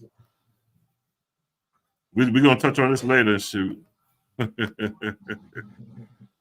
remember reading this years ago. Bang, there you go. I'm gonna say, man, Flavius Josephus, aka Arius Calpurnius. Piso. Piso. The answer is that he was Arius Calpurnius Piso, a royal Roman. He wrote under the alias of Flavius Josephus and pretended to be a Jew. Hold on, I gotta download the whole shit. But you know, that's something else to investigate. The whole Arius called, you know, yeah, the Flavius connection and all that. Yep, right. Yeah, man, that stuff interesting too. I got the true authorship. Pam sent me that like last year. You know what I mean? She sent me that. I got dude book too, Henry H. Davis. Could I do right here? Yeah, he got a book out called Christianity, a Weapon of Ancient Rome. Yeah. Oh, he got a family tree on this joint. See? The Herodian, look at this real quick. Yeah, he believed Josephus never existed. He believed Josephus was a pen name. Look at all that. Aristobulus. Look at that cow. Wait. They go Bernice. Mattress back right there. And they go Miriam, the Hasmonean daughter. Coming down. Let's see what we get. Let's see what we get. Titus Flavius Sabinus. Yep. That's Vespasian brother, if I ain't mistaken. The first. Titus Flavius. Oh, okay, right. And then we got Area the Younger. I remember reading this a long time ago when I was studying the authorship of the New Testament. Yeah, man. And then you got Arius Calpurnius Piso, Flavian Josephus. Damn! Crazy. Damn! Like real talk. That stuff like the crazy. It says many emperors are descendants of Arius. Who would be the descendants of Arius? Now keep in mind that we got the map right here. The Flavians. We're dealing with the Flavians right here. I gotta get that piece of literature, man. That New Testament is cold, bro. For it to hold sway that long, it's wickedly genius. That's some wickedly genius stuff, man. Like whatever. That could be Paul could be goddamn Arius and shit the whole damn time. They all could be the same cat. Right. Arius could be Paul and Josephus. Yeah, right. If you Arius, if Josephus is Arius, that makes sense with his relationship with Epaphroditus. So wouldn't it? Yeah, they would have grew up together. You just they would have grew up together in the same house. Yeah, man. That's crazy, bro. Man, I'm about to get about here though, y'all. You know, it's all good. You feel? I just wanted to come on, top it up with the fam. You know, share some things about some scholars, and then we got to pulling our docs out, boy, and cooking. Like, you know what I mean? As y'all see, we don't stop in first century. We go even further back, making connections with dots. You know what I mean? And if you don't know, if one thing Creative Gang gonna do, we gonna study and put that work in and bring it to the fam. You dig? So, hey man, I salute y'all in the name of YAH'KI, the creator, man. Y'all already know. You know what I mean? Already. Balance, power to you brothers. You know what I mean? Creative Gang as a whole. You know, hey, shout out to the haters, jaw jackers and naysayers. Yeah. We love y'all too. You dig? Creative Gang, you bring them, we raise them. And before all praises to the ever-present creator, man. All praise to the creator. All praise. The always was, is, and ever shall be the great I am that I am. The creator of all creation and every makeshift deity and God that you fumble out your mouth. That's who we talking about. The creator of all. He say he call himself the quickener. Yeah. The moon, the creator and the destroyer, Alpha and Omega, first and last. wait. Listen, that book of Jehovah, boy, is the coldest thing in the world. That one let me know YHWH's was the real deal. Man, I caught chills when I first read that. Because you got let me know, bro. Because you remember YHWH 1:1 stanza, because you know Genesis 1:1 was like, but that YHWH 1:1 in comparison, ain't no comparison. Ain't no comparison. That should start off with the vortex, past, present, and future, the circle. Man, you know what I mean? They can't even get around it, and they never will. You dig? That's right. I'm about to get up out of here, man. Love and light, you know what I mean? Right, favor in the name of the creator to all y'all, man. Everybody in the chat, all the gang. Y'all already know, man. And look, whatever problems you're going through, hey, all we can do is persevere and get through them. You feel me? That's one thing about this life, man. It's times of light and it's times of darkness. You go through your darkness to show you how really special you really are. You know what I mean? So there ain't no reason for us to be crying, why, and woe is me, spirit. Nah, get up and stand on business and get through that. You feel me? And you be the most stronger and you give YAH'KI the praise. Like, hey, that's what's up, big. So I'm up out of here, man. Love all y'all. Creative Gang, you bring them. We raise them. right, All right, so so bless up, yo. bless up. Peace.